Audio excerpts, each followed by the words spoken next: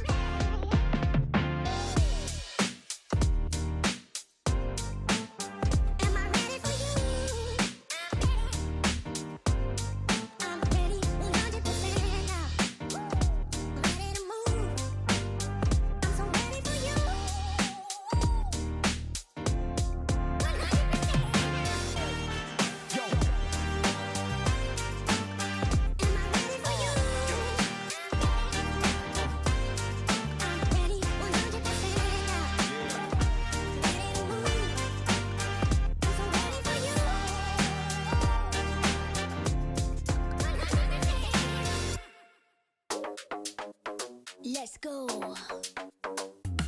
Confident like you never deceive. Big ego, bigger brain, it's really obscene. Said we only wear designer cause we always look clean. And for that money, money, money, everybody a fiend. And the bling like a chandelier hung on my chest. And I get it for free cause I'm simply the best. See deposits every hour, not breaking a sweat. Out to lunch with my girls, grant at every request. Thank you. High and bold, can't be bought or sold. I'm so confident.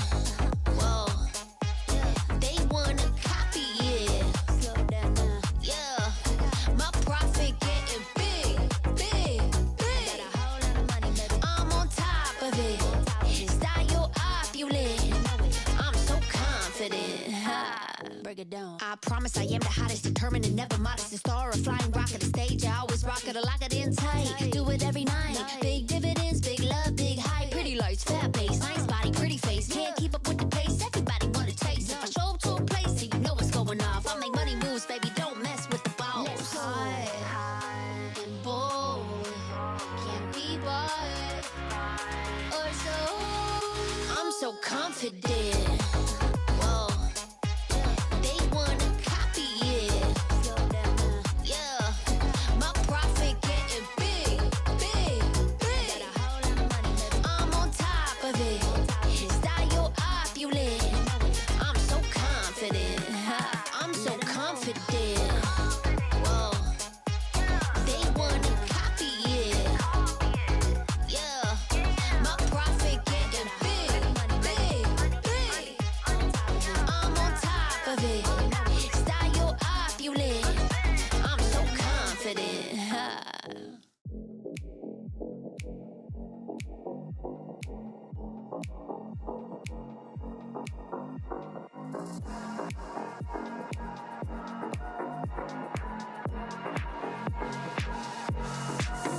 Time for a show. Show 'em how you outplay. Go and check the replay. Dubs like all day. Boy, you better know. Know that it might be just a little hyphy. Tronic all about these watches go. Cause the games are straight fight. Every team fight coming down to the wire. The whole world trying just to look like us. Take a look at your league. Wish you played like us. Now time to shook reality. You're facing a tragedy when the European legacy comes sucking down your pride to be those feelings of anxiety. The future you don't want to see. The wrath of our whole dynasty. It spells LEC.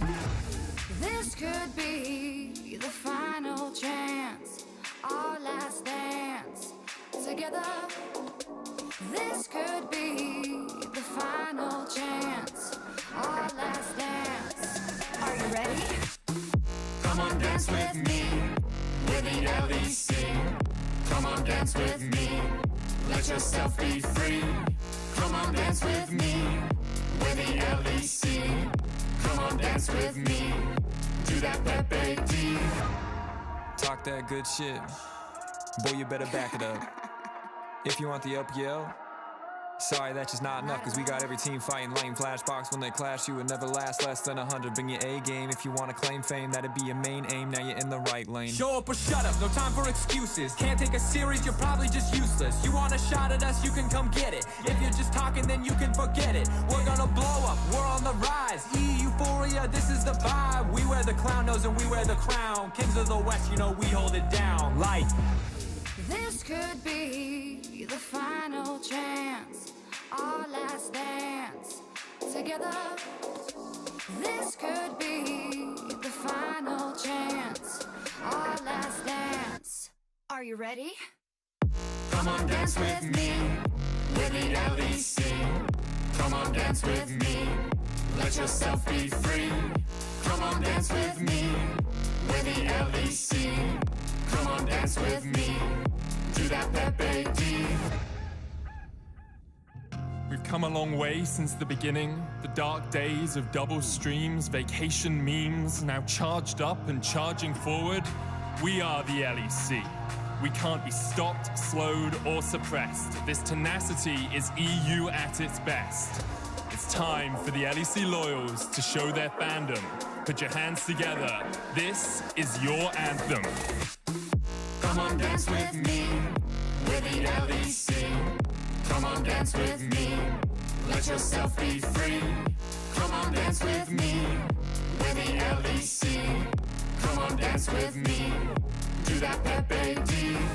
Come on, dance with me, with the LEC. Come on, dance with me. Let yourself be free. Come on, dance with me. We're the LEC. Come on, dance with me. Do that Pepe.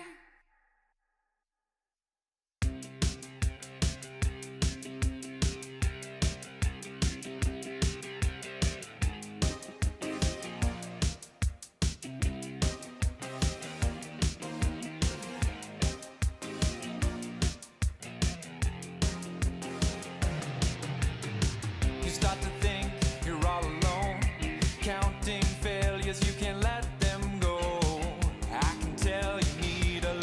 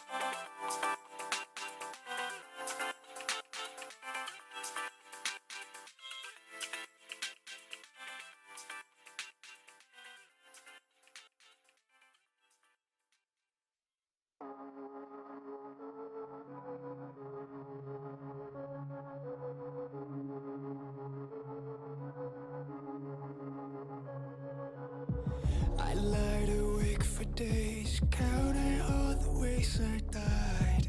Everything I couldn't save, buried down, still half alive. It's got me crawling in my skin, but no one's coming out to hold me close. Pouring out the gasoline, yeah, I've been making friends with all these girls, and I got nothing left to lose. Fight to the future.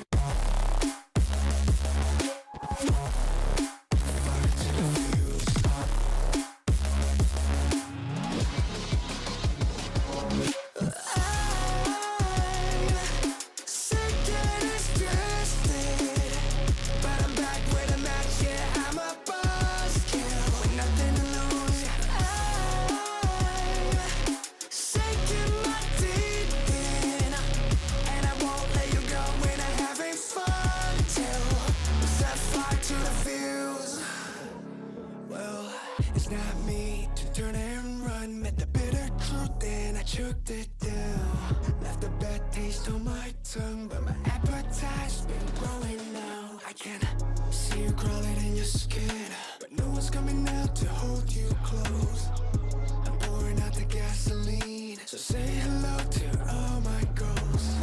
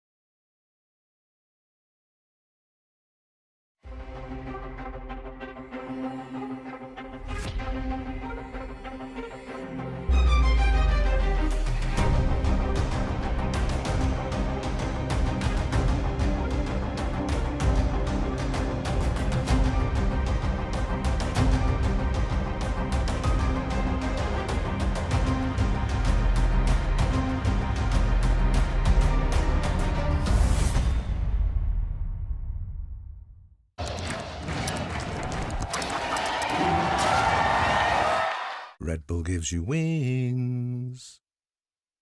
When I was a player, if I was to like make a misplay, maybe it's my mouse, maybe it's my armrest, something feels wrong. If you were at home, you wouldn't do that. The Infinite Precision Armrest is part of the larger Circulab on Stage standard initiative, aimed to bring your home or training room settings to the tournament stage. 이제 저뿐만 아니라 다른 선수들도 세팅을 더 원활하게 할 것 같고 가장 편안할 때 더 강력한 플레이가 자연스럽게 나옵니다.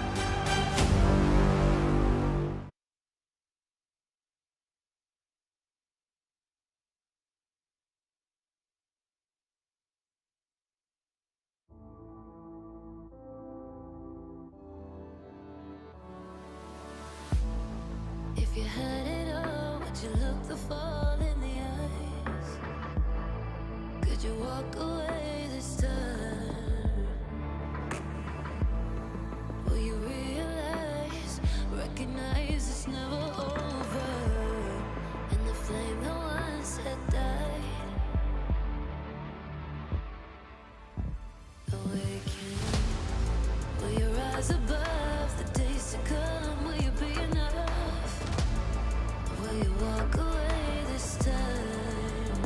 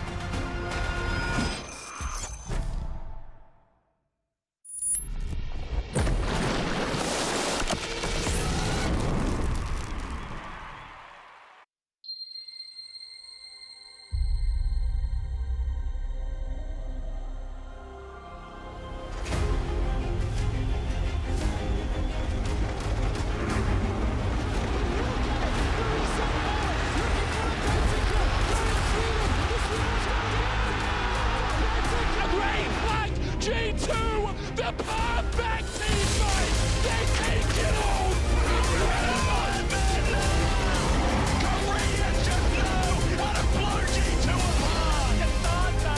He runs in there with just one, he steals it. Oh my god! Claps! Everybody! You know the story, you know the legend!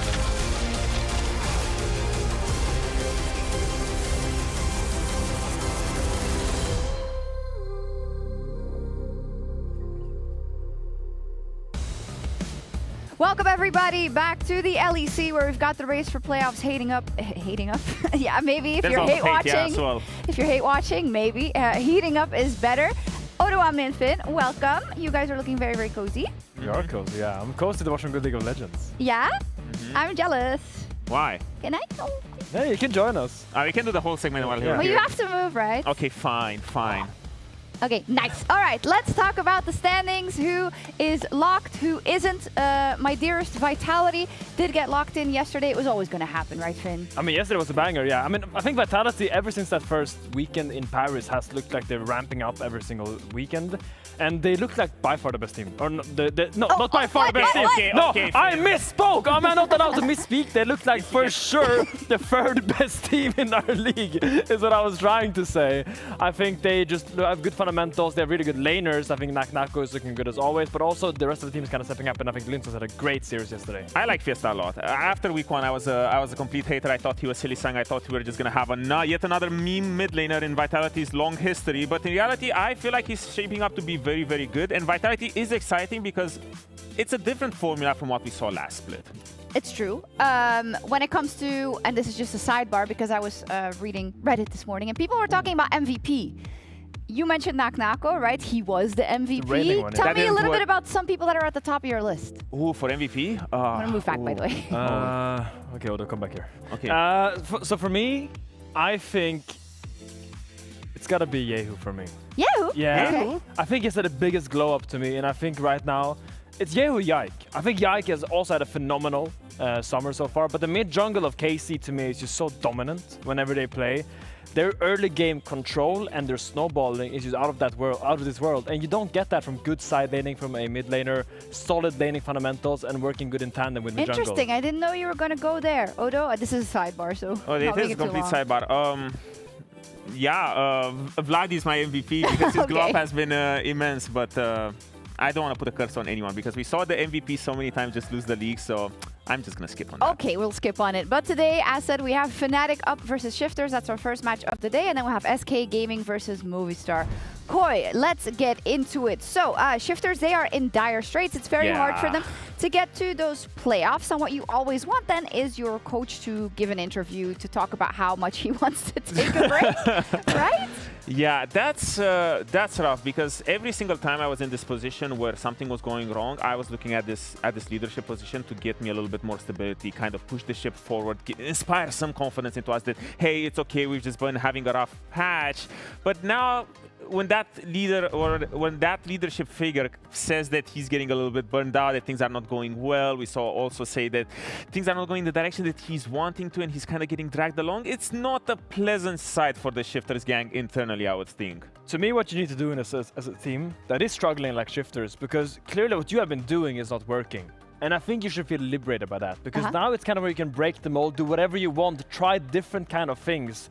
I remember when I was in Astralis, we started 0-5, just like Shifters are now, but we made playoffs that split, and we just started going out every single day. We just went and did stuff together as a team, went to dinners outside of our house. Outside? Yeah. Sounds like you went to the club. I mean, we just went out and we did fun things together. Yeah. We enjoyed spending our time with each other, and then we kind of refound why we like each other as teammates. Because when you're stuck scrimming every single day, losing scrims, you really start to hate your teammates. Yeah, when I was every time in this situation, I was thinking the last thing I want to do is spend another second with you guys in this game, because I hate all of you. You guys are all making me feel bad and miserable, and I want to just do stuff outside. I just go out and have fun, and it works most of the time. So I'm curious to see what Shifters can do, because this is for them pretty much the last possible chance they have. Yeah, you can also go in interviews and talk bad about the project, though. Like some people do. It's definitely a choice.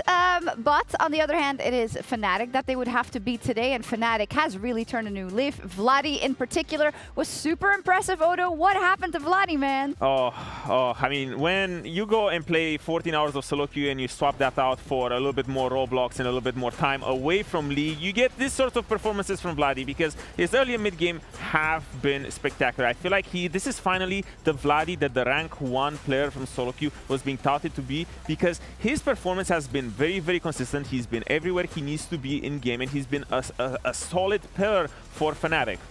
To me, whenever I pushed for rank 1 in solo queue, it was always about proving something. It was proving it to myself, proving to everyone in Europe that I'm good. And to me, that feels like the burden Vladdy has had now for a while, where he's constantly trying to show how good he is.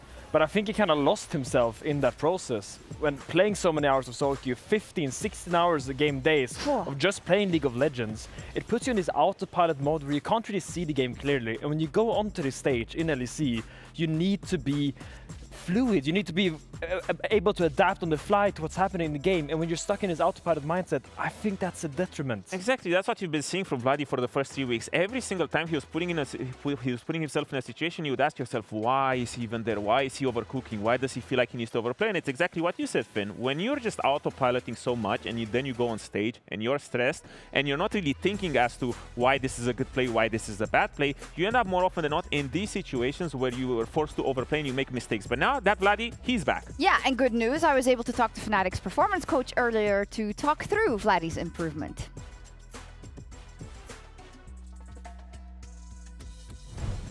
Well, we're about to find out just what exactly changed with Vladdy. I'm here with Richard, who's a performance coach for Fnatic. First, a little bit about you. Can you tell us a little bit about your background? Because I did hear that you used to work with Isma at G2, and then you went on to take this head position at Fnatic. Yeah, I mean, I started out with G2, I think, in 2022 and worked with them for 2.5 years. Yeah, initially I started in the office, in office management, but I worked my way up, basically up to the team, worked with Isma a lot.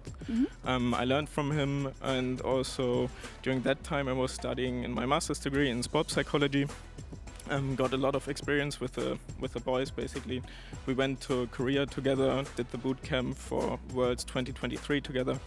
And yeah, I was mostly the fitness coach, a bit of nutrition, and also a bit of performance workshops, I would say. I see. Now, of course, you are at the helm at Fnatic, and one thing we heard from Gax after the great performance of Fnatic last week was Vladdy has a new routine. So tell me a little bit about what you changed and what you optimized. I mean, I think Vladdy profits a lot from structure because, I mean, he's really creative. He has a lot of raw talent, I would say. But he needs like clear routines that help him organize his day-to-day and yeah, get consistent in the game. So we developed a routine together. I don't want to give away too much because it's the secret hidden technique. Secret, okay.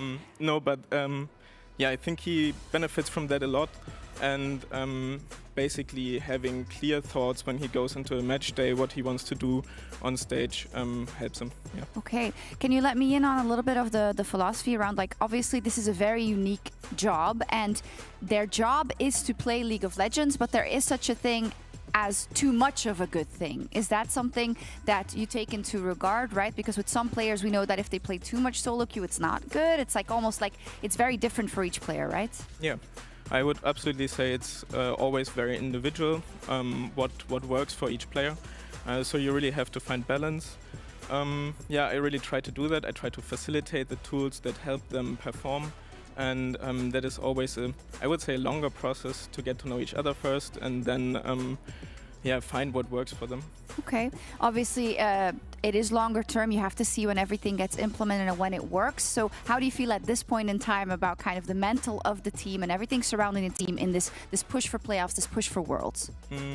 I would say it has been a really tough time. Like, the year wasn't the best. And I'm super proud of the mental strength of my team. They really do a good job. I think we could have cracked under pressure, but we didn't. So I'm super proud of that. And our routines are really solid by now. We constantly work on them. We adapt a lot. Yeah, we have really passionate coaching staff, working all the time on finding the right strategies for the players. So I'm kind of optimistic, but we have to keep going. Okay, absolutely. So thank you so much. Yeah, welcome. Richard is lovely, but the $1,000,000 question is, of course, is Fnatic gonna make Worlds? Ooh, it's a big question. And I mean, Fnatic has never missed Worlds. But one thing that I've noticed has nothing to do with Fnatic is that our sofa is a lot softer today. Okay. And I'm very happy about that because I think that might cushion the blow when I fall for Odoamne's propaganda again. So Odo, please tell me, how is Fnatic gonna win Worlds? How they're gonna win Worlds? Make Worlds, sorry. Make Worlds. Well, all of a sudden, they've been doing a lot of crazy stuff. Soboro, great import. He's finally holding his own. He's an absolute pressure point, makes life a lot easier for Upset.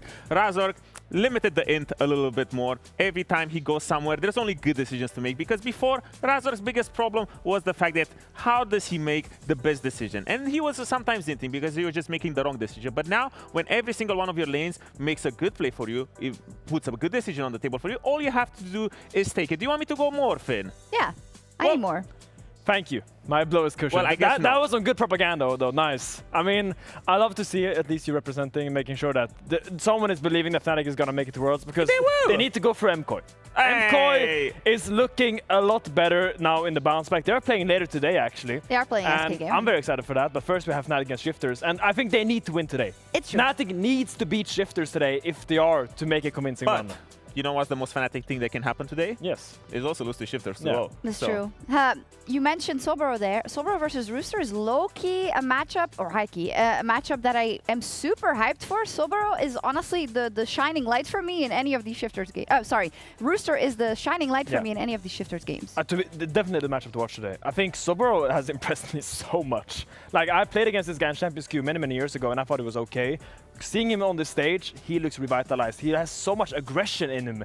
I just think that's what I love about seeing Soboro play. The way he's always adamant about he wants to make a play. No matter if it's in lane, if it's 15 minutes or 50 minutes into the game, he will make sure to make himself known in the game. That's a very important trait for a top lane, because I feel like I was personally lacking in this capability, where you need, as a top laner or as a good player in general, to lay out all the options on the table, and then it's the burden of responsibility on your teammates to say no to you. But if you're not really putting those options on the table, which he does incredibly well, and we see it time and time again on Fnatic, then that's kind of what they were missing beforehand. Yeah, going to be a great matchup in the top lane, and no worries, Fnatic fans, because they have all the help they can get.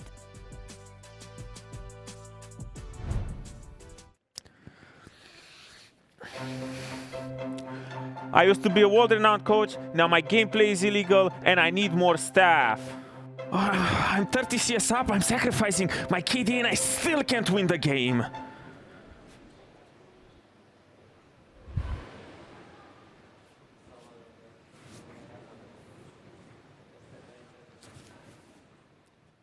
Have you ever seen your team go from the top of the world to the depths of despair?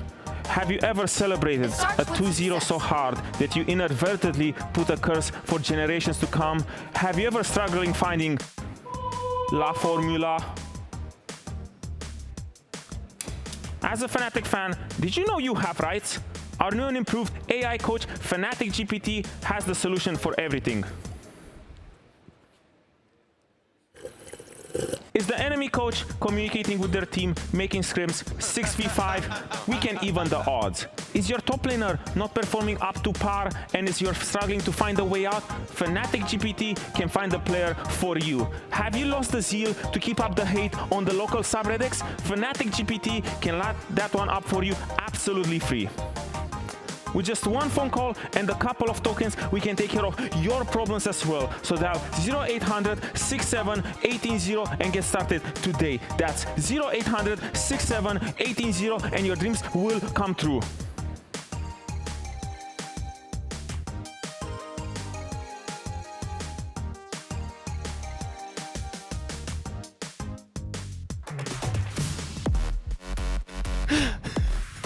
That was the greatest and most uncomfortable thing I've ever seen in my entire life. Well done, Odo. The amount, beautiful use of dead air. I legitimately thought it was an editing problem when he came on screen and we had to wait 30 seconds for him to start talking. But also, why isn't he still wearing the fit, Rob? Yeah, I know. Well, because it's my fit. Because it's your... Bro, that fit goes hard. Credit to you. Credit to you. Credit to you. Of course, Fnatic and Shifters are playing. If you're just joining us, if you weren't here yesterday, this is the other studio. Oftentimes, we force our friends at Valorant to play over here. But this time, we've decided, hey, it's their playoffs. We'll you know, we'll allow them to use our big, beautiful arena, and we'll kind of we'll jump into the round. We'll actually plug the their second controller in for the baby brother, you know? Yeah, yeah. We're taking care of it. We're letting them play a little Mario Kart every now and then. Fnatic versus Shifters. This is expected to be an incredibly one-sided matchup, and that was before we found out about this Fnatic GPT thing. So things are looking even more Fnatic favored. For Shifters, it has been a frustrating fall from grace for the once BDS named lineup, as we've seen them just kind of get worse and worse every split, despite some pretty positive roster changes, I would say. Yeah, it doesn't feel like they're all reading off the same hymn book. Like, it's kind of all over the place, but some people going in, half them running out, nobody really solidifying on timers. So I really do hope that Rooster and the team can kind of get it together a little bit, because I think Rooster individually has been performing very well in the lane matchups. But the person that's been most surprising for me is Sheo. I think he's been the one that I look and has been kind of jumping the gun a little bit. Whereas I kind of look towards Sheo, especially when he's back on Heretics and even on BDS, as kind of the mainstay, the guy you could rely on to find those wins, but hasn't quite been the case. Yeah, and stability was often, when we talked about the strengths of this Shifters lineup, one of the things we look to the most, right? Early dragon control, team fighting compositions. Yep. It was actually got to the point where when they were trying to crest past top 4, we said, okay, guys, you're too stable. We need you to mix it up. We need something a little bit different. But now we've lost the core identity that got them into top 4 for so many years, and we haven't really found something new to replace it. It's been difficult to watch, most certainly. But going through the bans, Vi, Jace, pretty standard early ban phase. Now a Lucian hover over and immediate lock-in here. So Upset must be feeling pretty confident. Milio, naturally the next pick I think of. Yeah, especially because Upset and Laspa have been the kind of the core duo that we think of, who are playing together in all aspects of the game throughout the entirety of it. So kind of locking in that Lucian Milio definitely fits the identity of what we've been seeing for Fnatic. I wasn't sure if they'd try and lend themselves over towards like an early Vi pick for Razor, because I do think it's been one of his best picks. But having that Jarvan still as an option, sorry, with the Vi gone, Jarvan's still an option there, so I think you can still play heavily. But the Milio actually going to be taken away here. Okay. Now, Milio, we know, is kind of the premier pairing with Lucian ever since Nami was hit and Imperial Mandate was changed. Has always just felt much better overall.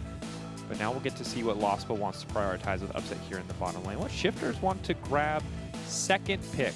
Aurelion Sol, can't imagine that would be the case. Instead, we're seeing the Yunara. So a bit of a mix-up in terms of the pairings. Yunara, Lulu, kind of the most common pairing we see with Yunara is the Lulu.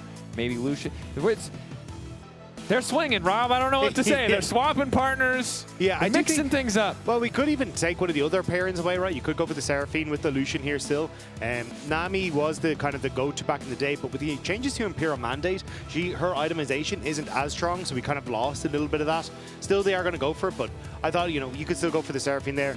I think you try and take the Jarvan here for Razork as well, especially with the Vi already taken away. I think it's a solid pick, unless you do want to go for the Pantheon, have a bit more lane pressure, but with neither solo lane locked in, I think, yeah, Jarvan, best call here. Jarvan does make a lot of sense, of course, with the ulti on Yunara. When she transcends, she can't get out. Otherwise, she can be very easily trapped in that ultimate ability. And you mentioned it so well. We'll see in-game what the Nami itemization is. We're kind of just going to have to watch that one unfold.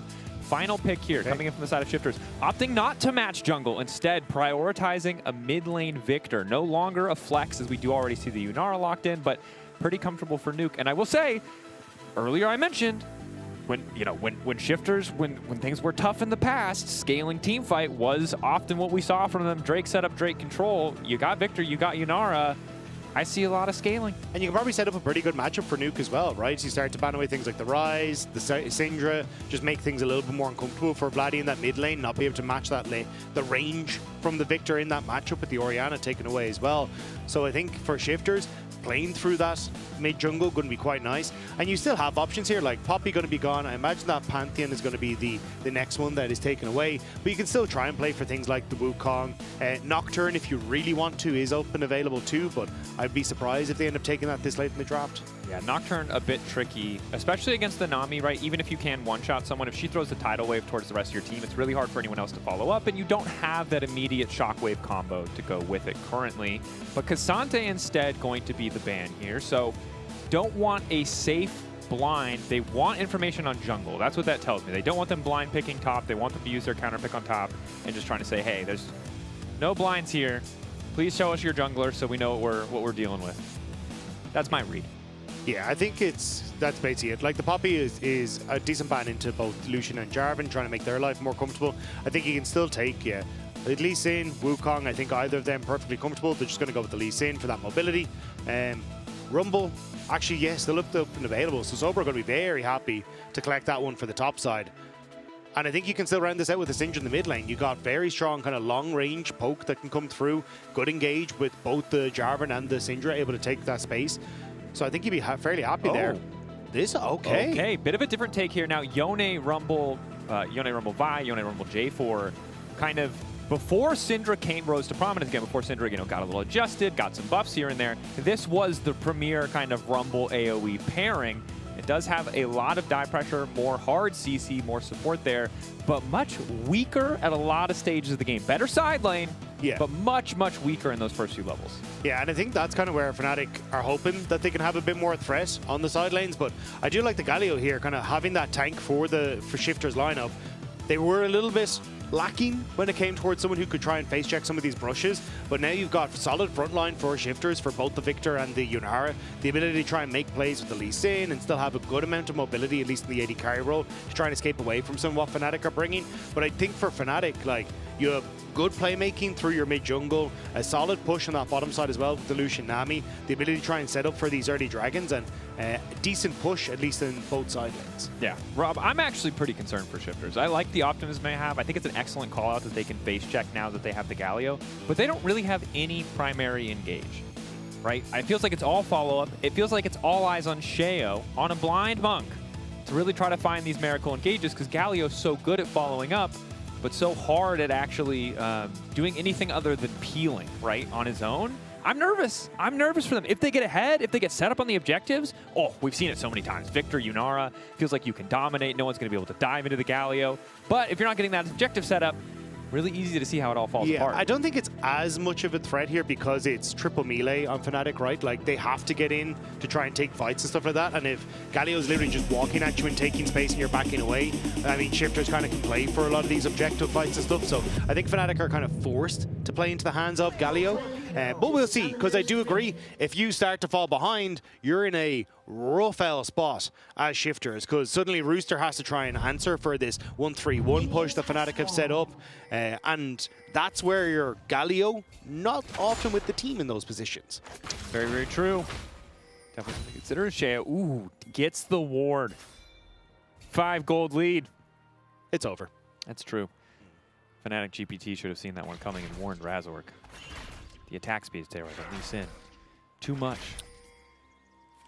Although now, Razork starting Raptors, everything calm, everything chill, I guess. Bot lane is kind of the X factor before jungles get involved.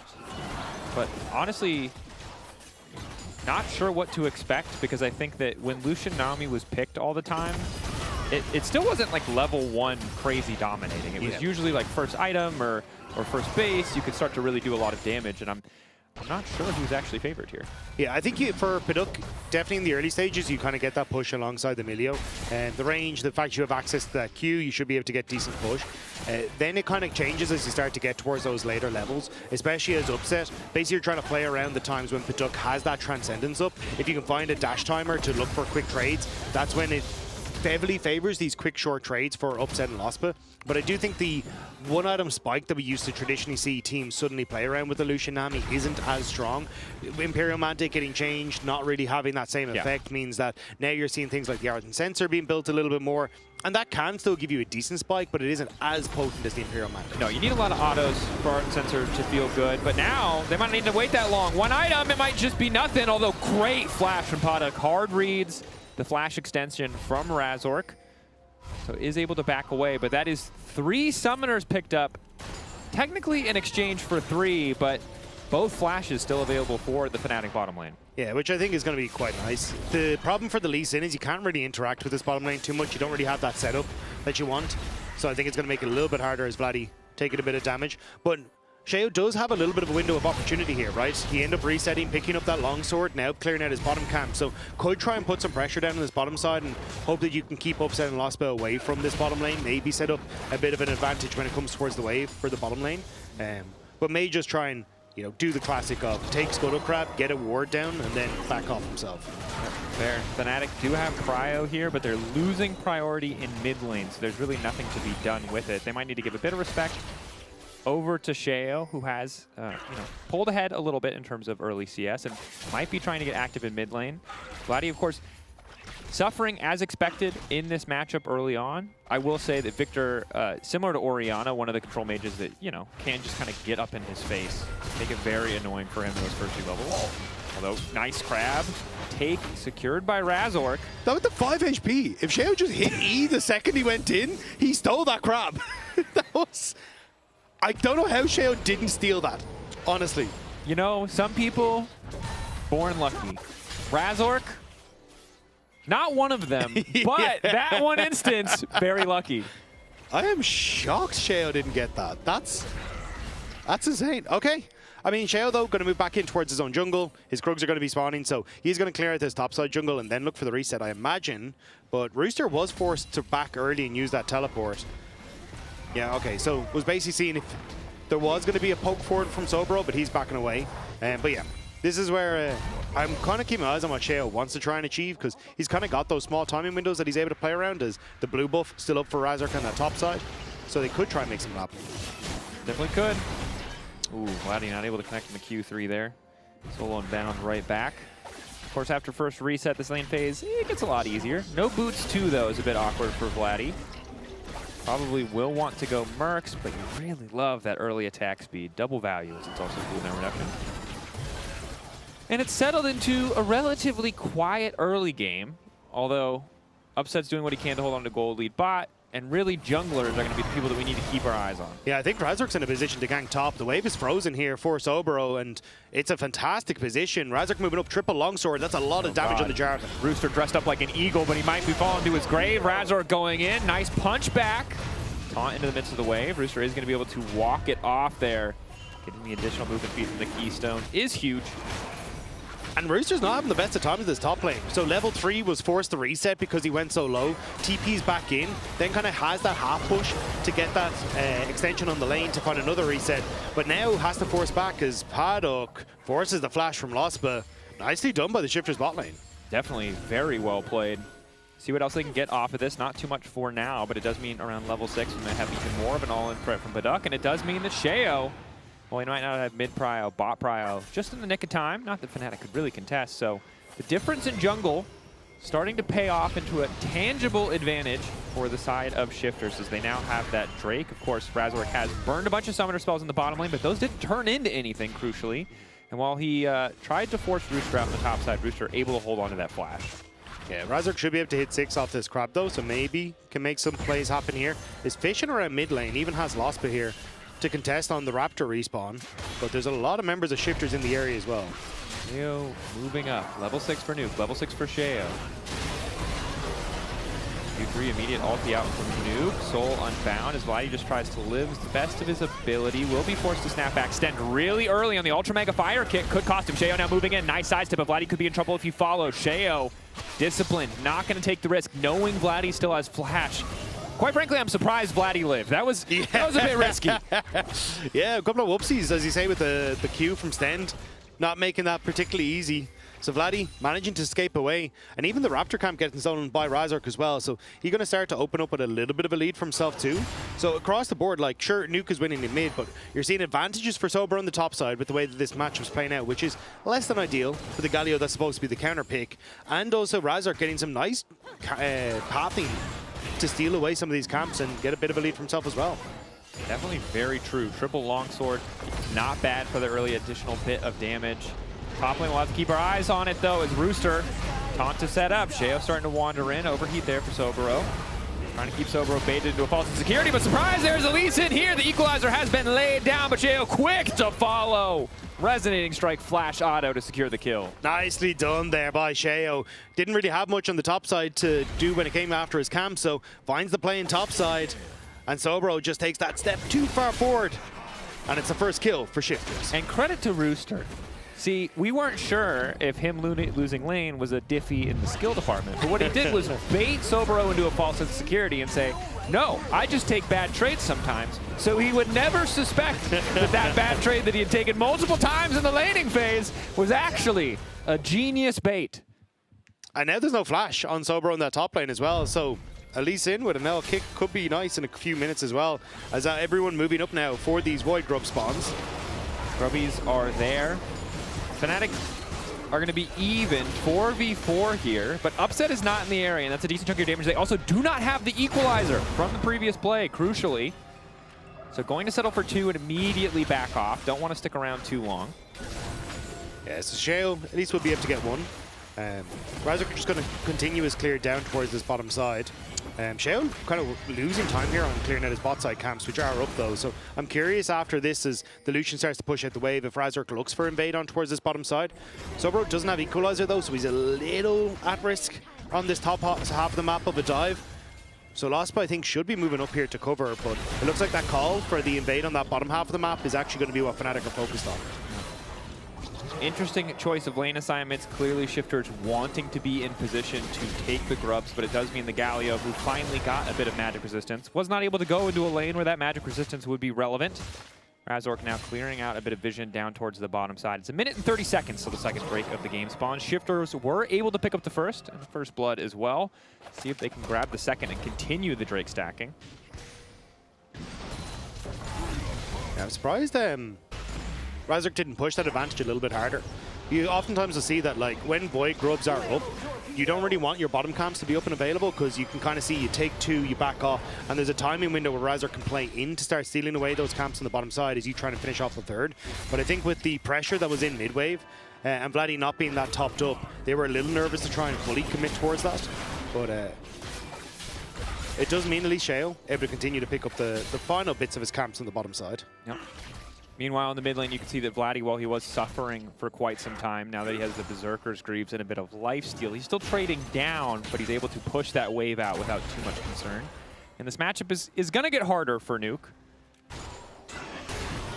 We'll have to track is still a little bit of a ways away from first items on both of these supports, and unfortunately, this is the thing I don't like about early games right now, Rob, is I want more fights. They're trading on map, I respect it, but I want more like 5v5s, right? We've got 2 comps that are, quite frankly, really sexy in a 5v5. A lot of cool things that can happen as the Colin comes down for a bit of pressure, but we're not getting any of those 5v5s, nor even really 3v3s at this point of the game.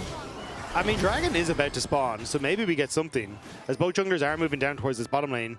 But with Culling now gone on upset, they didn't really get the hurt they were hoping for out of it. Oh, hang on. Full committal here, locking Nuke into the pit, but pulling him out in the meantime as well. Vladdy unbinding his soul and rebinding it just like that as he sends Nuke to the grave. Never mind, very great job by Razork in that mid lane, getting that quick kill. Sheo, I don't think you have the support you think to make this play happen. There you are. You are stronger, but you don't have enough people. There are 4 people there, Sheo.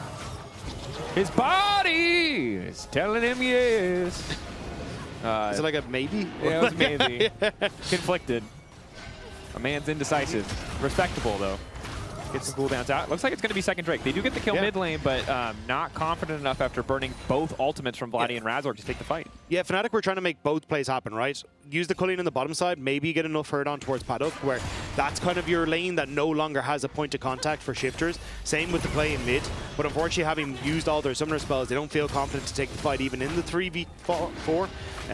So instead, you're seeing the move from Razork up into this top side, tried to take away some of the camps.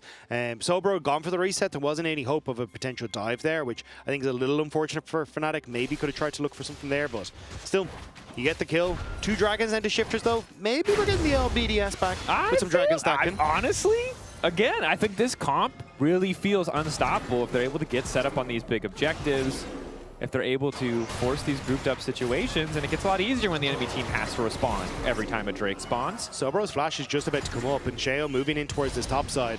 There is a pink ward there, so Sobro doesn't have any vision. Backing away, nice timing though, making sure he doesn't die on this play. Waiting until the flash is available. Has the Leandries holding onto a small gold lead. Vladdy has his gold lead as well. Upgraded boots. Definitely going to feel very nice for the sideline threat. Still short of his Blade of the Rune King, which is obviously a huge, huge item spike. Yeah, and the slower pace of game, honestly, kind of decent for Fnatic, right? Like, you're getting time for Vladdy to scale into the game, and he's going to be a big threat in these side lanes as well. Yeah. And one of the things that you often don't like if you're... Nope. Yeah. If your Yone is pesky supports roaming around the map, you know, you want to just have a unfair 1v1 where you're significantly stronger than your lane opponent. But when you've got Nami that kind of needs to be glued to the hip with the Lucian so you can play on mid-wave, same realistically with Milio here as well, you're going to have way less threat for you in a side lane. So if Vladdy can continue to grow this lead against Nuke, it will actually be a major threat that you don't really have a huge amount of ways to deal with apart from just full sending Sheo down there every time. No, I agree. I mean, you see that trade and you see why Yone is considered such a strong side lane threat. He's already gotten a level advantage just because he's been mid lane. It's really hard for Paddock to walk up, whereas when Nuke walks into a side lane against Upset, and thus Upset dash flashes into the Victor has no kill pressure. It's going to take years, whereas Vladdy can constantly stack that Q in the wave, really find these good side lane angles, but now set up for a play on the bottom side. Razork debating on using the Cataclysm. Fnatic just fighting for a bit of control here, maybe hoping to catch someone in the rotation. Now, it's a lot of vision set up. 3 minutes before the Drake spawns, you'd expect the Herald to be the focus, but Fnatic have laid a ton of vision bot side, so maybe they're looking for a play around Vladdy. Yeah, not clearing out the vision in the pixel brush down here, though, is kind of crucial, because it'll always catch any sort of movement that you have on either end. And that's where Shifter's just trying to punish now, as Fnatic don't really have full control on this bottom side in the way that they were hoping. Now, for Shifters, there's not a huge dive threat there. So they will just back away, content to just get lane priority and shift away. Yeah, because essentially what Fnatic are trying to threaten is, hey, we are getting pushed with Upset in mid lane. There is always that opportunity that Razork and Lostpick can move down towards that bottom side, support Vladdy on a potential dive. But because you didn't clear out that vision, you can see basically Shifters feel comfortable to play around this area, same now in this area because of that ward knowing that, hey, Fnatic had actually backed off. So it means that you're not really in any sort of threat if you have to try and defend this bot lane at any point in time. Now Vladdy moving top. Okay. Balanced champion, by the way. He just soul unbound, Q3, walked in the bush, auto Q, auto W, auto, half your health gone. Yeah, but he has one item, so... You know. I love Yone. I love Yone so much as the champion. Is nasty as hell. Equalizer, just to push Shifters back. I think Sobro was hoping for a little bit more follow-up. Did not have it. Vladdy is waiting over the wall with the Q3. That'll fade away. Of course, Fnatic, anytime they get set up on the objective first, Vladdy has permanent access to Q3. If they're late to the party, it's a lot harder, but walking through this choke, very dangerous. Sheo trying to find an angle in. Nice ulti to follow. Just looking to take Sheo out of the equation. Immediate dash back. Not going to mean much for the side of Shifters. Unfortunate reality of trying to pin down that Yone is just a really difficult task. Nicely done by Fnatic though, right? Get to the objective early, use the push they have. Even Sobro kind of using the equalizer to force Shifters out of River entirely, even if it didn't get a huge amount done damage-wise. And then they can just try and play around the vision trap that they'd already set up. So Fnatic, I mean, this is kind of what has been the most impressive part of the last couple of series for me with Fnatic is the slower pace of game. There isn't people like full sending at all points in time. It's, no, we can just move in, force teams into difficult decisions, and then benefit off the fact that they maybe make a wrong decision or have to back away. Yeah, and I'm going to say a lot of the reason that I feel good about Fnatic right now is Vladdy. Vladdy, this is his third most played champion career long, is the Yone, but little moments like him moving in, chunking out Nuke right before an objective start has just made the game a lot easier. That said, Sheo trying to take things into his own hand. All in, committing on a Razork who flag and drags out and then jumps onto Nuke! And now they're getting snapped back and it's a 1v1. The Thunderdome, Razork versus Nuke. The Dragon Strike is there. Sobro to back it up. Lostpa still living. Fnatic getting away with murder here. How are they doing it? Vladdy once again on the front line. Paddock, fire rains from the sky as that man is sent home in a body bag. Absolutely roasted at the feet of Fnatic. The collapse, perfect. Sobro knowing that he had that TP to join in. And Fnatic get the dragon off the back of it as well. And I'll be honest, expectations were a Fnatic favored series. We might not have seen it in the first few minutes, but we are sure as hell seeing it now. Sheo desperate to get something done. I mean, it's way too over-desperate though, right? You've already got presence in the mid lane with 3 members of Fnatic being able to come over and support Razork. The TP is significantly better for Sobro as well. And you can see there, Shifter's nearly able to get Lostpa, but because of that, they overextend and Paduk pays the price with Sobro, sending down the equalizer to finish it off.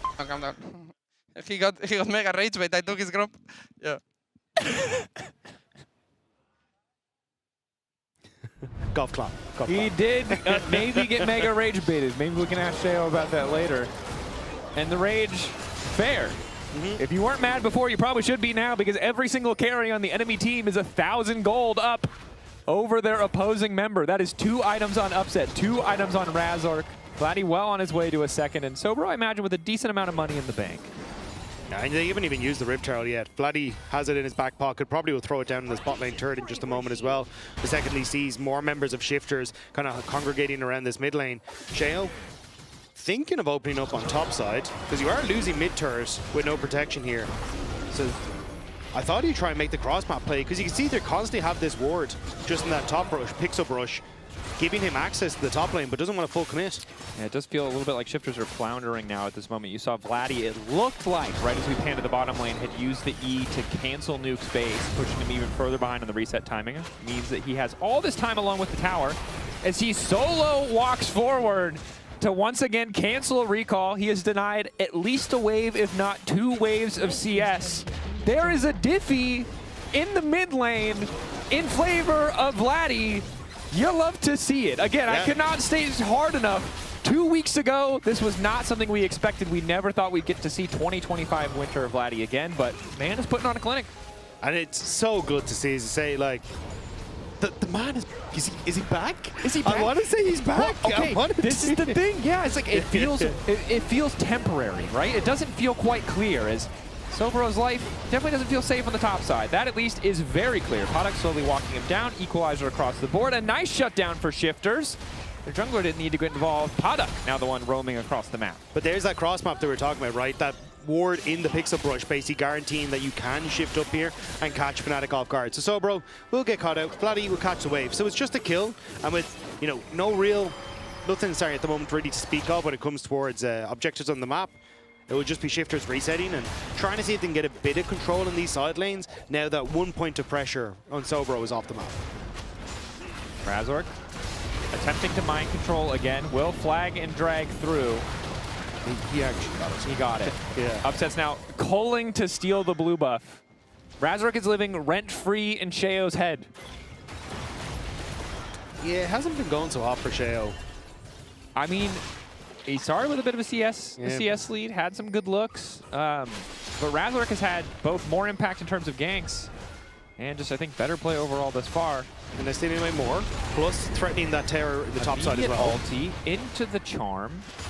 This is one of the big downsides of Shifter's composition, is they don't do any freaking damage.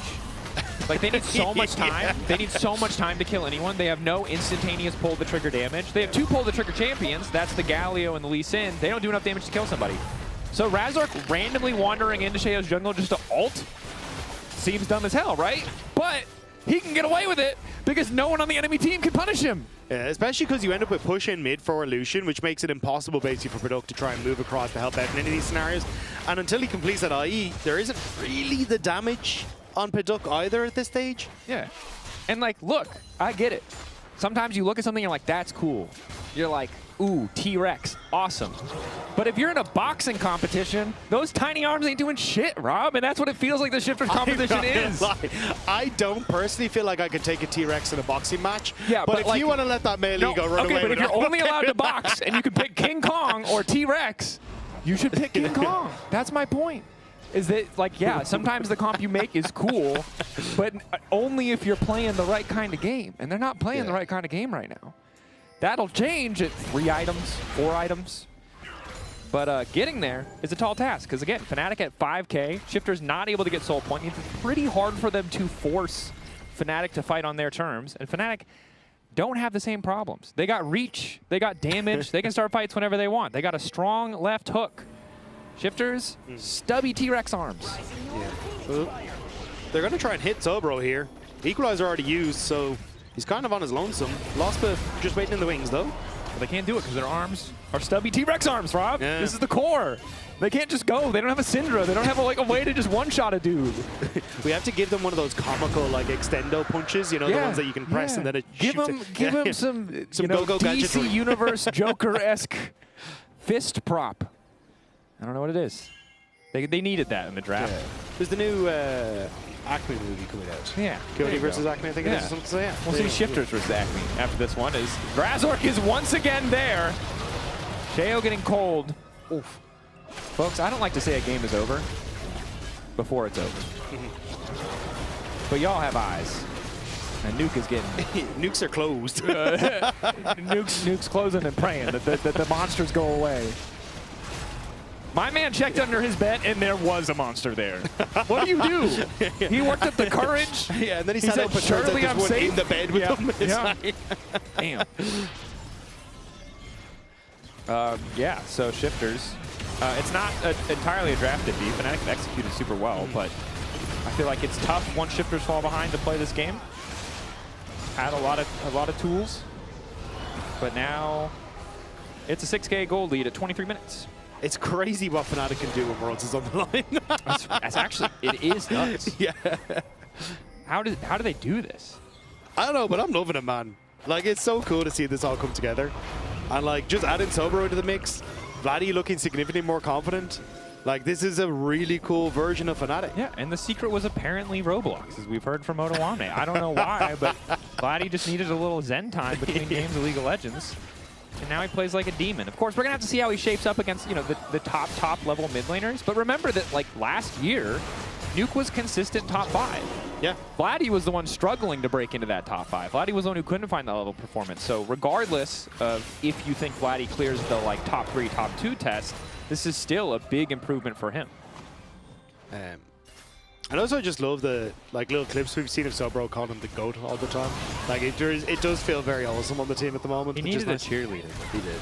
And Sobro was willing to be that, you know? But play on mid here from Shifters. Lost was on reset, so Fnatic don't really have the members that they need. Vladdy going to try and threaten the tier 2 in the top side as a result, but yeah, I was going to say may need to back away, but of course Soul Unbound means that he can play a little bit safer there. I mean, Vladdy has gotten away with that. Like, I have never seen an ability look more OP in a game than Young Eve has looked in this game. Yeah. He has canceled resets, randomly chunked people 50%, canceled a lot of resets. I don't know how many times I can say that before it gets old, but it has been so difficult for Shifters to play against this champion. Now they don't really have a way into this objective. Chunk onto Sheo, really no damage there under Rooster. Vladdy already pushing in bottom lane, and we're still 2 minutes out from the Drake, but it feels like Fnatic are just going to knock down another tier 2. Shifters don't even really want to respond. I mean, Shifters are trying to ARAM, and Fnatic were like, no, we didn't queue up for this, so we're going to go play side lanes. Flash. Equalizer. Tidal wave across the team. Rooster has now gotten involved. Razork has full committed onto Rooster. Not quite what you'd expect. Shifters are getting pushed back. Ultis to action, did not quite line up, although Vladdy's trying to move in on his own. Vladdy might have cost his life, is unstoppable, just barely able to make it back. Sobro overheating over the wall. That was 8 ultimates for 0 kills. Yeah, Vladdy probably happy that that wasn't a kill, because it was going to be his life that went down on that one. Yeah, that... Luckily, they're 7,000 gold ahead, so any praise we've laid upon them and the potential caster curses that come from it have not had much effect. No, because I thought at this stage it was like, oh, Fnatic, we just played for the side lanes. I think once they saw Sheo going for it, though, they thought, oh, maybe this is our opportunity. So they turn into Rooster, but Rooster has flash and is exceptionally tanky. So not much you can do. And that's, you know, Shifters doing what they can here. I think they played that as, you know, as best as they could. That is a bit of egg on Fnatic's face there. What are we doing cataclysming the it was the unnecessary, Gallia? right? Especially if like the entirety of Shifters are running out towards that top side. You already had that wave that you'd set up with the tier 2, right? So just try and play in towards taking that tier 2. But yeah, the 1-3-1 is the home for Fnatic. At least after this dragon, which is about to spawn in 35 seconds. But with the push already in top side, I think it's going to be Vladdy just trying to see what vision and what hope he can kind of put down here and thread onto Shifters. Calling now onto Paddock. Zoned back as Fnatic will take this Drake, no doubt in my mind. When they want to take it really is up to them, but Shifters don't have a lot of map to play on. Razork and Vladdy stepping, not afraid to step really far into enemy territory, just for a bit of vision, just for a bit of harass. But Duck has to be close to this IE. I feel like he's been sitting on those 2 for a while now. What do the numbers say, numbers man? Trying to think. Yeah, he's at 2K. He should definitely have that IE. Fortunately, the Drake is already going to be dead, which is triple ocean for Fnatic. Just like fine. Enemy team's pretty all in, so you're not going to get as much. Yeah, there is like, I will say in a full-on 5v5 though, like there's still a world where maybe Shifters can make it happen. I'm not the biggest fan of the Imperial Mandate on Rooster. I think he should have just gone full tank. I understand Imperial Mandate, super nice. You deal good damage and obviously you get the cooldowns up on your E. Yep, nice, but WER. I think just being a beefy frontline is all you really need to be in this one. But either way, like you still have triple melee on Fnatic. If you get a big taunt, big ultimate, something along those lines, maybe there's a chance. And with the Runin's Hurricane buffs and now IE, like Paduk will hurt if everyone is grouped and he can get off some nice DPS. Good expectation setting, Rob. Eyes on Paduk. Can he and Sten find a good position in the coming fight? It's really tricky though. No, it is definitely. It's Breath like of a Life Hail is Mary. really bad against this comp too, right? There's not really any hard CC that you can block with it at all. It's all knockups. It's just knockups across the board. Yeah. So definitely tricky for Shifters in this position, but you can see the game has slowed a little bit. Vladdy continues to be annoying on the side lane, but even once he gets that third item, he can't really comfortably or reliably 2v1. Oh, actually, you know, honestly, maybe he can. 100% crit chance in an IE. This Yone is scary. But Fnatic, you assume, should be ready for Baron sometime soon. Yeah, I think the biggest slowdown we're seeing on Fnatic side is this kind of treadmill of people resetting. So we just had Vladdy reset, now he's going to push out bot. But Upset has only just pushed out mid, now he's resetting. So as Vladdy's going to push out this wave in bot lane, well, you're going to only be catching the wave in mid, so you haven't really synced up all your waves at the moment to try and play through a bunch of these side lanes right now. And again, I think Fnatic's like biggest threat is the 1-3-1 as this feels a little... He's cooking up some chicken. Let him cook his chicken, bro! Rooster playing the bird-themed Galio skin is peak comedy. But you can see here what I mean, right? Like, you now have this wave that's just crashed onto the bottom side, but you have no threat on the mid wave. So Shifters considered just full sending onto the bottom lane to cover any sort of play. And now they're just going to catch both mid and bot wave. And right as they push both the mid and bot out, well, this is going to be when your top has actually just started to connect in. So you just move over and catch this wave, right? Yeah. So this is where I think for Fnatic, that like everyone should be resetting as one to get back out of the map at the same time, but they just haven't been able to catch it. Yeah. At the moment, though, Shifters not sending anyone towards that top side means that, I mean, that top tower should go down.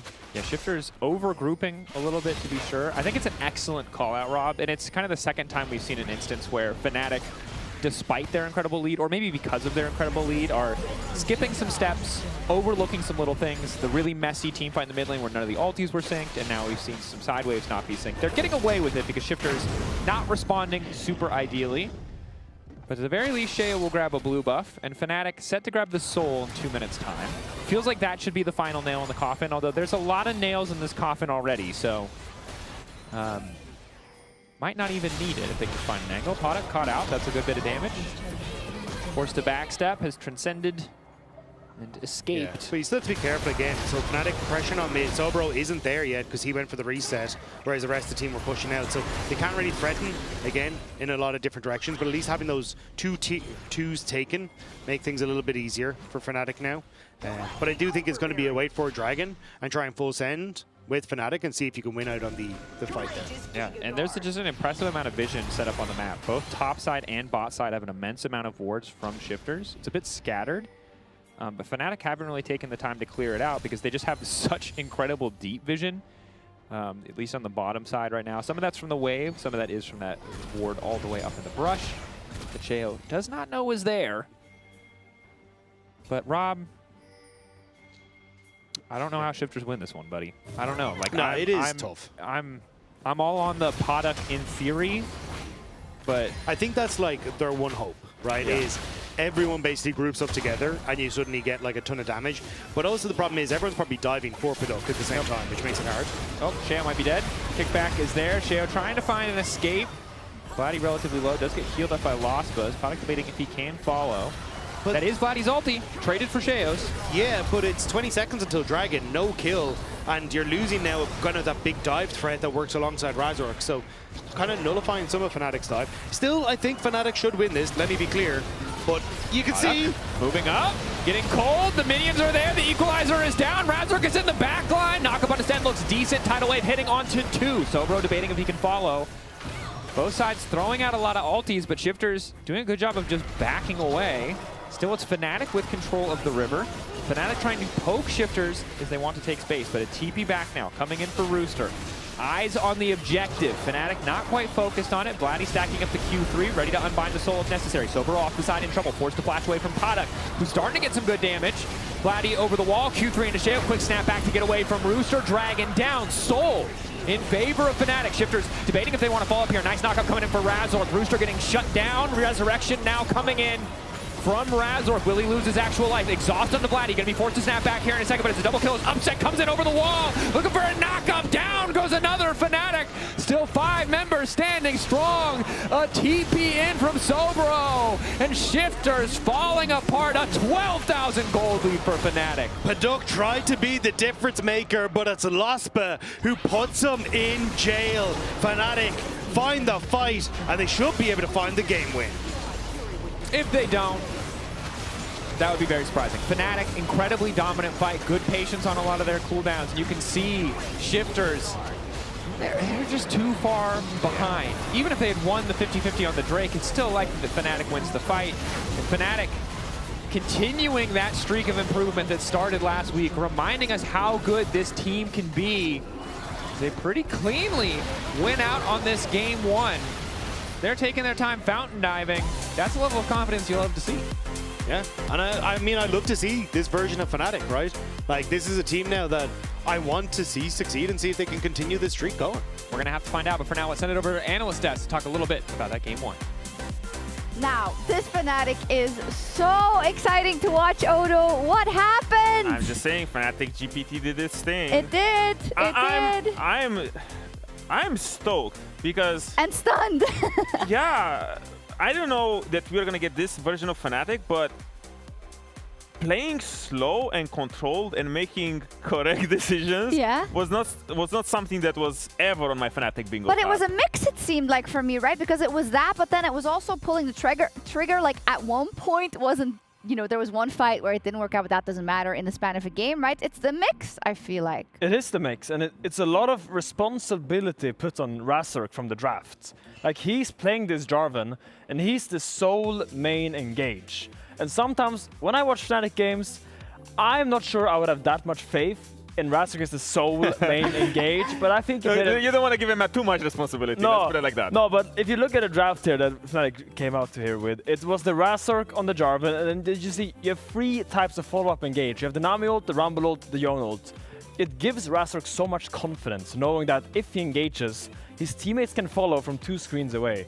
And I feel like he really felt very zen this game. He didn't really go for plays he didn't need to, but when he needed to pull the trigger, he did it. I really want to showcase something that Finn said backstage. He said that it feels like Shifters are not even playing the game. And this comes from that 1-2 the Shifter does, where they separate the Milio from the Lucian.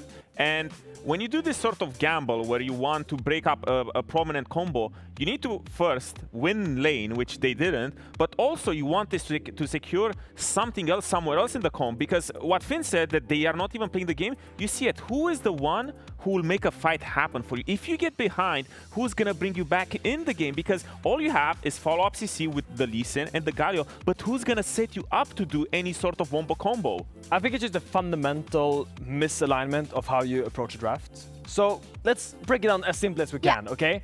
How does Shifters win this game? You need Yunara to be ahead. You agree? Yes. What tools do we have to allow Yunara to be ahead? Listen. Can't he come and gank? There's nothing. I mean, I feel like there's no way, unless Shifters, for some reason, if Paduk becomes the best laner in the world and just generates a natural 2v2 lead in an even matchup, I don't see where Shifters is getting their win from, because Nuke was pushing in the Yone, but he can't really rotate all the way down. That's not really what Victor wants to do. The Galio was just quietly losing into the Rumble, and Sheo, I think he felt a very heavy burden this game. He felt like he had to do something, but he couldn't quite find it. The thing that Shifters had going for them was that Drake stacking, because in LEC, we're usually a region that is scrappy, slow, doesn't really play the best League of Legends, so more often than not, the team that does get the first 2 Drakes, you know, you will end up winning the game because then you force the team to start fighting and engaging on you. But Fnatic, this is the slow and controlled part that really impressed me.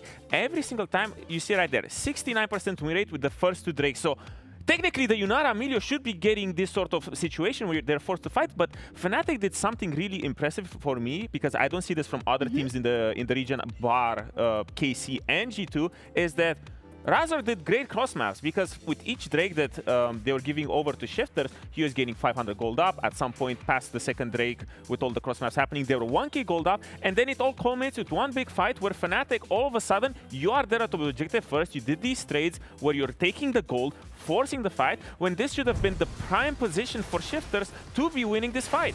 Yeah, and it comes back to the fact that Shio feels the pressure to be the one to force the fight. You see, he takes the first one with Heaving's Razor, goes too deep into his jungle, smites his Gromp, from Razor's word, he rage baited Shio to go for this play. But it's like, Shio has played this game for 15 minutes, can't really find a single fight, and this is one opportunity where maybe a fight happens, takes that play, and suddenly the game is unplayable for the rest of the game. Like, you cannot do anything after this point as Shifters. But this is the interesting part, because usually in the region we're always feeling that, oh, it's the pressure is on Fnatic because they need to come and they need to take the third Drake and they need to, you know, bring the game, slow down the tempo and bring it back under their control. But no, it was completely different. The pressure was now on the side of Shifters where, hey, already we're losing control of the game, we're starting to fall behind in gold. If we don't get this third Drake, then all of a sudden our only win condition, which ended up being maybe the soul at 20 minutes, is completely gone. And we saw it. It just went completely out the window and it was GG. It was. Vladdy had a little bit of a rough laning phase to begin, but it's not about how you start, it's how you end. Exactly, because my main criticism of Vladdy in the previous weeks was his laning phase. And even though, sure, you have games where it just doesn't go well. And this one, sure, the matchup Yone versus the Victor, you end up falling behind a little bit. But beforehand, you would see Vladdy lose his mind and completely run it down. But now there was a lot of action on the mid lane. Everyone was there to back him up. And time was on his side. We already saw by minute 15, 18, the Yone, who was, I don't know, 200 gold down on the Victor, he hit his power spike, Berserker Kreese, Blade of Durin King. He was completely OP. And there's one thing that I don't know if Fnatic's comms, I don't know how they communicate, but something that I felt watching them, and something that I think is happening behind the scenes, is a lot of reassurance. It felt like a Fnatic where they're constantly saying, we can give this, we can cross-map, Vladdy, it's fine, use scaling to get one item. They were so relaxed and confident that when they get their item spikes, when they reach that moment where they can team fight, they will come out on top. And it felt like Fnatic wasn't stressed at all. It was a low cortisol gaming all around. Well, I don't know how the comms were this game, but I can tell you how they were a couple of weeks ago, because it was the typical bad team syndrome where someone is doing a Drake and then someone on your team says, are we fighting? Exactly. Are we fighting? And someone says no, and the other guy says, no, but guys, we should fight. And then that's how you end up inting it. Your top laner is cross-mapping with top laner. Guys, are we not diving this top laner? I mean, Sobro entered a couple of times on silent, but we saw it this game. It was, oh, well, I guess they're first on the Drake. We give it. I'm going to go farm some campies, because that's how Razor calls the camps campies. Wow, revolutionary, revolutionary. So endearing. And it really culminated with this fight where Shifters, sure, they are down a lot of gold there, but you see they're standing there looking at Fnatic and they're like, we want to fight, we want to fight, we want to fight. Yeah, and then they're just nothing. And then they're like, okay, Shio, and go. Look at Upset, by the way. Upset just glides all over Shifters. Flashes in. And you were saying, Odo, because we meme so much about Lucian win rate and we looked it up, like, of course, it's a little better now. I think now is it 5-13 or 6-13? I think it's 6 and 13 right But now. it wasn't Upset who was one of the wins, I checked. But you said that in scrims, he's such a demon on Lucian. And I feel like that's a tale with most ADCs. They're probably pretty good on Lucian. It just doesn't work in our competitive environment. Exactly, because in scrims, when you play Lucian, more often than not, it's a scrim game, so someone is running it down, someone's getting you fed on Lucian, and then you get to play URF mode Lucian pretty much. But more often than not in the LEC games, the games are very, very slow, and when you don't have this goal difference between the ADCs, it feels like it doesn't really get a lot of impact. But this game I felt like we did great. The Nami separation of like finding the Nami combo now with Lucian empowered them to do more, and all he had to do was bide his time and just make it to the late game. Yeah, Shifters going into this next game, a lot to work on. I mean, let's start with the draft, I guess. I mean, Shifters, you need to show me something. Come on. Yeah. It's been 5 series it's like, now. do something. It's the 6th series now. You need to show me something that you can build on. Whether it's Shio looking in a carry and a full clearing and then going for team fights like they did in Heretics, whether it's them just going full Senate on Rooster like they did in G2, they need to find somewhere they can look for plays because this draft screams Identity Crisis. Oof, Identity Crisis for Shifters. Let's see if they can find it after the break.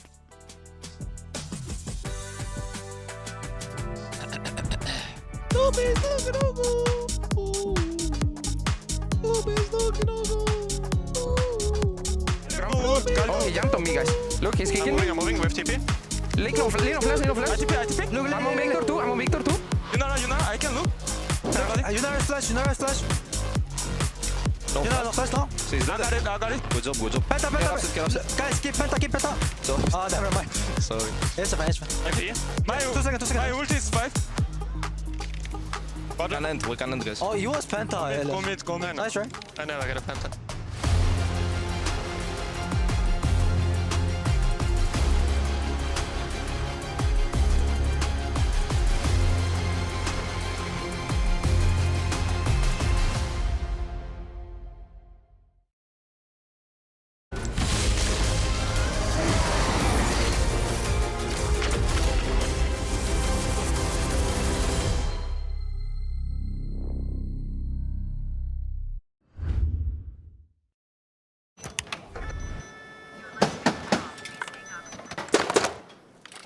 Brother, let me try. Wait. Brother, let us break this instead. Brother.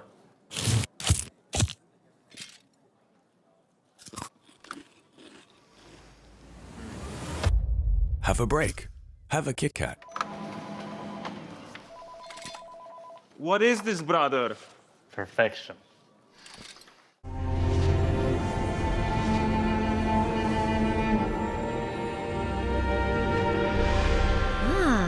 A new champion.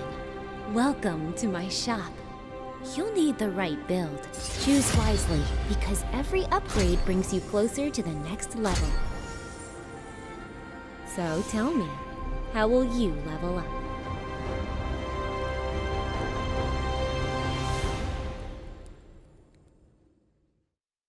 Want to find your fastest server every time? Express like a pro and optimize your connection in one tap. Express and game without ISP throttling. Express and shield yourself from DDoS attacks. Express and choose the VPN trusted by gamers everywhere. Express VPN. Experience gaming the Express way. Fast, stable, competitive. Outplay the world. It's time to Express. Unlock free Hextech rewards, exclusive skins, and more. Scan to subscribe. In your best man speech, you said my wife is funnier than me. That's factually correct. Okay. We're in range. Nah, it's fine, man. It's fine. Relax. I've got this. I have years and years and years of experience. Yeah, but it's gonna. And there we go. Look at that. What are you so worried about? Oh,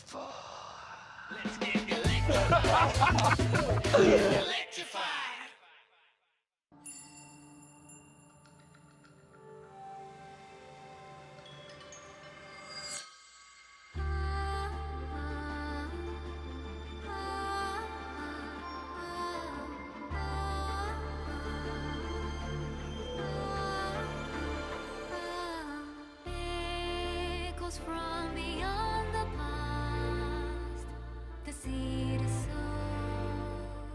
The spirit knows. May it guide me, for I again will wander far and shape the path to meet again on late horizons.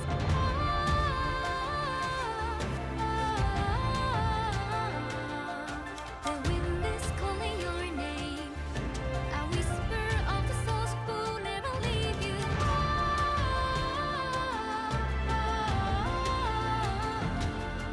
Collect your silver tears and pray they disappear.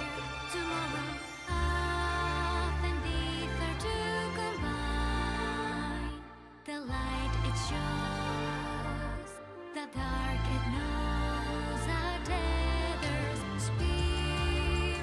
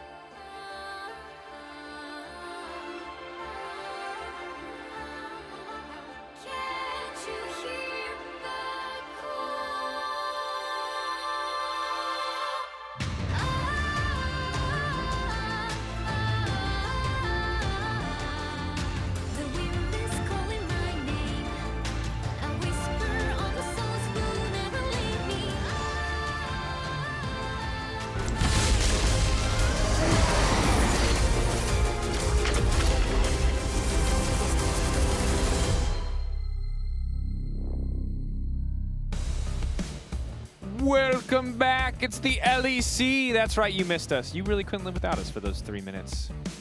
Gonna be honest, you guys need to calm down. A little too desperate. Yeah, it's getting a bit weird. It's getting a bit weird. You guys are coming on too strong. One team that needs to come on a bit stronger is Shifters. Yeah. Need to see a bit more. Heard the analyst desk highlight a lack of engage, some struggles for the composition of Shifters. We'll see what the adjustment is there from the boss man on stage. Zooming in, camera. Leak them strats. Show us what he's got cooking in that little folder, notebook. Yeah, I don't it's know what a lot that of is. it's very Printout? colorful. Nope, we panned away. I see. Cax on the opposite side, much smaller notebook. Either way. We're going to pick some bands. Look, it was a really weird game one, and I'm going to be honest, it's thrown the vibe for me. the vibe is still I really there, was ready to take today very seriously, and game one was deeply not Yeah. serious. So we'll see what game two looks like. Reminder, if you missed it, Fnatic, really, really dominant performance. A lot of early activity, a lot of early ganks for Razork that turned into much greater advantages. And now, as we enter the second game, we're going to see an immediate lock-in of the Rise. Another comfort pick for Vladdy. I think he looked exceptional in their last series as well. So, yeah, I think the glow up for Vladdy cannot be understated. He's looked absolutely spectacular in the last couple of series, and I'm glad to see it continue here against Shifters as well. Shifters to respond though, Anivia already banned away. I'm not entirely sure what you could try and take into the mid lane here. Okay, they're just going to go with the Talia, so still try and match that roaming opportunities. And I think the Pantheon, a good shout here as well to try and lock down some of that side lane pressure that could come through here. Pantheon would be a solid option. Remember that Talia is something we've seen in the hands of Paduk, but we have not seen it in the hands of Nuke yet this split. So see if that remains a flex. Obviously Talia, a champion who can match the semi-global presence of Arise, but the Pantheon, I like it, Rob. This is what I want to see. We talked about it last game. Sheo, not to burst your bubble, my guy, but you're 0-3 on the dog, you're 0-2 on the blind monk. I don't think it is a carry season for Sheo. I think it is a supporting cast member, and I like this man a lot more when he's on something that can get active and get active early. Ooh, and the Nocturne, yeah. So I like the Nocturne. Again, like that kind of threat for the side lane play that we were already kind of talking about and highlighting with the Pantheon. So kind of doubling down on that and turning off the lights to make it a little bit more difficult for Shifters to try and coordinate. Upside Us going to take the Jhin. Basically just saying, hey, look, this game not about me. I know that this is going to be about that 1-3-1 and the Nocturne trying to play through that. So imagine keeping that counter pick for the likes of, well, it won't be counter pick, but keeping that later pick for Sobro and seeing if maybe you can ban away like things like Vayne, those kind of picks in this next rotation and set up for a good top lane is more than likely going to be Fnatic's bread and butter. Definitely have to keep our eyes on where the Talia is going as well. Of course, Upset has relegated himself to a bit more of a utility role, which I think has been fine for this new era of Fnatic, an era where Razork ganks lanes other than bot lane.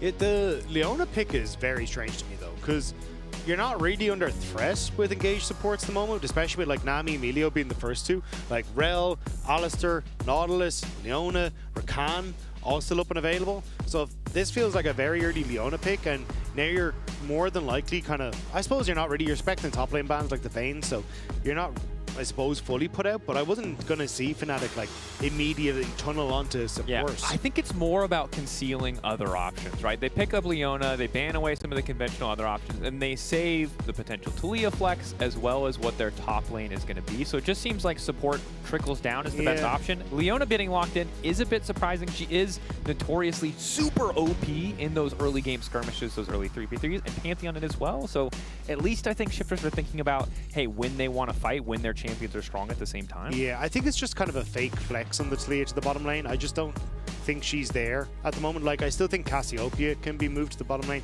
Kinda Syndra can be shifted there as well. I just don't know if Talia is going to be strong enough to kind of move down into that position. So we'll find out. Right? Yeah, that's the beauty of this game. I like the Bard ban. Want to take that away. Bard, a champion who can match some of what Leona does in lane, but just also roams quite well. Could take the Mbessa away here if you really want to, because that's clearly what Sobro is setting up with the Renekton and the Vayne ban. Unless you are worried about, hey, actually they're just going to go for an Olaf in response or something like that, which also still could work here. Okay, it's Tristana. Is it bot lane or mid lane? Rob? This is the struggle. Yeah, I think it. I still think it's bot lane Tristana. Here's the question. Here's the question. If they put Tristana mid and Talia bot, yeah, do you kind of hate it or do you like it? I'm not the biggest fan of this. Okay. I think like Jhin is still fine to just kind of push out against the Talia. The Talia is like quick shove and then like try and back off. Like you still got the Jhin long range engage, long range setup. The Rel is going to be match roams. Tristana won't be able to play the matchup as effectively in mid lane if there's, you know, a bunch of supports roaming around the map as well. So, like, I think you kind of just snooker yourself a little bit if you actually end up playing this Taliyah bot lane. Plus, you don't get the value of Taliyah having those access to the side lanes and stuff. So, yeah, I think it's just Tristana bot. I'd be very surprised if you flex last second. No, I like this. I think this works out pretty well. Shifters overall have a lot of proactive tools this time around. Complete 180 from the composition they played before. Every single member of their team has a piece of hard CC that they can bring to the table. And Fnatic trying to keep Upset at arm's reach, but a really excellent set of divers here.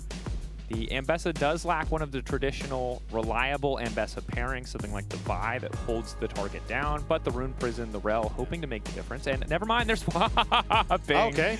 And that's the beautiful thing about flex picks, Rob, is just because you don't want them to doesn't mean that they cannot surprise. It is Tristana mid lane for Nuke.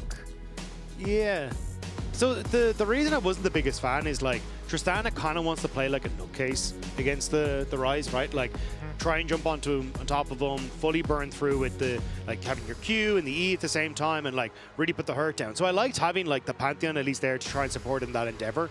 But if you have, you know, Lospa playing around that mid lane and starting to move around because Sten doesn't want to be focused on the bot side, I think that then limits the opportunities for Nuke to really play that aggressive. But we'll have to see if it can pan out. Maybe they can supplement that all-in potential from Nuke. Perhaps they'll be able to. It's a 1v1 matchup I have not seen in a long time. Generally, wisdom is anytime someone has lethal tempo. If you get the lethal tempo fully stacked, you win the long trades, but that can change pretty quickly. Ryze, relatively low cooldown, can get in and get out in a lot of these trades, whereas Nuke very much all in on this Tristana, as she has been as a mid laner pretty much for her entire existence in mid lane. Bit of a trap set up by Upset and Ospa here. We just spotted out those. Paduk was trying to get back to the bottom lane. Not going to be able to walk it off. Threat of Volley, a pretty strong level 1 outside of the context of laning phase where there's so many creeps to body block. Yeah, so I think Upset, like, as the supports start to roam around, Upset will be fine to kind of, like, solo out here against Paduk. You got decent push. The bouncing grenade able to do a decent amount of answering for what Paduk is trying to push out. And then Lospa, great on the roams as well. This is kind of like the Rela Leona were the two premium engage champions that we saw in this roam meta support. So I don't think it matters too much. I think Fnatic's still going to be all right with this. Yeah, should be just fine, although Lospa taking a lot of damage on the level 1. Upset with the heal procced already. Flash away from Paduk. Ooh. Really respecting the crash down there. I feel like that was a bit too much. I feel like, I guess they were nervous about Jhin level 2 coming in really it's quickly. still way off though. So yeah, I don't know. Like, I don't think you've that much level 1 damages Upset.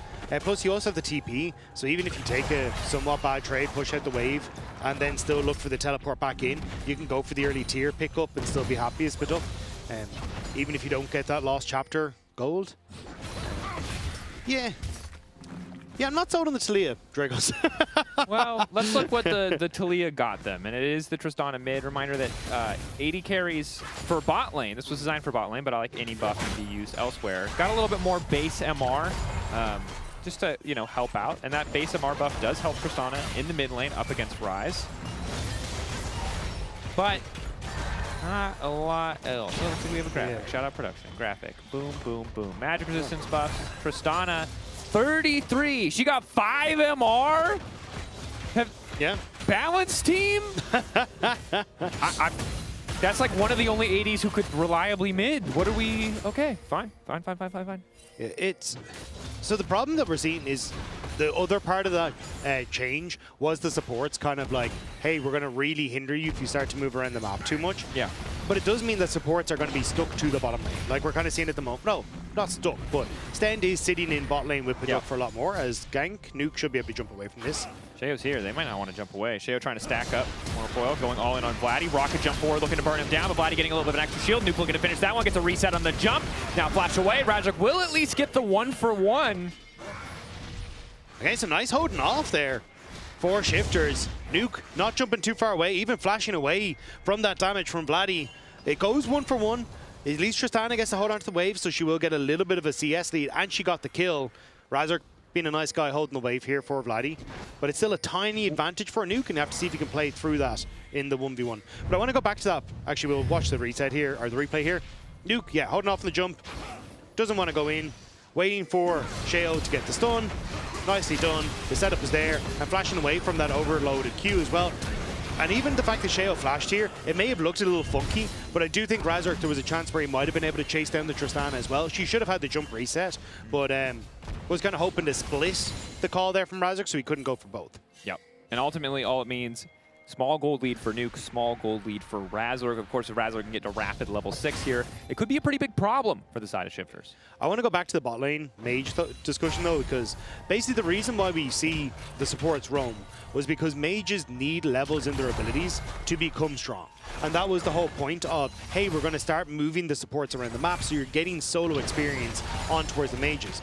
If you're going to be stuck in this bottom lane, you just have an under-leveled mage who doesn't have all the damage in their abilities, and you're not getting the full value from this Talia, right? So sure, it's providing AP damage, and maybe the whole call is, look, Nuke is going to get so fed to all live in hell that he's just going to hard carry the game because of how good the matchup is.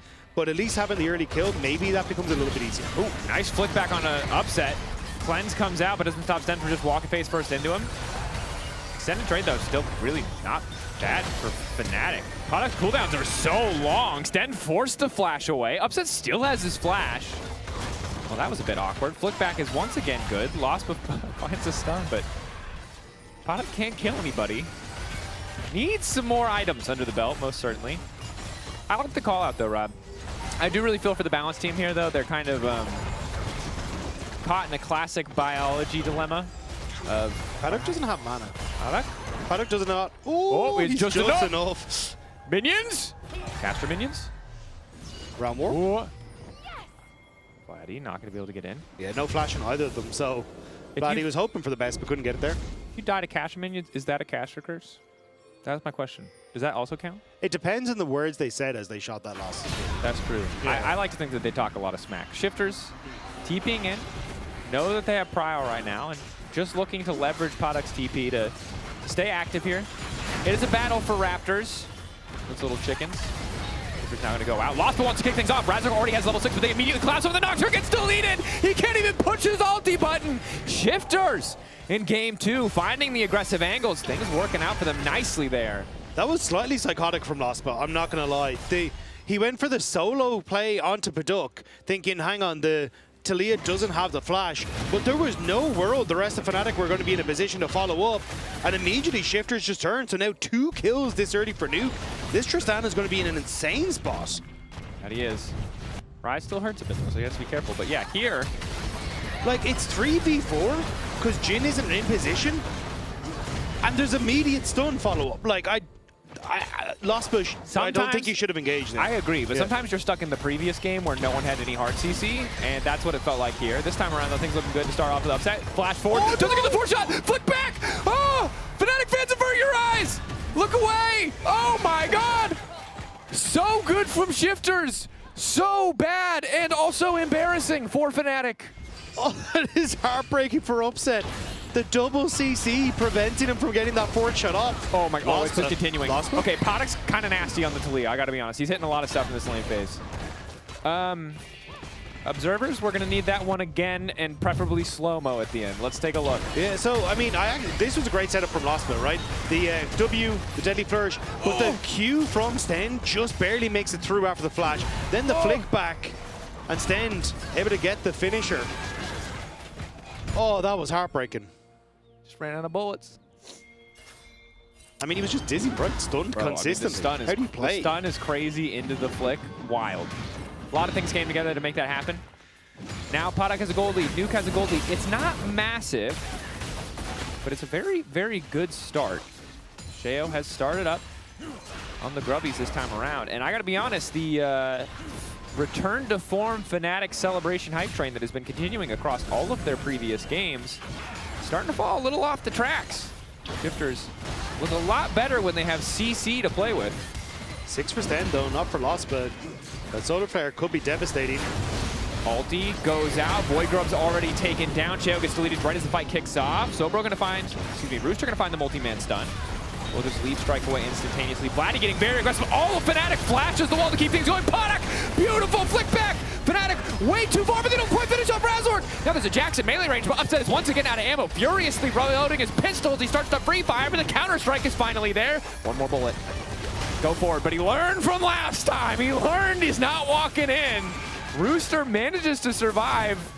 I've lost track, Rob. Who even won that exchange? I think it ended up pretty even, apart from the Void Grubs going to Shifters. Like 3 of them going across, but yeah, I think it's still just a 3 for 3. So we get this initial start off where I like the engage from Razork and Sobro, right? Turn and immediately burn the ultimate from Sobro, hidden by the ultimate from Razork. But the focus there onto Jax. Rooster ends up popping out. Shifters trying to engage on Vladdy was a little dangerous here though. And it was only the flick back basically from Baduk that set things up, because Upset, yes, he's on the far side of the wall, but Curtain Call doing work, Rooster jumping in and somehow managing to escape away from this as well. Maybe if Sobro had kind of come down on this side, he actually could have caught the exit. But still, yeah, bedlam in the fight. Complete bedlam. That's double flashes burnt. I mean, Sobro has like credit to them. They're on the same page. There's some questionable writing on that page, is what I will say. But they are the 2 with the gold lead, so I like to see that level of aggression to try to bring their team back into this game. Now, the good news is Sten was someone who picked up one of those kills, which means the gold not in an ideal place for Shifters. But Sobro was looking in trouble. Now he's got a 3v2 in favor of Fnatic on the top side. Sheo, the one who's overstayed. The fear is there, and down he will go. The game of League of Legends, counting is key, and Sheo, well, he miscounted, is now re-engage, coming in for Razork. Nice zone away. Fnatic has to be careful not to stray too far forward, though, as they're losing a lot in the mid lane. Bot lane similarly pressured now by the side of Shifters. Yeah, they're moving Upset and lost a bit of cover the mid play, and it's Tristana who's going to take that very, very quickly. Good interrupt from Stend as well, using that solar flare to stop the back from Sobro. But now you're going to lose turret plates on the bottom side as well. So what started off as a nice play for Fnatic, they overstay, trying to force again onto Rooster, and it's actually giving Shifters some gold and elsewhere. Yeah. Podak happy to have that additional source of income. It's been pretty consistent in these fights thus far. 0-0-4. Luke also 3-0-1. So apologies, Shifters. I was not familiar with your game. I was skeptical. We were skeptical about how this was going to work out for you. But at least in the early game, Tristana mid to lead in the bot lane has looked like it's paid off very beautifully. Dragon now going to be set up as well. Stend is on the top half of the map though, and so is Razork. So we're kind of getting the rest of Fnatic moving into position to be like, hey, maybe you can contest this because Leona was top, but Razork not in a position to follow up. Classic spectator objective. Walk in just to see how the enemy team does it. Now it is only the first Drake of the game, and we're about 12 minutes in, so Shifter's very far away from any kind of soul win condition. And for the second game in a row, our first 2 Drakes are Chemtech and Mountain, which is kind of nice. It means we get a one. That's CM. Cheese more. Cheese more. Perhaps Shifters. You sound like Bart Simpson in Moe's Tavern. Cheese more.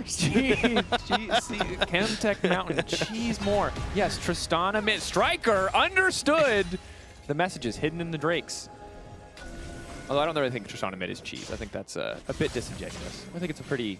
I wouldn't call it a conventional pick anymore, but it is still a champion who can go mid, as is Talia bot lane. Although we have first item completions for everyone but the supports. Laugh at them and their brokenness for supports. I will say, first item, feels pretty damn good for the side of Shifter. And Game hasn't Stend opening up on mid, but the wave kind of frozen here for Rooster. So there is an opportunity where they just try and move in towards the top half of the map and try and go for a play. This ward will spot out because Stend did open up on mid wave, but that's why you're looking at the Rel trying to answer for that potential play on the top side. So Fnatic aware the Shifters could be moving up here, but they do have to jump a little bit. Should give them at least that pressure for Sobro to crash that wave and block the freeze. Yep. Of course, MKOI. Roadtrips. September 5th, 6th. Things are looking good, MKOI fans. You might get to see your team there. We'll find out later today as they do play up against SK Gaming, who are on the cusp of elimination. Stakes. Meanwhile, in this game, Nuke, his Tristana, this is a historical pick if you didn't know it. He is 6-6. If he wins this game, he'll be 7-6. But if he loses... That's going to be really sad because... That would be really disappointing, yeah. It will be, yeah. Especially because Shifters are still trying to hold on to playoffs. Like, yeah, I mean, 0-5, really tough, right? But we'll see if they go 0-6, potentially 0-7. But hoping to see that first win today. They do need to win 2 games back-to-back, and right now they only have about a 700 gold lead as well as a Drake, as Sobero perhaps a bit over-eager. Public execution, a good start to the play. Sobero has to flash away in anticipation of what's coming, but Paddock! And he's immediately TPing elsewhere to cover mid. Razork is top lane. Razork is top lane. Maybe he shouldn't have TP'd so fast, but no. The stunned, not blocked by the spell shield. It looks like the empowered auto came in. Yeah, it was, yeah. And now there's a fight in the bot lane. Vladdy doing a hell of a lot of damage, relatively uncontested. Sten doing his best frontline. Solar Flare only connects on the slow as Lost forced to heal and try to walk away. Another gank! On the way down. One. They're ganking everywhere! Vladdy, another flick. This time they're forced to flash away. Vladdy desperate to try to get anything back, but he's getting burned down. The bomb is ticking, and Vladdy gets a shutdown! I didn't really see what happened there with Nuke, but he does die. It would appear to the tower, but Shifters are alive! I think it was the empowered Q across the minions bounced to the Tristana. I'll need to double check. Yeah, I think it was the Essence Flux. Need to double check. Ezreal W, excuse me. Oh, sorry, yeah. But the Arcane Flux, whatever it's called. We're Googling Rise abilities. Fluxy. You're professional. Spell Flux. Yeah, Spell Flux, yeah. Spell Flux, we got there. I figured it out, and then I opened the thing. Spell Flux. Yeah, Paduk living up to his name, though, apparently migrates this time of year all over the map. Moving both to the top, gets the play, move bots, gets the play. And I think, yeah, Vladdy basically finding like a good engage, but the counter here with the Leona to try and cover. A lot of damage coming through from the Tristana in the initial play. But we'll see here as Vladdy steps up. So good flash away from the initial damage. Is it just the tower? Or yeah. Oh, just the tower. Okay, I thought it might have been the bounce there on the Spell Flux, but yeah. Didn't quite have the angle. Yeah, I thought the tower just barely hadn't finished off Nuke and his Spell Flux bounce, but yeah. And I like what you said about Ducks. The flying V has been there from Paddock. This man is on a mission to take control of this game. Highest KP alongside Nuke. The Nuke Duck combo looking good. Laspa, excellent pullback to stop that dive from going through it. Now Sobero's tanking the tower. Looks like they're going to lose one in the process. So as good as it looks for Laspa, it hasn't amounted to much. The cross map isn't too threatening quite yet. Laspa lives for a damn long time as the curtain call comes out. But this is going to mean Herald dropped in the mid lane. Likely to break down that mid lane tier 1. Upset moving up to cover top lane, and the bot lane also uncontested. But Shifters now 2,000 gold ahead. Yeah, doing a very nice job of just constantly moving around the map and making plays with these semi-globals.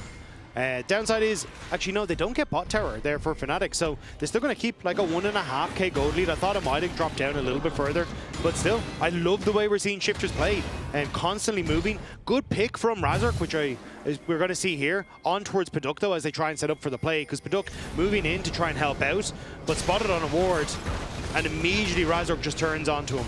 Make sure they can't get to the blast cone.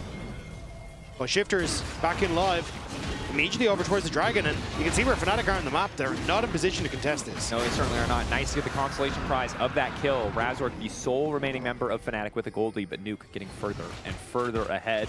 Basically got a Hex Drinker for free based on this gold lead.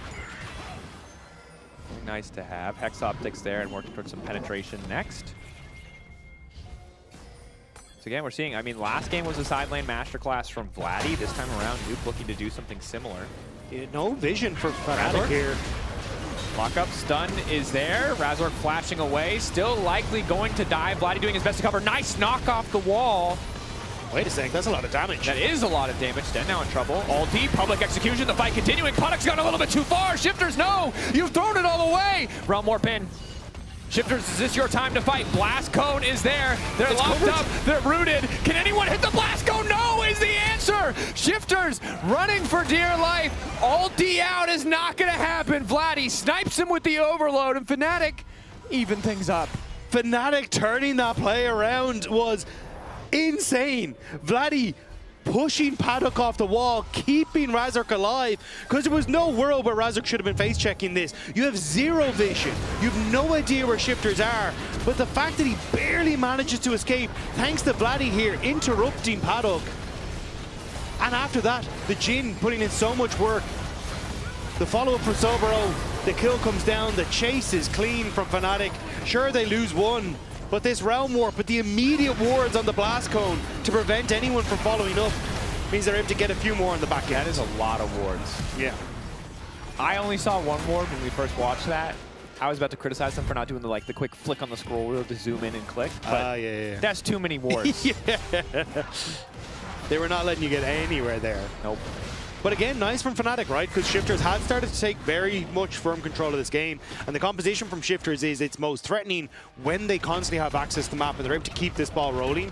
By turning around that play in the bottom side, Fnatic can push out waves, stop Shifters from threatening in their own jungle, and now actually try and set up on the map a little bit easier, push for some of these objectives in the next few minutes. That they can. Of course, for Fnatic, Razork's still the person that we need to look at, and still the person that fumbled a bit in that initial play start. Did manage to make it out, but stepped way too far forward without information. Something we'll have to keep track of. The Shifters putting a decent amount of pressure in the side lanes. He is still massively far ahead, though. 1.4k gold lead. Like, he is the focus here, and if he can find some of these plays, the Shifter is trying to retake position. Shifter is determined to take Razork out of the equation, whose spell shield is now gone, turning right back on his Shayo, trying to get tricky with it. Public execution doesn't hit. Sobro forced to flash over the wall to look for the follow, but Paddock is once again caught out on the backside. Nice flick back from Paddock, keeps the fight going, and Rooster in the midst of the team doing a hell of a lot of damage. Nuke allowed to free fire for a moment. That's the reset. Looking to bounce across the entire team. Flash forward, one more auto, another reset, but he gets knocked out of the sky. The claws of Razork seal the deal. Oh! Oh! Skeet shooting in the bottom lane! That duck ain't going nowhere! That's one where the dog pops up, gives you two big thumbs up, and you're happy out. What a shot from Upset. And Fnatic are taking this game back. I cannot believe he shot a duck out of the air. It's too perfect. But I don't know why Shifters are pushing this hard. You haven't really established your vision. Nobody from Fnatic has shown on the map. Lospa, great play as well. Hiding off a vision to find this as Shifters overextend. It looks a little dicey at this point, but Sobro has a very tanky stats as Lospa. Yep. Now hold that thought. Razork turning the lights off for a brief moment, running for dear life. His double TPs are on the way. Fnatic did manage to grab the Baron in the time of that replay, and will walk away with all 5 members standing pretty massive. Shifters kicking themselves after that last fight, costing them so much in the end. They might try to go for this tier 2, but it's still a bit of a tough take. They kind of feel like they need to. They use triple TP to try and get to the Baron, and they couldn't quite make that work either. So they were hoping they could just brute force their way through the topside turret, but it was only Razork who was really taken low enough and had to reset. So Fnatic hold on to the top side. They'll keep the waves off of their turrets, and Shifters may be looking to fight this Dragon in 40 seconds. We're now looking at Fnatic that are much more capable of fighting. That we are. It really felt like with the advantage that Shifters had, with the amount of global pressure they could put down, that there wouldn't really be a way back into this game for Fnatic. However, that has not been the case. 2.5 items for Nuke most certainly still holds on to his individual gold lead, but a lot less scary than you would anticipate, as Fnatic still able to push up. We'll see how much they can get out of this Red Bull Baron power play. Only 200 gold in their favor, so since picking it up, Shifters has grabbed a lot more money, and Nuke is still a big threat in the side lane. It's a solo lane fight, though. Both members here on either squad. Fnatic just trying to force Shifters back. They know that they already have position around Dragon. Shifter is going to give up this Dragon and maybe look for a play on top side. The double globals of Shayo and Paduk are in the area. And looking to support him. All 5 members could be here in the blink of an eye. There is no cross map available outside of the Drake, thank you, observers. No towers threatened yet. Razork going to be the split pusher at this point. Moving down to try to force that wave in. Still a minute left on this Baron power play. I think Fnatic have to give this top tower, though, because Razork did show on bot side, can't get to this tower to defend it yet. And you kind of have to keep yourself on mid wave as well. So Shifters at least still getting a tier 2, which is some nice gold and a bit of pressure on the map. And Upset going to try and put pressure on towards the mid lane as well, enable Razork to keep shoving in this bottom lane. Yep. Razork, of all the junglers to have split push, Nocturne certainly not bad. Has an AD steroid and an attack speed steroid built into the kit, so didn't need it for the bot lane tower, but could have threatened the bot tier 2. However, we'll just back away and settle for the blue buff instead. 2-1 the Drake score now. Another ocean map. Exact same Drakes And another game. It does mean a lot of Fnatic's Baron push, though, was used to kind of secure Dragon and not really get position on the map. So from Shifter's perspective, like the triple TP they invested to try and keep Fnatic on their side of the map did actually pay off in the end. Like, it's only a 700 gold difference with the Red Bull Baron power play, not that big of a deal. And they're still going to be in somewhat a position where they can try and play around some of this vision, but you're seeing Fnatic trying to just group up consistently now wherever they're trying to put pressure on the map. So wave cleared, they're moving top, but there's a lot of vision that has spotted out this move into the top lane. And set up for a full 5v5. Never mind. Never mind. Whoa. Well, that's one way to use Pantheon ult. That was so exceptionally casual. Ult into the bush, immediately press recall. Wow. And the problem is they're now on recall for when Fnatic are actually doing the play to top lane. So top lane Terra falls. Yeah. So look, look, you got the Baron, and the Baron and that entire sequence of play evened the game up. What's given Fnatic the lead now is those sequence of fights, is the extra gold from the Baron. Not that they got much else after that, and now that tower to follow. So bit of a rough last few minutes for Shifters. I think they'll be going back to look at that team fight that we saw before the Baron to analyze all the micro details and moments where they might have been able to salvage it to turn it in their favor. They won't get to do that yet. Risky from Stand. You have many members of Fnatic here, even the Realm War potential. Lospa wants to fight. Lospa very determined to fight. Celestial Opposition about to fade away. Lights turned off. He's the first damage to kick the fight off. Razork staying in range. Nice backstep to get away from the seismic shove. Is Vladdy now on a rampage. Sten taken out of the equation. Man advantage for Fnatic. Nothing on the map really to play for, however. I mean, they can just look for the tier 2 bot, right? Sten should not have been face checking that, though. You'd already used so much of your time where Fnatic to like answer for Fnatic's push on top, and you just didn't have the movement that you need, especially when you can cheat so much tempo with the Rise and the Nocturne. Even the Curtain Call as well hits from so far away. So Shifters had no right to be there, and Fnatic rightfully punish. Yeah. And one thing I want to highlight is, despite the fact that Nuke still has a gold lead, 750 in his favor, he's just not a bigger threat than Vladdy right now. No. Vladdy has gone full efficiency in terms of item build, Roa, Seraph's, Actualizer, stopping off for Hexdrinker as much as it's one of the best mid-tier items in the game for AP matchups. Not having IE completed means I'm a lot more scared of team fighting against that Rise than I ever would be against this Tristana, at least at this point in the game. Yeah, and the Tristana just isn't really a threat in the side lanes like you're hoping for, right? Every time they try and set up, you're just getting waves pushed out. The threat of the Nocturne, especially now that he's ticked over to level 16, is significantly higher, and he can easily chase down Nuke, especially as Vladdy can pop the Actualizer and deal a lot of damage if he can lock down Nuke. So I think the moment for Shifters is starting to slip away. Yeah, and another game where we're seeing Razork really be the difference maker. It wasn't as immediately obvious in the J4 game. He was really far ahead, but it was a lot about setting other people up for success. This time around, he is the center of attention, right? So looking to flame Horizon Sheo in the jungle, only about 30 CS off. And on top of that, he's 3,000 gold ahead. And I love that he's consistently going for the GA when he has this gold advantage, as it just means that even on the off chance that he does fumble, it's not going to cost him too much. Although, as I say that, really good spell shield to stop Sten from being able to follow up. Was that? Sorry, I was trying to stop one of the TVs turning off. Is that actual flash that was used, or was that Hex Flash? I believe that was Hex Flash. Okay, okay, great. We'd have to double check, but I believe that was Hex Flash, Zenith Blade. So nothing burned. It was too important. Still pushing this bottom side. Rise, very nice. Bunch of vision. Fnatic basically constantly keeping threat on either side of the map. Like Dragon now in a few seconds. It feels to me like Fnatic kind of just now get to start that slow turn where the pendulum's coming back in their favor. Shifters don't have the position on the map to really threaten anything. Like, they're trying to look for this push in the top side and put the threat on Sobro, but he only hatches to catch the wave here. Yeah, which is where Dragon is now gone and everyone on Fnatic can now cover. And look, they have Tristana. Like, they can kill Baron relatively fast on Shifters, but they just don't actually have the time or the prio to clear out all the vision, because they don't have mid-prio. It'd be one thing if you had mid and top, right? Then suddenly Fnatic feel like they have to respond, but...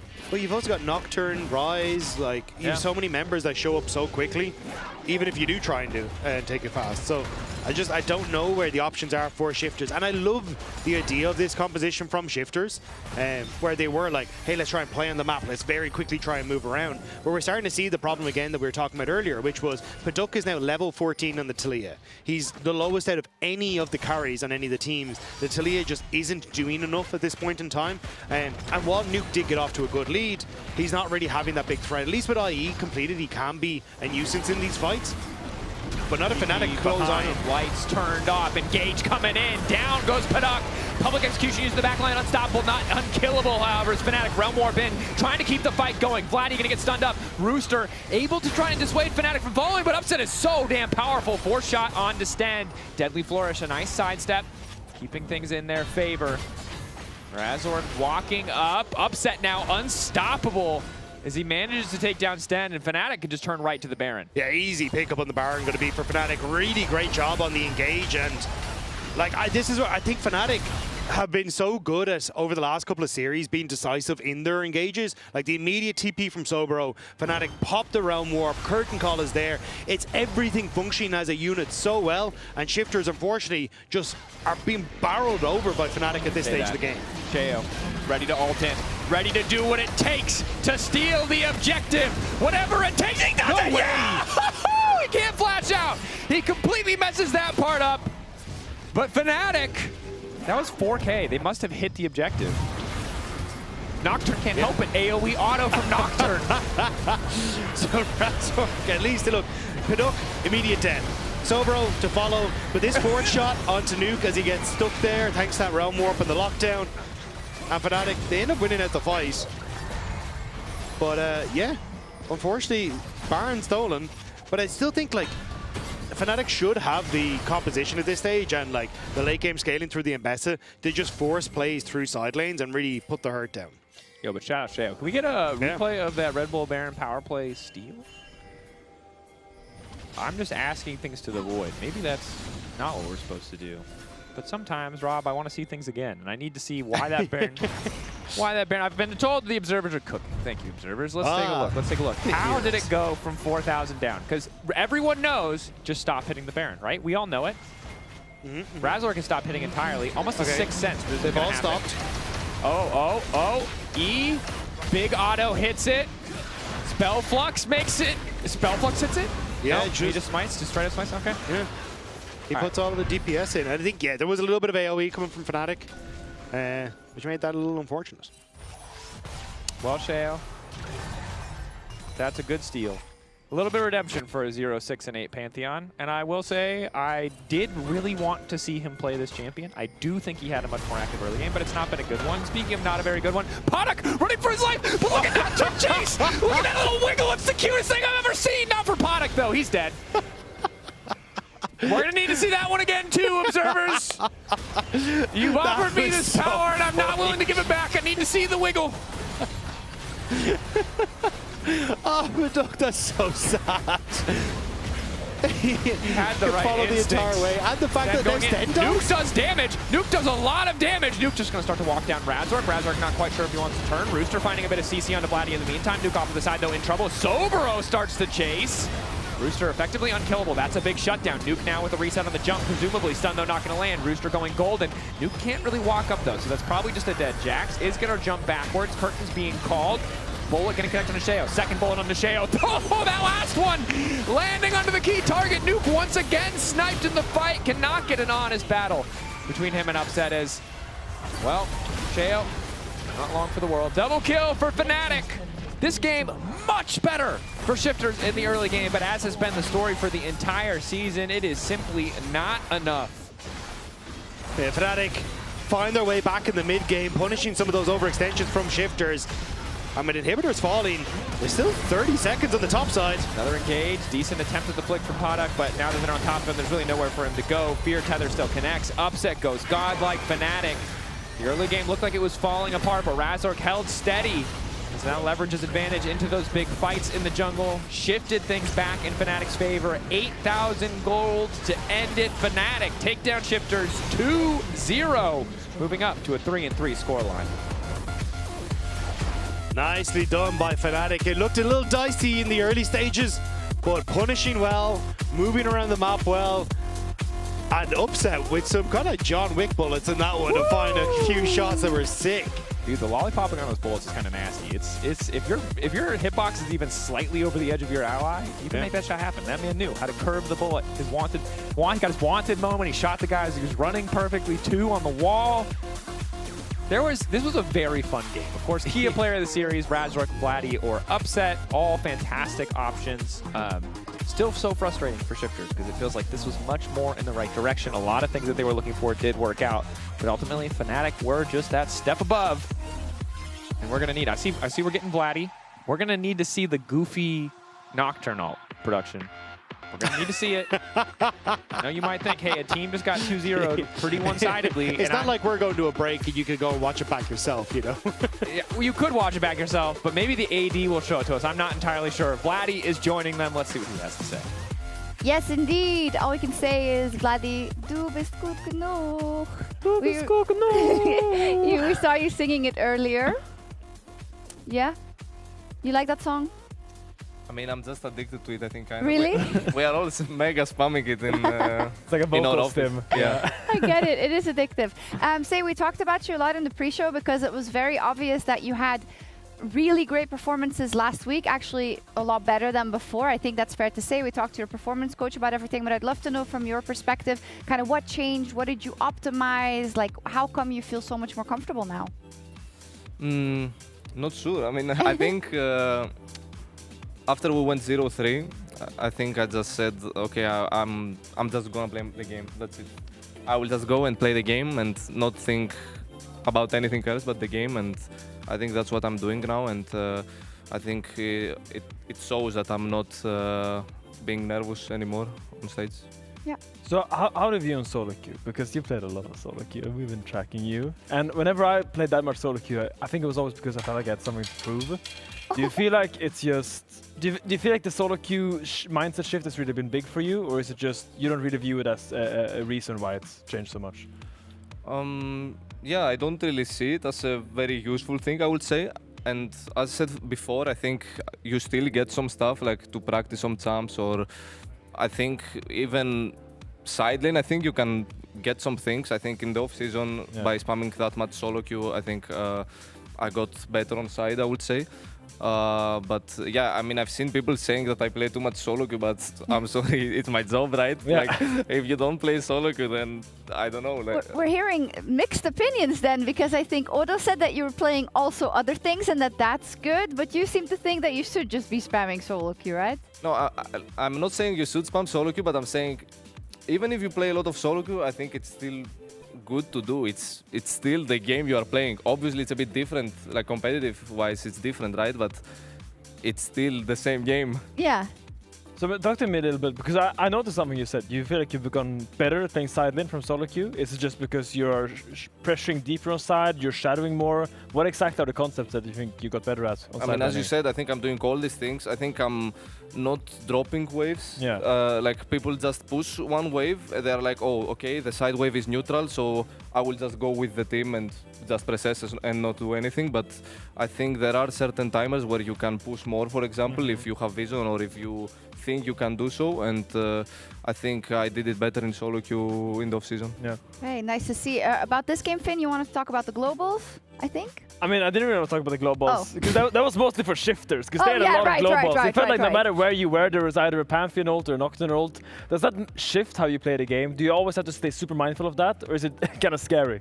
I mean, I think you could see in the first game that they were grouping so much. Yeah. And obviously, when we saw that they have so many globals, we knew that, okay, they will still do the same thing, probably, just look to overload and group a lot on mid, but we should pay more attention this game on side because they have the Pantheon ult, as you said, the Talia ult, so obviously it changes a bit on how we play on side as a team. Because it's tricky, you know, when you have a side lane comp, because you have Nocturne, you want to play side, but they also have super easy ways to attack you on side. You have to be very precise.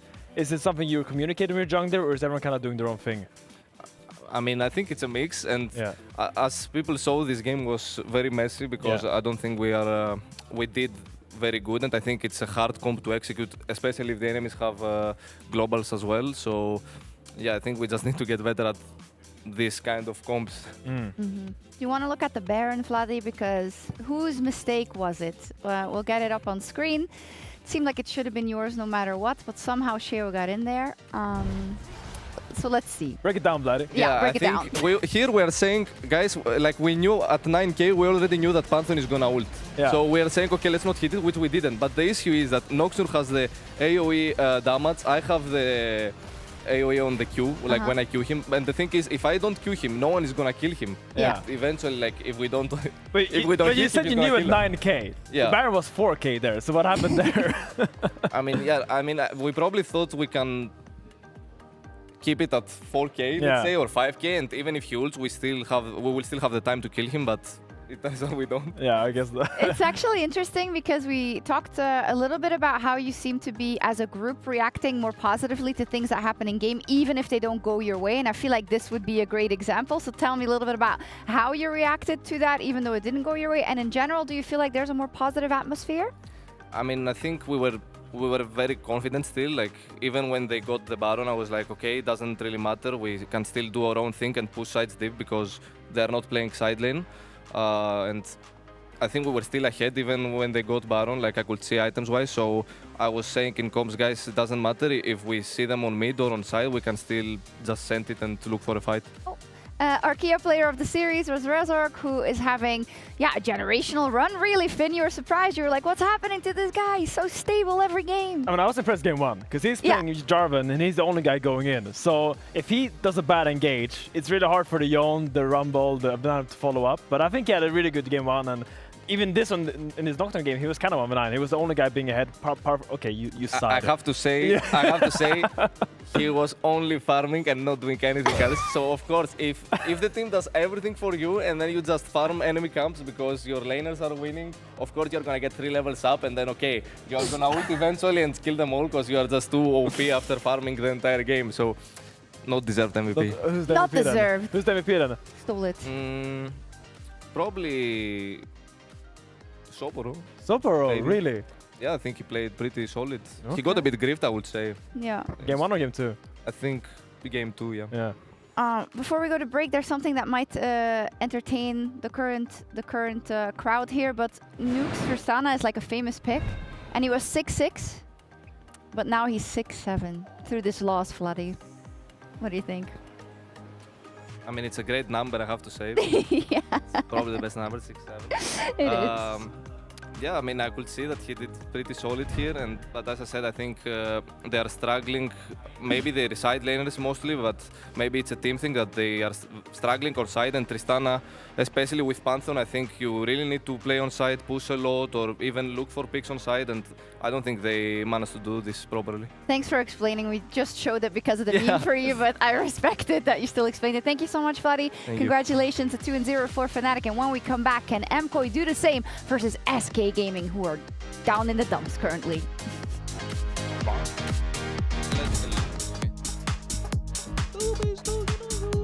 Nice song. Oh, buddy. Eager public execution, a good start to the play. Sobro has to flash away in anticipation of what's coming, but Paddock from Paddock keeps the fight going, and Rooster in the midst of the team doing a hell of a lot of damage. Nuke allowed to free fire for a moment. That's the reset. Looking to bounce across the entire team. Flash forward. One more auto. Another reset, but he gets knocked out of the sky. The claws of Razork seal the deal. Oh! Oh! Skeet shooting in the bottom lane. That duck ain't going nowhere.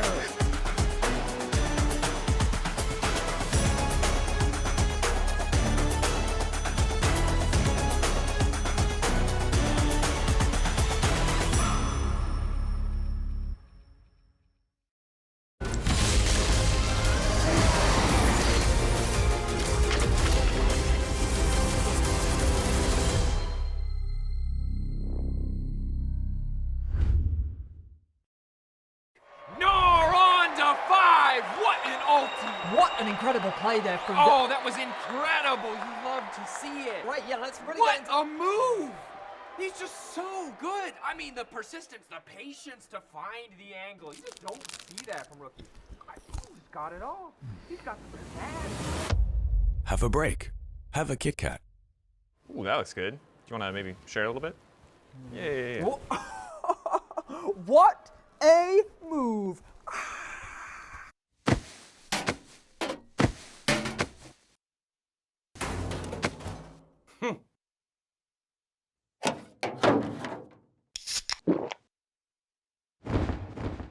Red Bull gives you wings.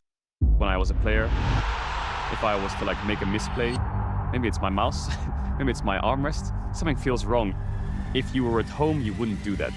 The Infinite Precision Armrest is part of the larger Circulab on Stage standard initiative, aimed to bring your home or training room settings to the tournament stage. 이제 저뿐만 아니라 다른 선수들도 세팅을 더 원활하게 할 것 같고 가장 편안할 때 더 강력한 플레이가 자연스럽게 나옵니다.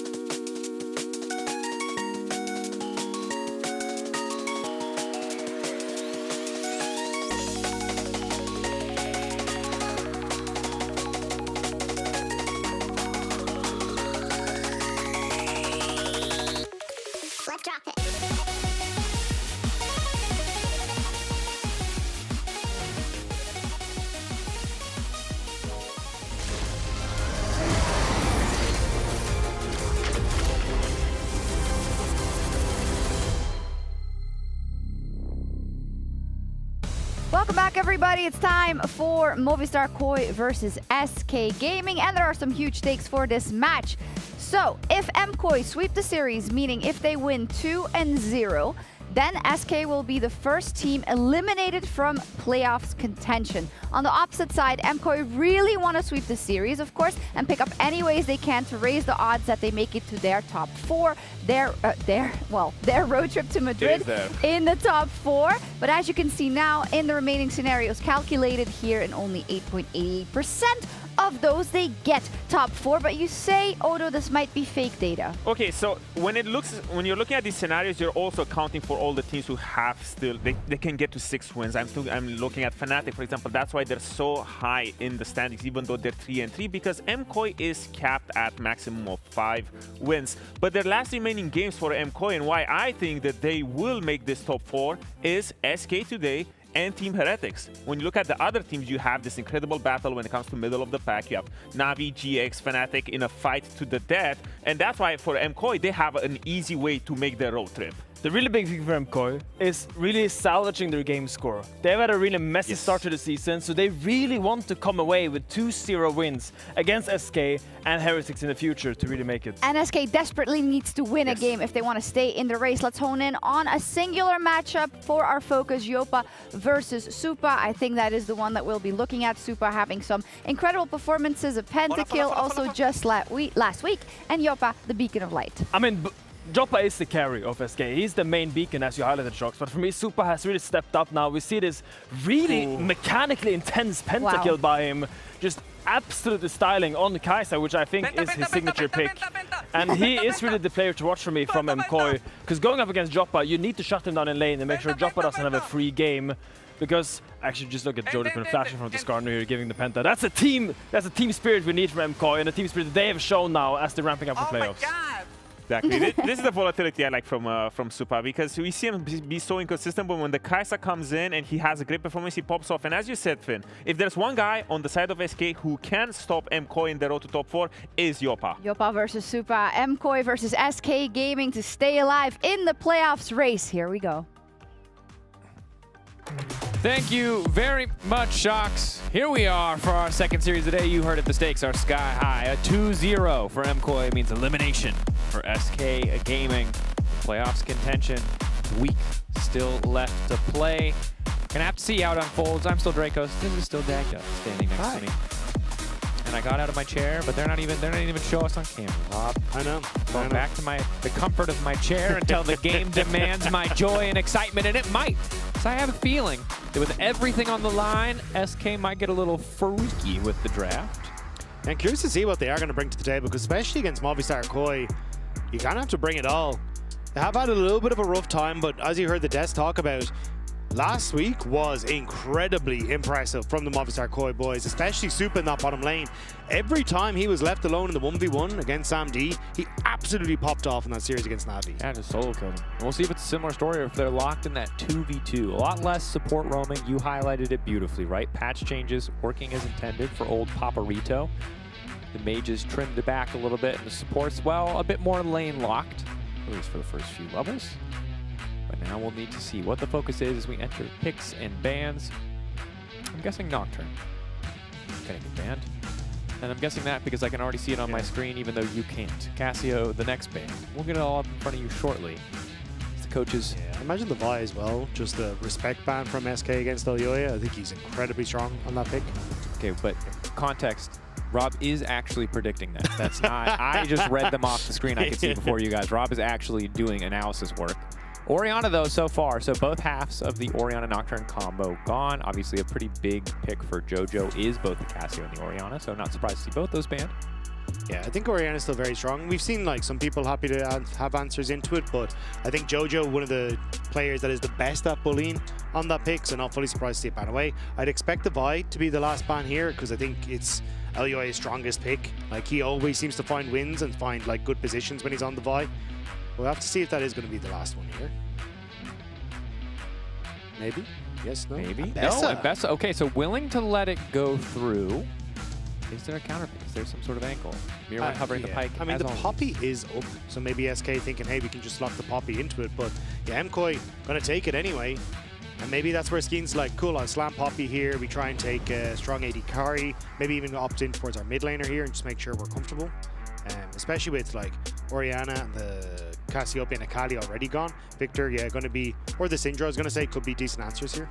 Okay, so remember when I said the Spice was going to come out for SK Gaming? I lied. Stability is the name in the game. The Victor, the Jarvan, I like it. That's 2 circles, Rob. Makes it easy to know where to put your abilities when you have multiple circles in the same composition. That said, curious to see what the follow-up is here, if there's some sort of dive combo pairing. SK, are they going to be in a position where they're so scared of the buy that they need to lock in something like a Xayah, perhaps? I can't imagine it, but... I think you're ours. I was going to say Ahri could be an option here, like the Vi Ahri, to try and really solidify the dive. Just going to go for the Rise instead. Pretty tanky, can survive decently well against the Victor.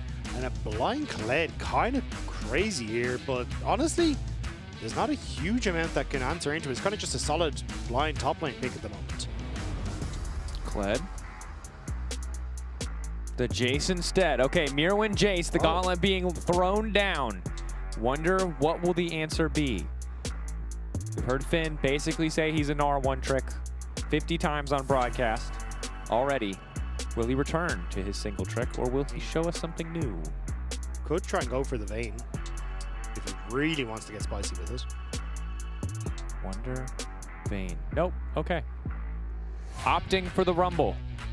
So a lot of good combos in terms of AoE magic damage.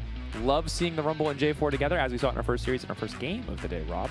But now, as we enter the second ban phase, what are the prios going to be? Both sides have matched pick and bans thus far. So I think for what we've seen from SK is that Yop is a big fan of the Corki. So if I was MKoi, I'd probably get rid of the Corki just because it kind of has like the self-peel that you're looking for. Could also be an argument for the Ezreal if you really want to. The only thing is I think MKoi with the draft that they kind of have may actually try and base an Ezreal pick so they can return with the Kai'Sa. Kai'Sa able to follow up on the Vi, and also with the kind of more AP-oriented build can have good poke, which synergizes them with the Jace as well, so you kind of get the best of both worlds in that regard. Yeah, and looks like that might be the call, especially with the Xayah ban. So Xayah, Corki, probably the bans for MKoi, and then hope that SK go for the Ezreal and you take Kai'Sa. Yep.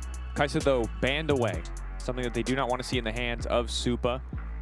Obviously one of his signature picks, one of his most comfortable champions. And now debate on what SK are going to take off the board. The answer is the Lucian being banned away. And one more final ban. Let's just trim the 80 carry pool even more. Yeah. What else we got?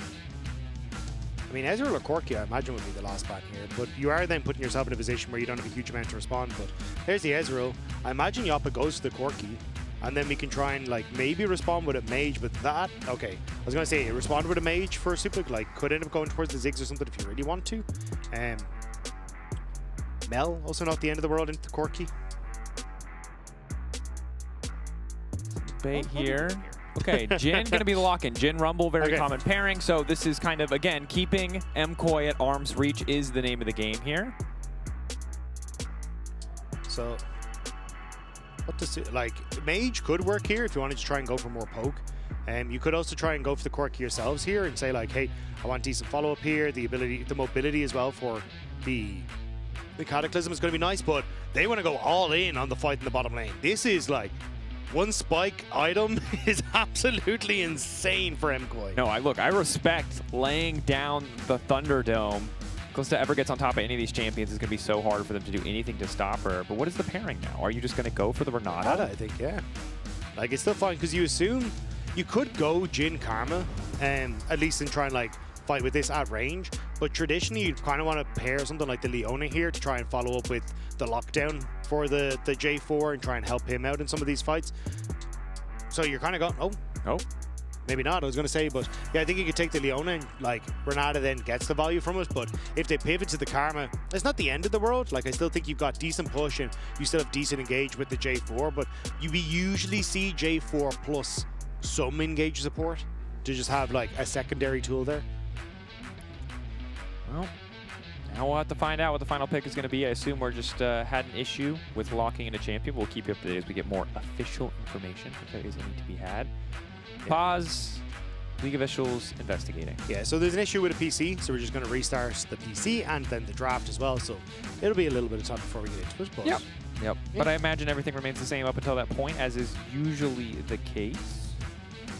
Yeah, and I think like you kind of already got to see what the game plan was from MKoi. Like, they really want to go hard off of, let's try and have strong lanes that we can play through, enabling Elyoya to play around multiple points on the map.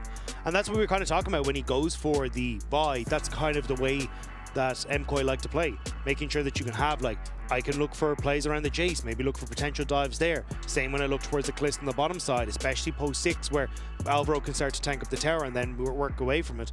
I do think, though, my favorite version of MKoi was the one that I saw against Na'Vi, which was Alvaro able to roam around, be active in the early stages, like he looked great on things like the Shen. If you end up going for the Renata, less of a big potent pick in that regard. Yeah. Now, I'm not saying, because like I still think Supa and Alvaro play an exceptional Kalista and Renata, but I still think that like from a team perspective, the cleanest I've seen them is that Na'Vi series, and I kind of was hoping we'd see them replicate it. If they are just going to go for the Renata, less of an opportunity to do so, but still gives them strong lanes. Yep. MKOI, confirmation for production did plan to pick Renata. That was the issue. There's an issue on locking that champion in. So presumably that will be the final pick. Now, I will say Renata is an interesting champion because she floats in this middle ground, similar to Bard, where she's like half an engaged champion, half an enchanter. But because you lock her in alongside Kalista, I'm inclined to agree with you. I think we look at this as a 2v2. I think the patch changes point towards the importance of a 2v2. So even if you could make roaming on this champion work, yeah, it's a bit of a rough one. Now, that said, you're up against SK, who have been very reliant on Yappa, right? Not that it has won them as many games as they would like, but he's often the guy who's the most far ahead, so I don't mind it as a read against your opposition. But I do think that your read is completely correct. I think all the MKOI fans would agree with you as well. The best version of this MKOI lineup is when Elyoya and Alvaro together get super, super active on the map. And we're not really set up to see that. Yeah, I do think though, I still like the draft from MKOI as a whole, right? Jace looking pretty good into that in the top lane. Should be fine. You've got a strong lane that you can play around, and I still think the Vi can be very active in playing towards those side lanes. Even having the Rise as well, like having that support with the Realm Warp can very quickly make plays, I think is basically what MKOI are going for. And the biggest thing I've seen from SK is that they can get outpaced very quickly in the game. If you were just constantly making plays, rotating all the time, SK just kind of lose track of where they're supposed to be. Like, Mickey's not always there to cover a top dive. Skeens isn't always in a position to try and like cover for a counter gank. Like, I think there's a few things like that. So it seems to me like that's the read that MKOI are trying to go for here. And then it'll be a case of, okay, well, how do SK try and cover? Because we were talking about in the bottom lane, your ideal, I think, for like the matchup specifically in the bot lane is going for the Karma.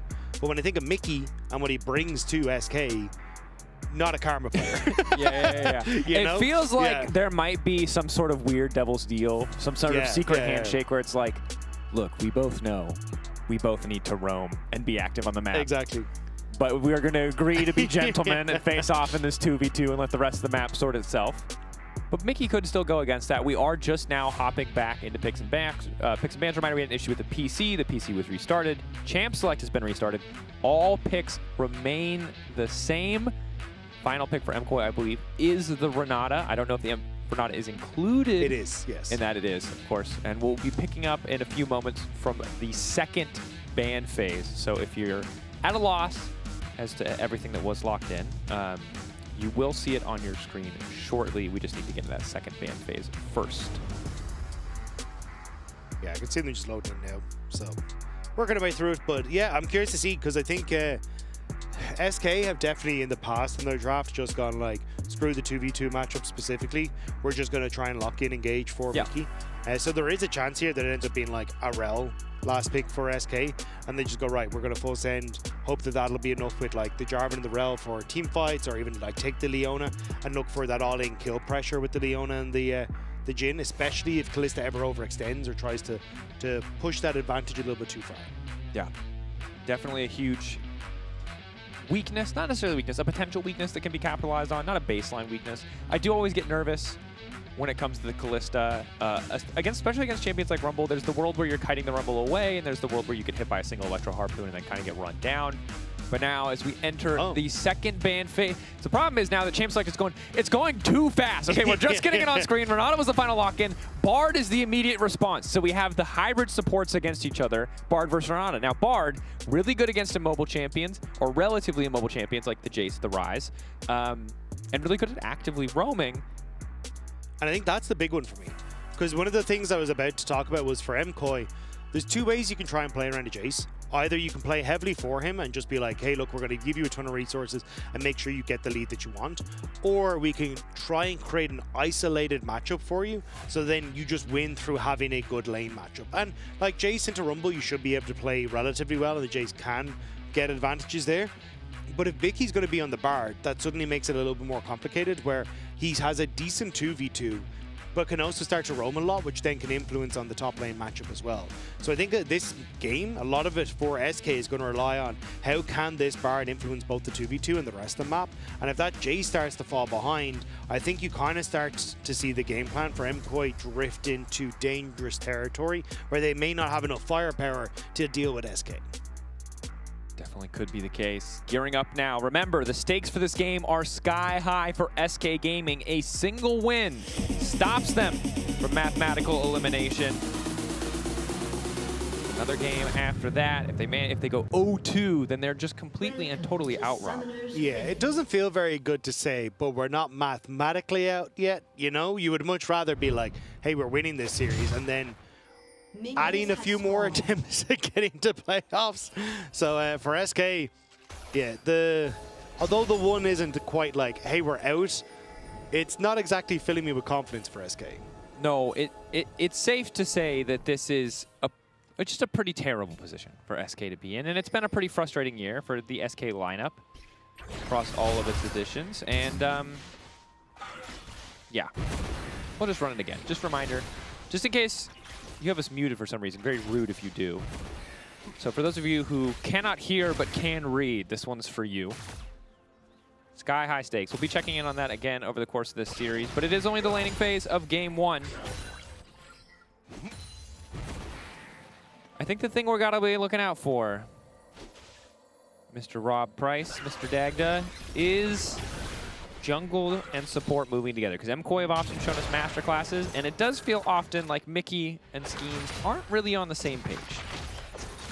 Yeah, I think at times it has been a little unfortunate where there's been like missed reset timers and that. Still though, I think the versions of SK that we have seen that look good are like early game roams from Mickey, with Skeens been able to support that. And then it's kind of in the mid game where they don't cover a potential dive or someone trying to go for a cross map that comes back to bite them. And especially with MKOI being like still considered one of our top teams, you kind of need to be prepared for that, because they're not exactly a team that's going to just like roll over and die. You have to be ready if you do get a lead to fight for all living hell to hold on to that lead. Yeah, completely agree.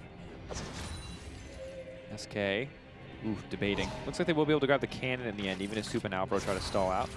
Zone them away from a bit of XP.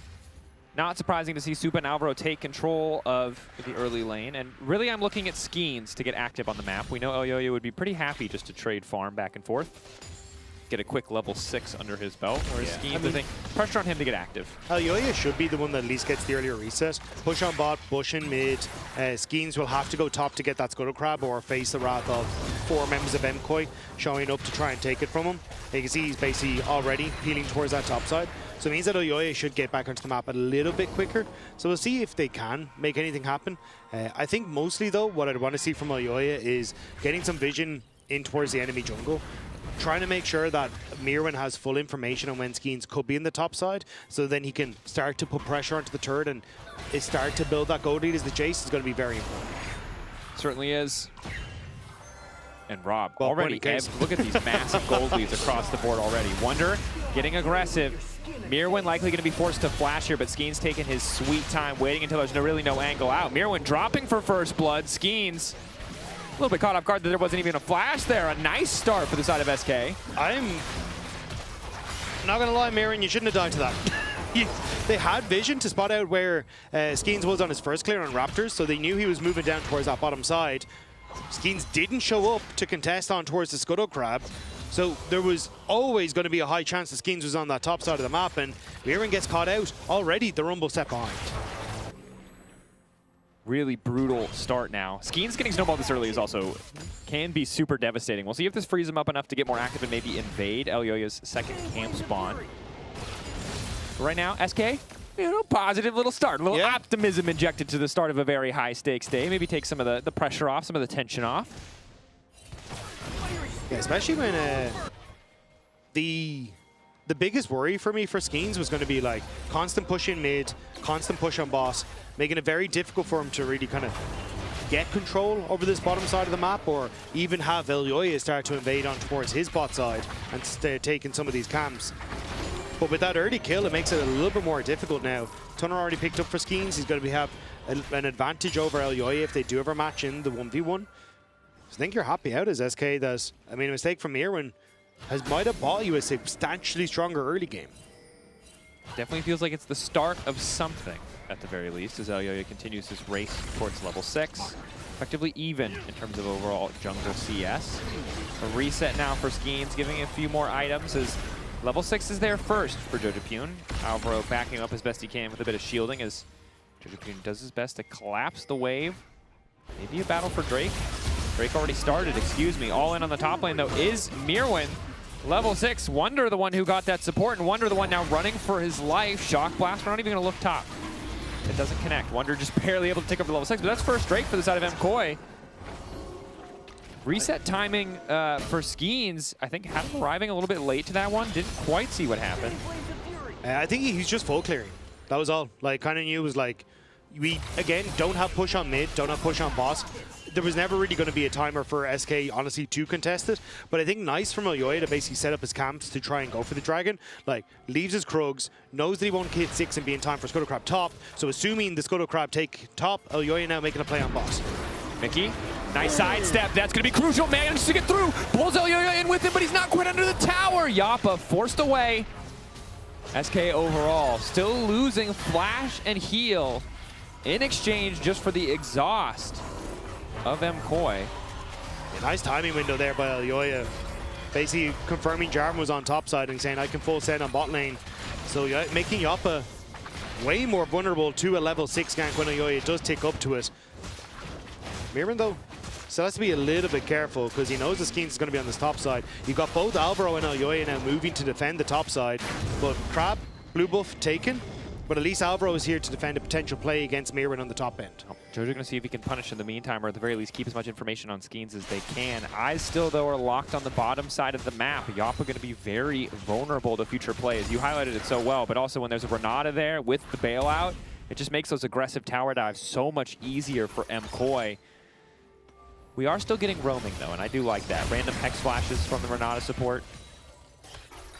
Alvaro doing the best he can to make sure that he can get out of this bot lane 2v2 as often as possible, as is Mickey. Yeah. This is... Needs to be a little, suspect, because Vi should be in that area. You kind of know she's going to be clearing top towards bottom side. The other person I'm keeping my eyes on, though, is Skeens. Potential to immediately go in towards that top side because of the way he cleared Raptor's Red into Krugs. Mirren still has flash. There's the ward that goes down.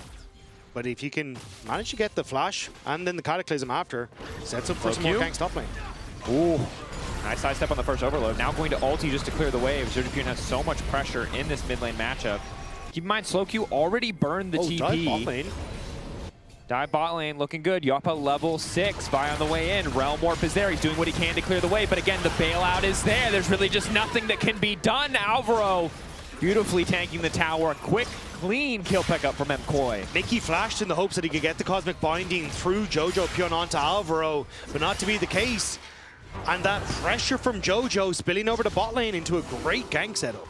That it is. MKOI not going to opt for the redive, instead resetting, knowing that Supa alone will be able to grab this plate without much support. Alvaro does, in the end, opt to stick around as Elyoya is still powering through that jungle clear, and it's really only Skeens with an advantage on the side of SK as Supa really starting to pull ahead. 20 CS advantage on top of the kill. Oh, Mickey. No, that's... that. False confidence with Skeens taking the red buff. I think they lost track of Elyoya a little bit, and Mickey pays for it there. Didn't have any sort of support. But Skeens got red, so Jungle happy. That's a 1.3k gold lead for Supa. And it doesn't matter because he pushes the wave out and immediately resets, so now he gets to spend that lead. Already has static. Hold that thought, because at least they're going to be able to get something done in the mid lane. Never mind. Whoa! That is a devastating sequence of play. Really good flash from Jojopyun. Yeah, Skeens looked like he...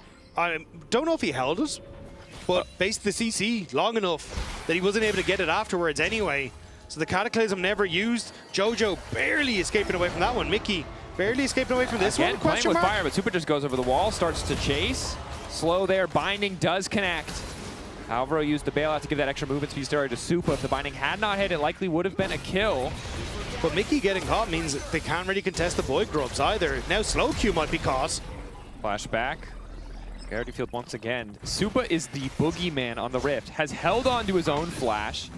But now it's only Wonder and Yappa. Well, not even Yappa. Yappa's flash isn't even up yet. So MKOI running the map. And SK really quickly running out of space to play with. Okay. Skeens. A little loosey-goosey there on that buff. Alvaro, nice timing, but wasn't able to steal it. They can't really make the play on the bottom side, though. They got spotted. Alvaro and Supa moving down to cover Jojo, so this play is kind of dead for SK.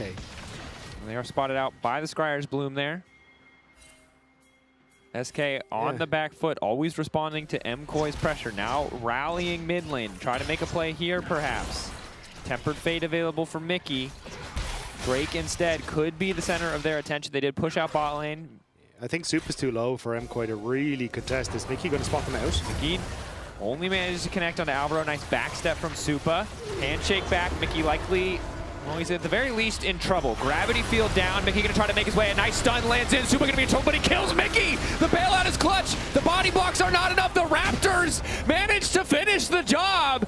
It is a shutdown in favor of slowQ. It might have been the Deathfire touch. Yeah, I'm not sure. So. Yeah, Deathfire touch is curtain call shot from Yoppa, and just enough of a burn to finish off Supa. Still though, like Mickey's playing so aggressive on this Bard. And it, like, not going for the Locket build means you are significantly squishier, not having either the Cloth Armor or the No Magic Mantle to survive. And you can see here, Mickey, like, sure, playing with fire, thinking, I've got that Tempered Fate to keep myself safe. But slowQ ends up using that stun onto Alvaro to try and prevent the follow-up. But there you go, yeah. Actually, yeah, a bit of both. Deathfire touch, the Raptors, both working together. But still, like, Mickey just playing that little bit too far forward there. Yeah, and you can see at the very least the potential of the bailout to save Supa in that situation. Just barely are SK able to scrape away with that kill. Gold even, Drake's now even. Mirwin may need to respect here, but Mickey has given him a way out to the skies. That could have ended it significantly worse for Mickey. If he got knocked under the tower a little bit more, like the to the skies, a second tower shot, Mickey might die. Yeah. Look. And they lose bot tower. And they lose bot tower. Mickey is trying a little bit too hard to make these plays. He's taking a lot of risks that just feel a bit unnecessary. I love an aggressive support as JoJoPew now in trouble. Sidestep not nearly enough. Yop is able to grab that kill. So another kill on the JoJoPew. Things aren't actually too bad for SK if you ignore the giant gaping hole behind now. That is Supa in the bottom lane. 1.7k advantage. Can they find this shutdown? Skeens finds the knockup. Good follow through. Mickey on the chase. Supa will finally fall. Yopa hoping to find the kill. It'll instead go to Wonder. And the gold's just even now, except for Mirwin's now grabbing something else. Yeah, so MKOI are still getting the pressure on the side lanes, but at least SK getting some kills, getting a little bit of gold back, especially for someone like Wonder, try and help him out in this matchup. But this has turned into a bit of a crazy one, especially because I liked the play from Yoppa and slowQ, right? Give up bot tower, so then, hey, we're just going to group on mid and make the play happen on JoJo. Great call, right? Because you know with Mickey having gone top, you can't really defend the bot lane tower. But MKOI are still getting towers, still getting map pressure. So even though the gold is even, MKOI still have more of the map now to play with. That they do. And it feels like SK have been a bit over-eager in the chaos. They've been able to trade something back, but MKOI still holding on to that massive lead for Supa. Quickly approaching his second item. Yoppa trying to circumvent this by skipping Boots 2. Skipping over that upgrade, racing towards his next big item. May just sit on BF for a little while. But the gold is still dead even. MKOI, though, with 3 grubs is going to start to add up in the side waves. But also you've got like already the map kind of set up for MKOI. This slow push here coming out from JoJo, right as you're going to see Rift Tower come up, means that he can then drift up river and then Realm Warp into the play if he needs to. So MKOI already kind of setting themselves up for this next objective, whereas SK now basically trying to overload mid, it looks like, at least with the Victor movement, because they don't think they can actually try and match the push from the Rise. Mickey in a decent spot, but they have no vision in this rush. Mickey, handshake back. Immediately just going to look to one-shot him. Mickey, good magical journey to stay standing. Okay, MKOI's vision advantage nets him about 50% of Mickey's HP, as well as his flash. Now he does have the Mikhails, and we'll see what the World Atlas turns into. It turns into Celestial Opposition. No Bloodsong Bard today, which, frankly, I think is the right choice. Very Especially this one. But you can see there, this is what we're talking about, right? The slow push set up from the Rise in the bottom lane. MKOI start to drift over towards mid. They can get a little bit more turret plates. And they still have this push on bottom side, right as this Rift Herald is about to spawn. So JoJo at any point in time could start to move up and have that Realm Warp just about to spawn as the Rift Herald does to match up with the rest of the team. So SK kind of dropping side lanes, it looks like, on top side to have... Oh, I thought they were having this drop on top side to move the Rumble over to actually shift everyone to attack JoJo on the bottom side and give up. the Rift Herald, but not going to be the case. Instead, they're just going to send Wunder back towards the top half of the map. And MKOI should be in a position with the wave states to move over towards that first objective. Eyes laser locked on that Drake. Really hard to match. Supa's wave clear in the mid lane. You can see Yappa losing about 40% HP just for the trouble of trying to clear that mid wave. Now SK do have some really good setup. The Tempered Fate into a potential Cataclysm or Equalizer. It's easy to see how SK could win a fight. But will they be able to execute? Mickey continues to play very far forward. Jojopyun not winning out on the short trades is very good for SK. Slowq holding his own pretty well. Yeah, I'm surprised they're not moving Jojo over. He's still a level down to Slowq. So I thought they'd just try and go for the Realm War play. TP is there to match on Slowq as well. But MKOI, still, with the advantage that they have, able to just force the play. SK, a little bit lost in the sauce, it's safe to say, as they kind of hover around the Herald and then opt not to contest it, are now moving down to the Drake. But MKOI are fine with this. They're just going to now try to take everything. Yeah, SK are giving way too much space towards MKOI. Especially if they can start to have multiple positions as Mirwin. Losing the 1v1? The 1v1. Overheat is really well timed from Wunder. Mirwin flashing out of that one. Wunder, E-flash! Solo kill for Wunder. 2-0-1 now the scoreline, but in the meantime, his team is losing the Drake. Still, you needed something there for SK. They weren't in a position to try and contest for the Dragon. So at least Wunder getting a kill on top, push in a wave, maybe get a plate as well, creating a point of pressure, because the rest of SK are nowhere to be seen in the map. Yeah, let's be clear, that wasn't a cross map. That was individually Wunder making the most out of an situation, an isolated situation. This wasn't a calculated play from SK. This is just Wunder recognizing a window of opportunity. Oh, Mirren, the two the sky is missing, and that's all that Wunder needed. Knew that then he had the all-in potential, and just goes for it. Yeah, Mirren not connecting with the burst damage he needed on that Q was pretty crucial. Oof. Nice little wait for movement to E-flash in to secure it, but that's going to be the Herald. They picked up moments before. Fight now breaking out. Mickey off to the side. The cease and desist comes down, and he is already dead. R flash forward from Alvaro. Flash back in response from Yappa. As Wunder gets lower and lower. It's a double kill for Supa. All that gold invested into this 80 carry paying off as MKOI finally find a fight. That was brutal from MKOI. SK kind of postured a little bit, and MKOI just called the bluff. Ran over Mickey, who didn't even get a chance to throw down the Tempered Fate. And with that, MKOI get mid. They just took top tower. Jojo's getting even more plates. Like, that was a brutal fight. That it was, Rob. SK trying to hold on here. Mickey still running up. And in this case, trying to cancel backs. I understand it. This is be careful, though. Yeah, look, Mickey Bard, 14-7. There's a reason he picks it up. He is goated on the Bard. Historically. Presently, he's 0-3 on SK with this Bard pick. So quickly moving towards 0-4 if they can't turn this one around. The way that you want to play this Bard is you are not in the front line, and then you either ult the follow-up from the buy, or you ult the person that is being ulted by buy to buy time for them, right?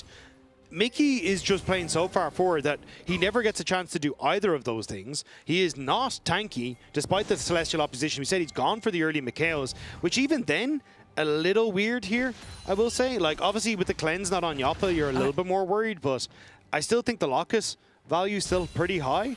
If you do want to play up that far, if not, sure, play back, and then like use the fact you are squishier to not be in harm's way. Oh, all in onto Mirwin here. Tower turned off for a brief moment. Power, the Tempered Fate binding connects, and Wunder grabs another good side lane pick for SK as they try to shift things back in their favor. Jojopyun already pushing in top wave though, and now MKOI perhaps looking for a counter punch. 4v3, they're gonna go in anyway. Elioya about to fall for that one, does manage to flash out. Curtain call coming in, shutdown is there. MKOI did not do the math. The fist fight breaks out between SK members. Likely this bot lane is going to fall now. All 5 members of SK are here. Excellent handshake from Alvaro to stop the play in its tracks. But Jojopyun is still pushing. Yeah, I think SK, though, made the right call. Like, you have to sacrifice something. Sure, it'd be the tier 2, and Jojo will get some gold. But you got 2 kills. You get a tower for yourself as well.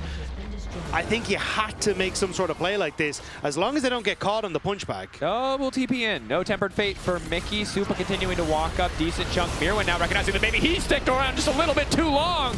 Mickey once again on the chase. Mickey fishing for redemption, but all he'll find is an early grave. Supa down. Rob, what is happening? It's gone a bit crazy. 1 for 1 though. Supa the one dying for Mickey. That's a take it, I guess, yeah. Yeah. That 4-death power spike. I will say that yeah, it's just pick after pick for SK. And then I like this, right? Give up the play on top side, try and do something, and they get the multiple kills off the back of this, which is huge for SK with the position that they're in. So honestly, good job by SK. I think it was the right call in this. Nope, have to go for the aggressive play here. The one thing I do question is the roam from Slow Q. Could have looked to cover that top lane plays, but in the end, him sticking around is what allows his kill on the Supa to come together. Yeah, I think the fact that Mickey ends up getting this is, at least sets up for it, is perfect, because Supa doesn't get the bailout in time. It doesn't actually go down. Slow Q nearly falls on the back end of it.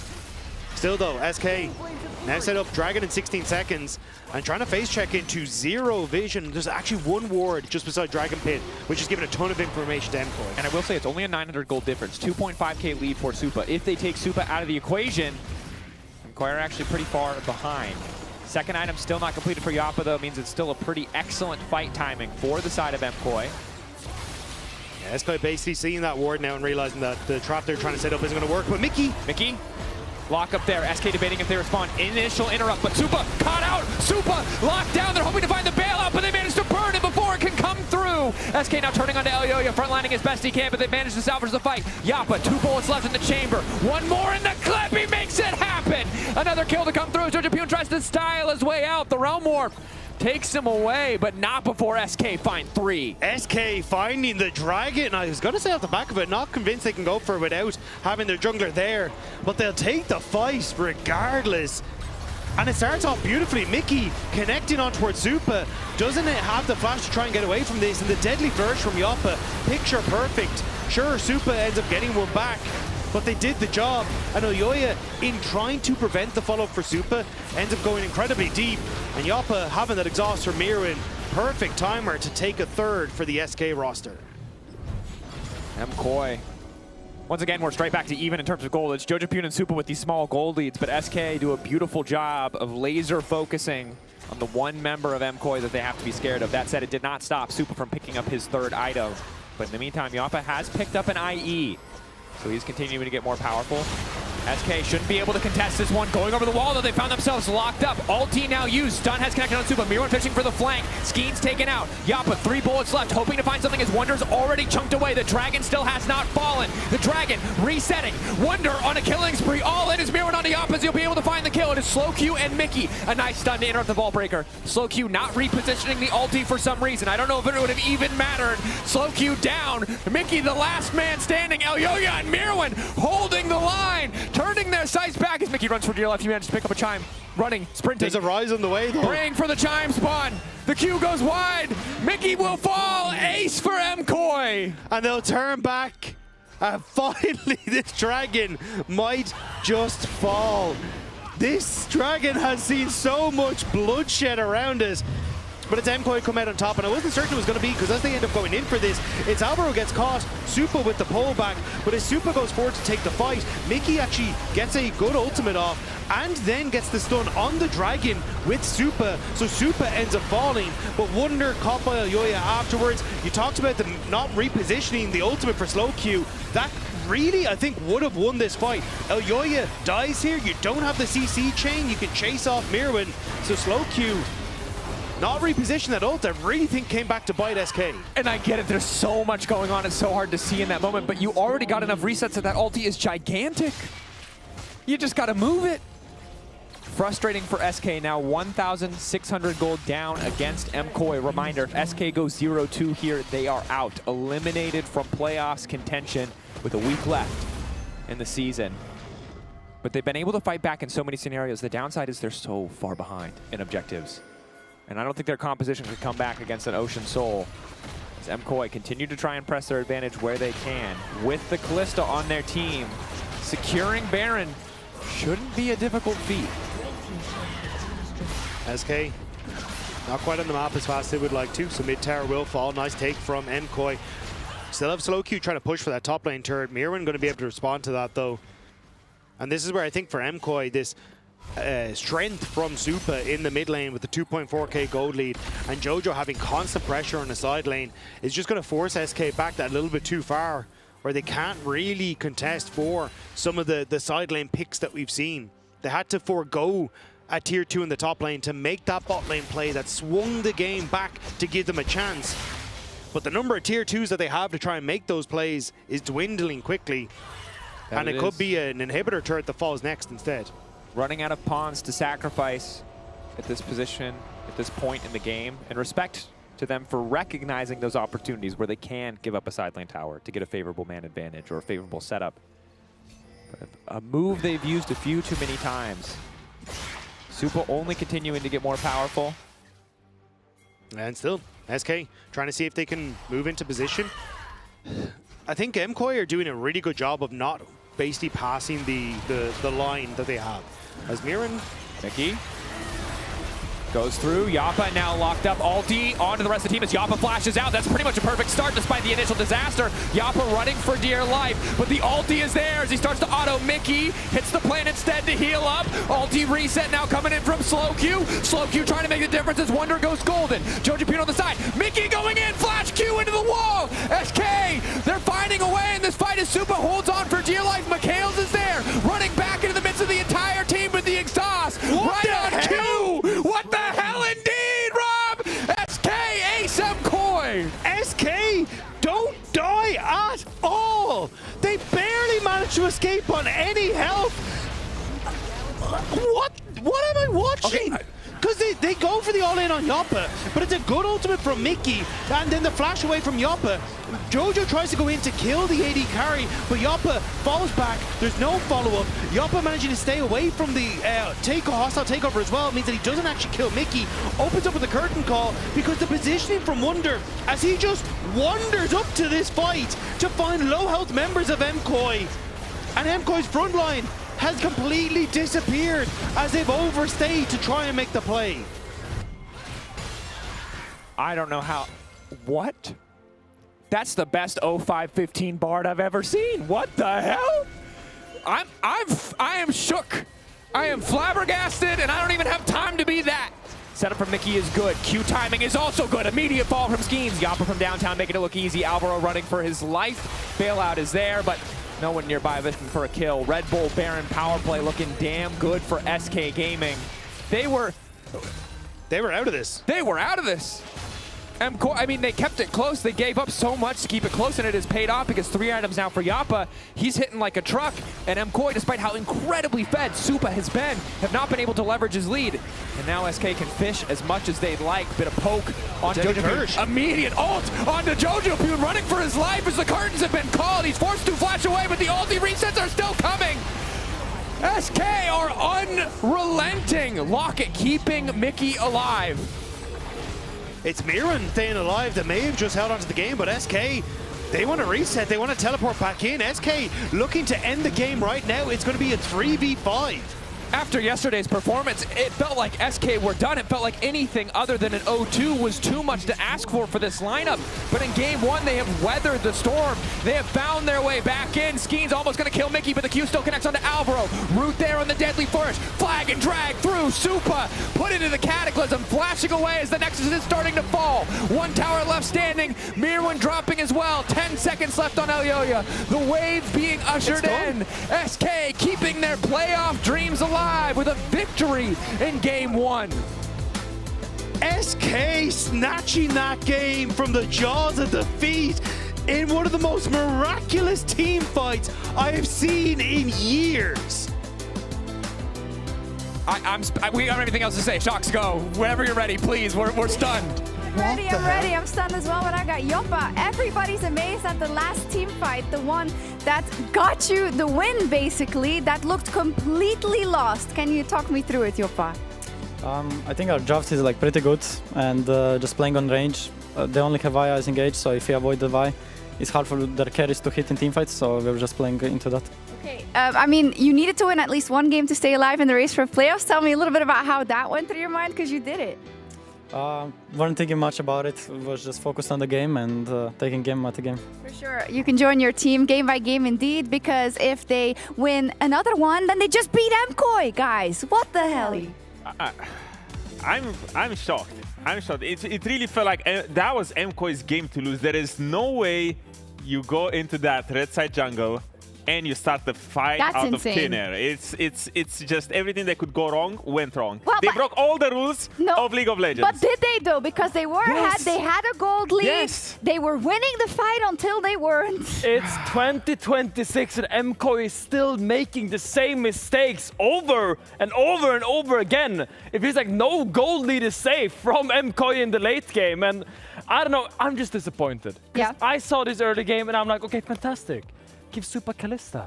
Watch him pop off. 1.2k gold up in 14 minutes. Listen, What a great early game. I didn't catch the end of your conversation, but are you going to break down the fight, or should we just watch the fight again? What are we going to do? Well, I wanted to see the fight, but we can see how they started turning the game around for SK. This is where the downfall started. It started Mirren getting dove on their bot side tower, and it's like, okay, sure.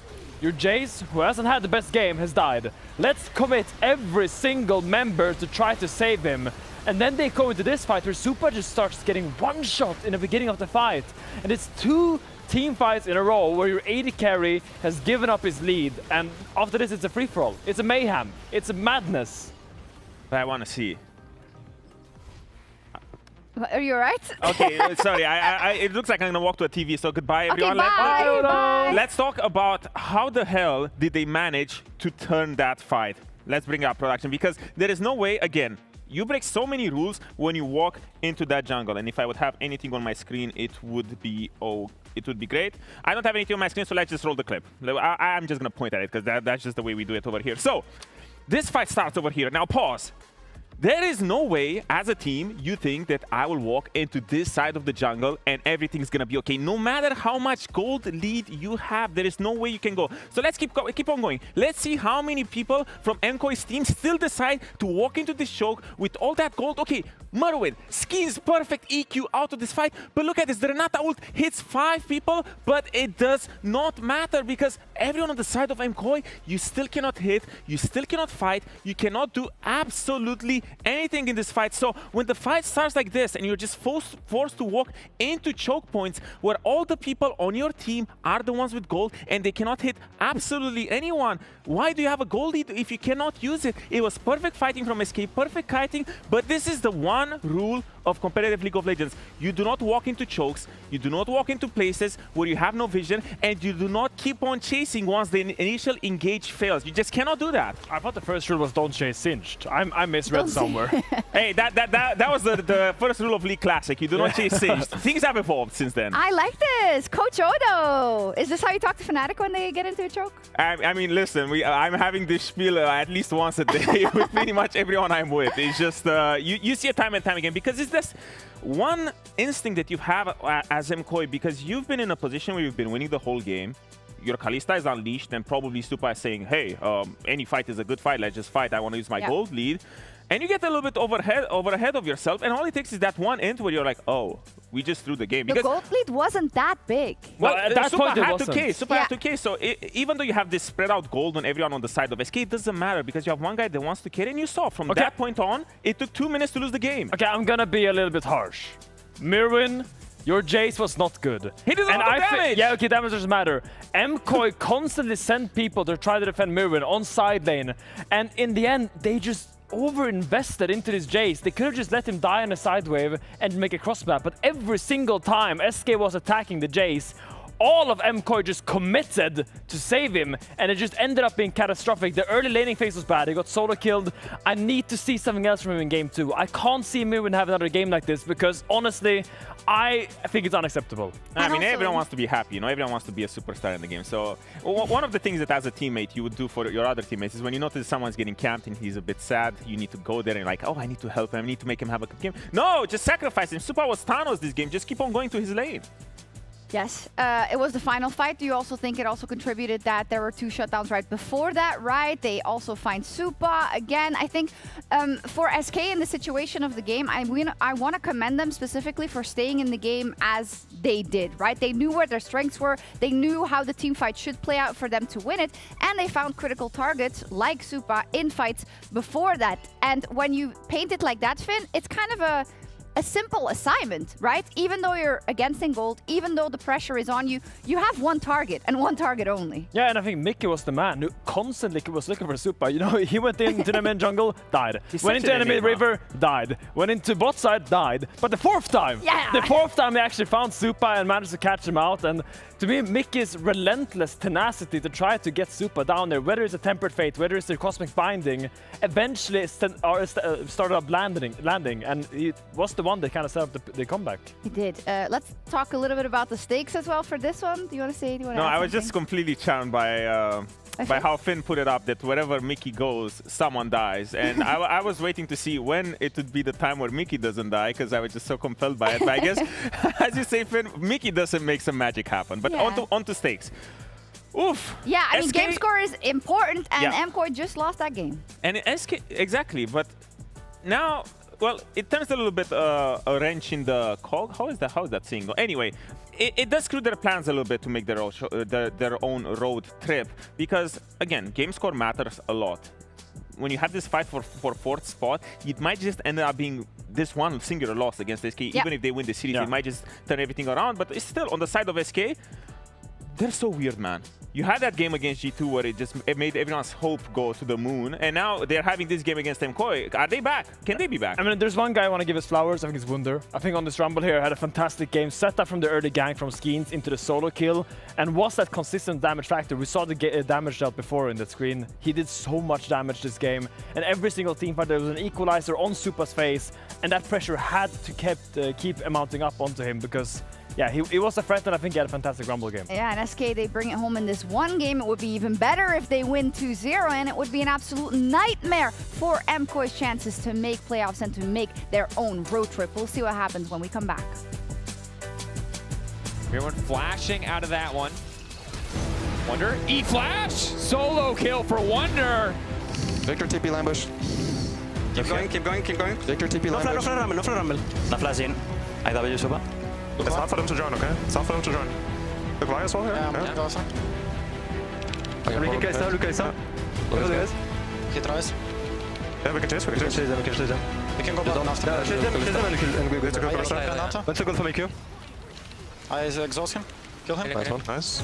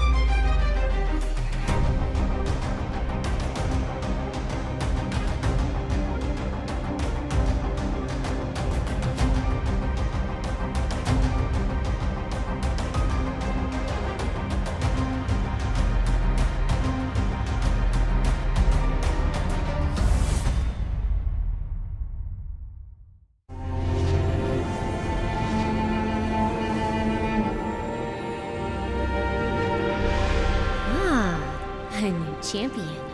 Welcome to my shop. You'll need the right build. Choose wisely, because every upgrade brings you closer to the next level. So tell me, how will you level up?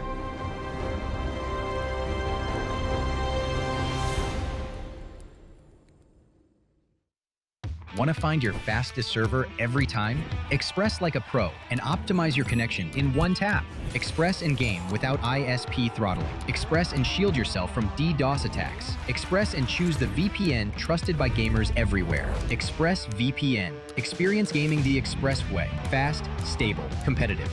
Outplay the world. It's time to Express. Unlock free Hextech rewards, exclusive skins, and more. Scan to subscribe.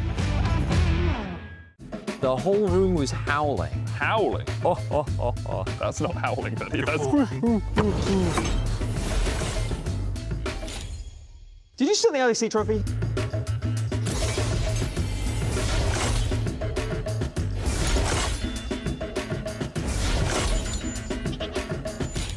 Okay, you can call this.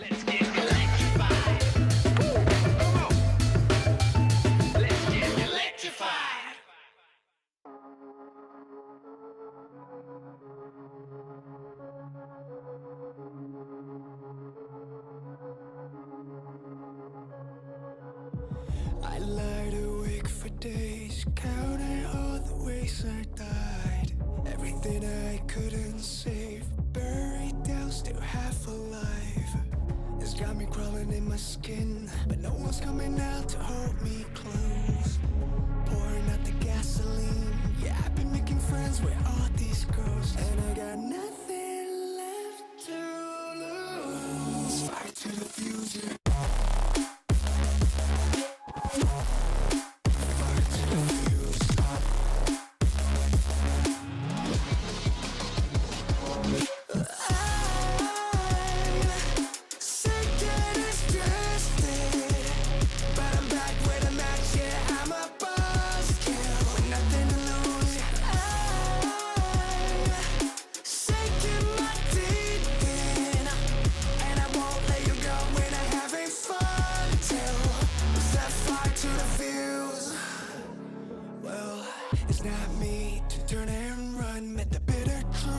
Choked it down, left a bad taste on my tongue, but my appetite's been growing now. I can see you crawling in your skin, but no one's coming out to hold you close. I'm pouring out the gasoline, so say hello to all my ghosts.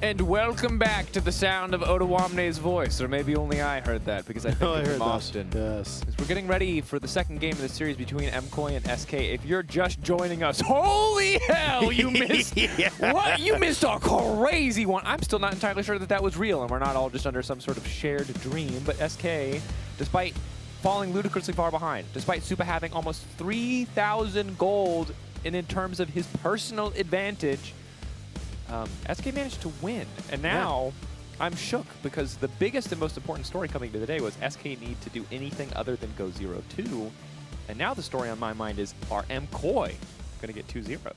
Yeah, which is not exactly what you're hoping for as an MCoy fan when you're like, hey, maybe this is where we can get ourselves back on the horse. Maybe we can look to get to that top 4. Maybe we can look at getting to the roadshow that is so key for our future prospects.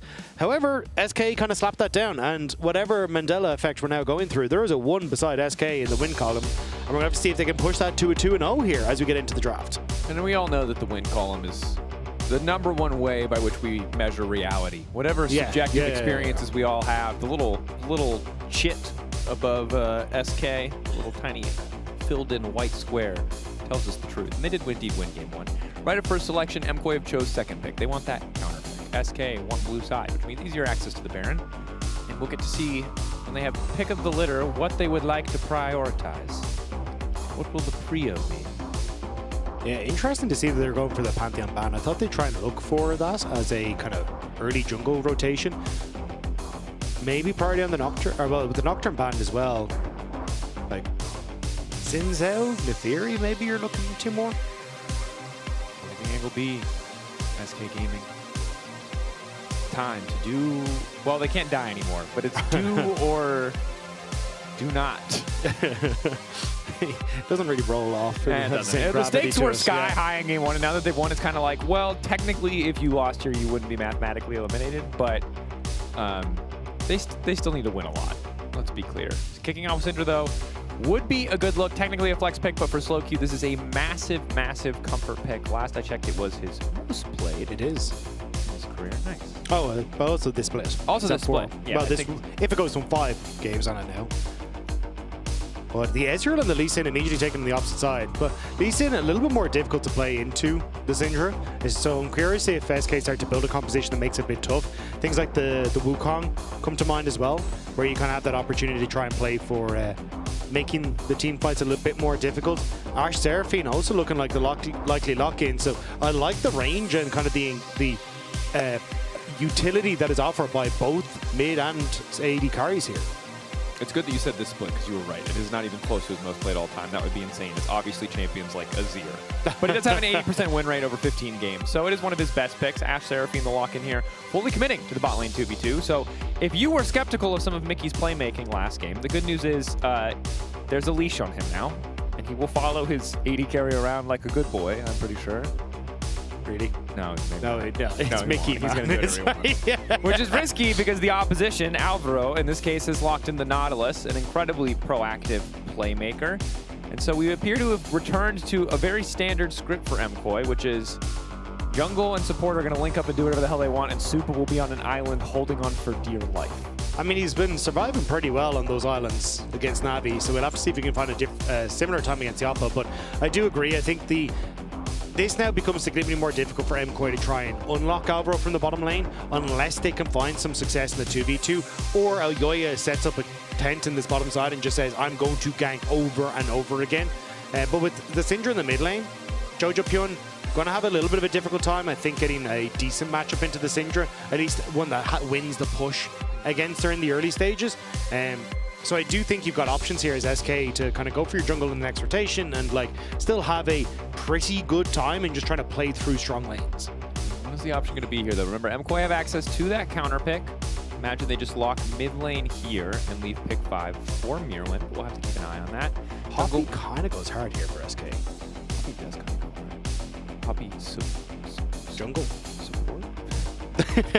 Seraphine mid. Syndra top. Ashe jungle? Ashe. Okay, you're right. Yeah, I'm a little too lost in the sauce here. Silas lock-in, though, incredible with both the Enchanted Crystal Arrow as a pick tool as well as Seraphine's ultimate encore. Yeah, I feel like this is a pretty difficult matchup for Jojo. Now, I know Jojo is just kind of insane at the game. Yeah. So probably can find some decent times, but like trying to fish for all ins against Scout of the Week and the poke doesn't seem too hot. Skarner, decent call here though. Ooh, wait, I feel like the Silas is a soft call out that says, we know you want to blind pick Gnar, and if you do...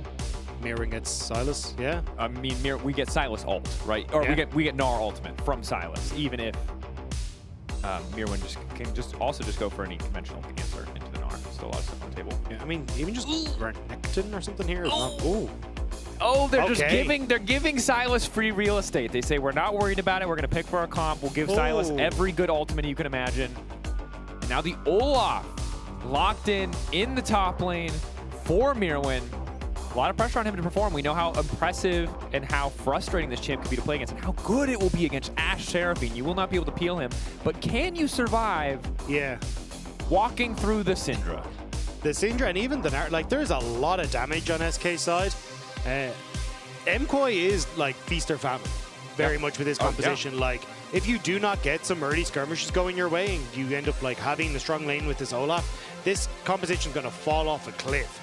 And we already kind of talked about Elyoya, I think, needing to try and play around this bottom side to punish Yoppa and Mickey with this Nautilus, especially post 6 if you can. But yeah, this is very much on MKOI.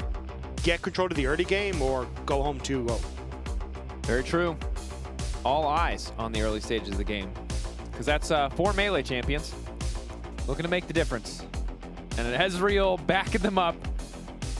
And last I checked, Ashe, if she gets a lead, is pretty good at slowing down the vast majority. Yes, Olaf does have ulti, but the volley gets Olaf to proc his ulti. You're having a pretty good game.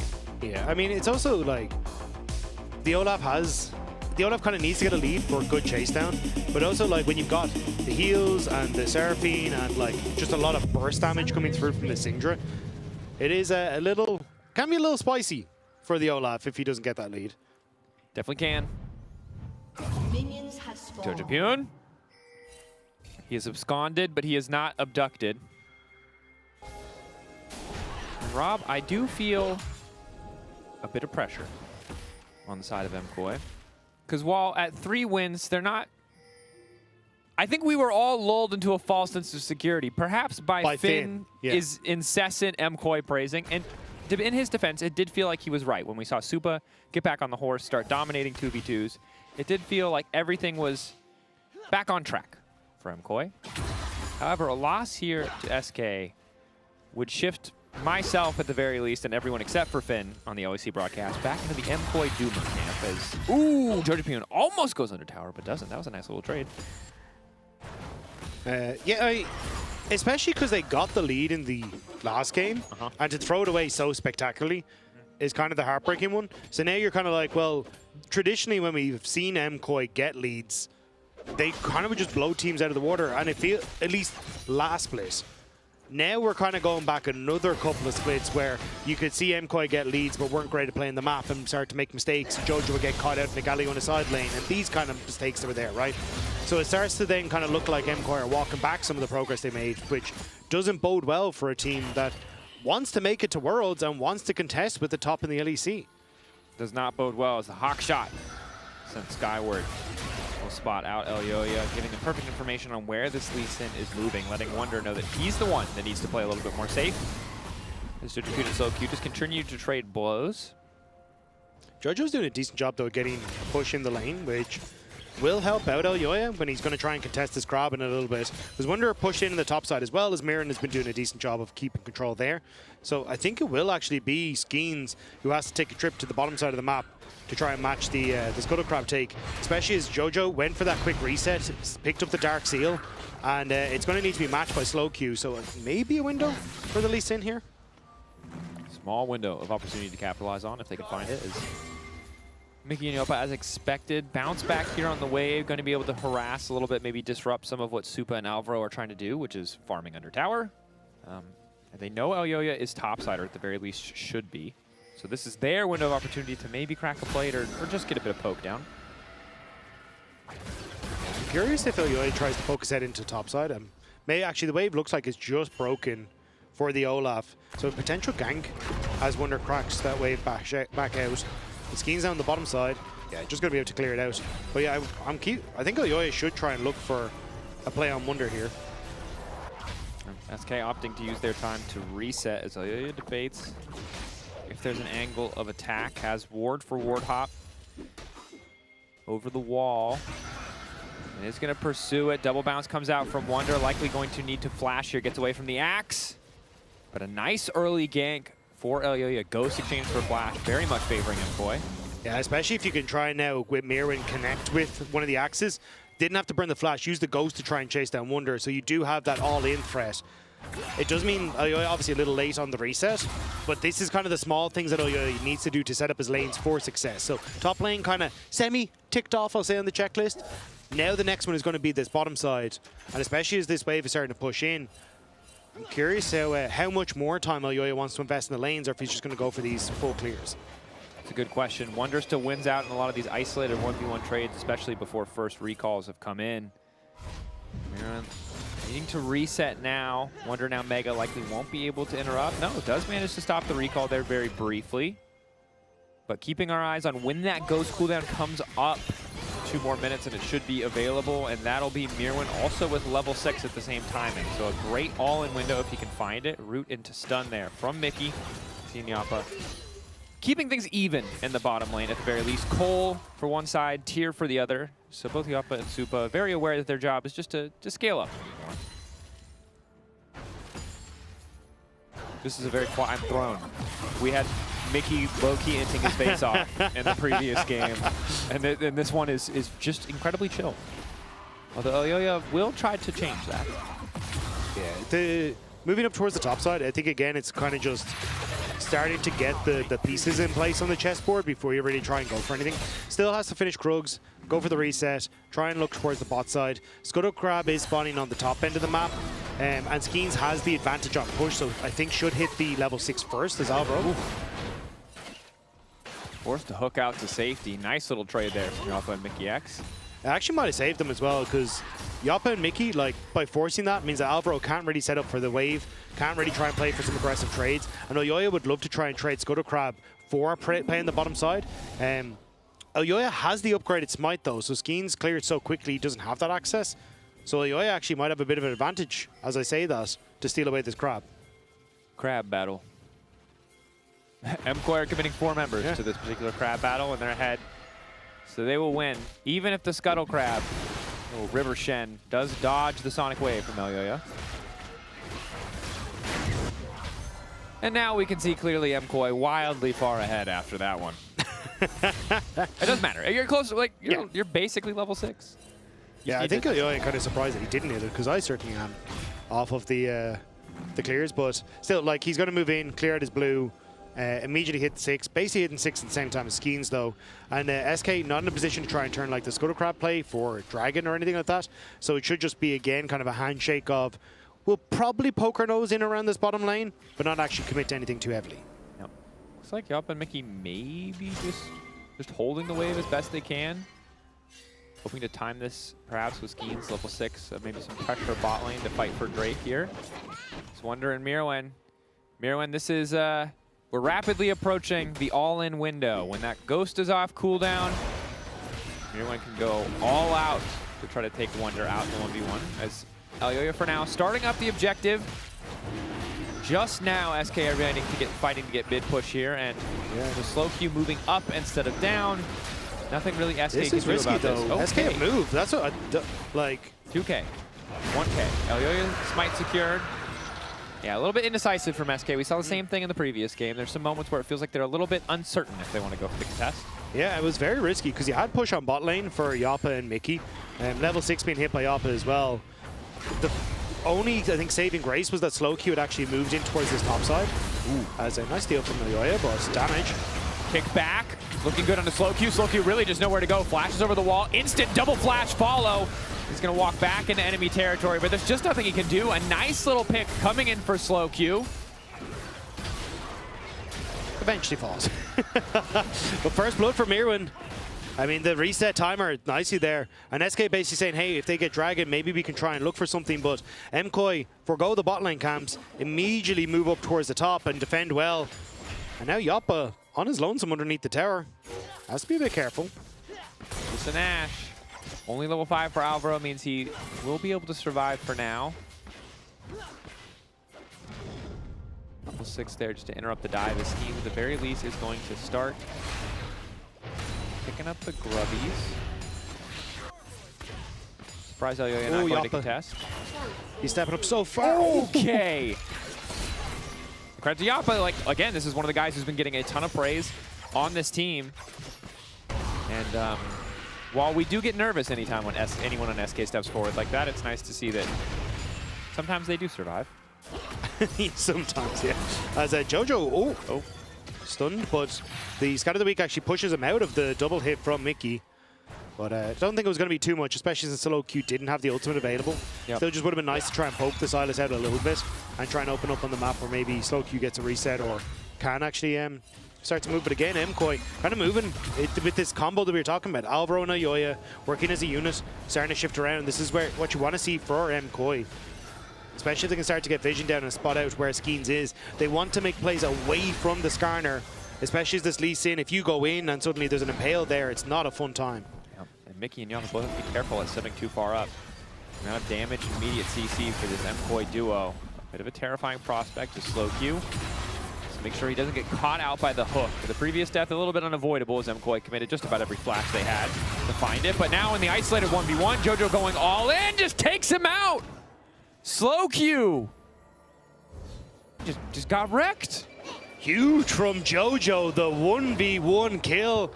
Alvaro basically a spectator to that one. And I doubted the matchup, but Jojo playing this Sylas incredibly well and making slow Q hurt. Yeah, and this is one of the struggles of the matchup is the Sylas base damages are pretty solid. So just has a bit of MR to mitigate any chance that slow Q has about trading. The Kingslayer keeping him topped up as now we see an all-in the top lane. Mirwin, no flash, no ulti, no rage for Wonder, but he doesn't want to risk it because he doesn't know where Elyoya is, and there's furious pings indicating that he could be coming to the top side. Yeah, no ward as well. Was already put into the bush, so wasn't able to just kind of hit on to Mirwin as he went in towards the alcove. Still though, I think nice job from Wonder, right? Getting the ultimate out from Mirwin means that all-in pressure not going to be there for at least well, I was going to say for a minute or so, but that is a very quick cooldown of the ultimate for the Olaf. Yep. So you know what?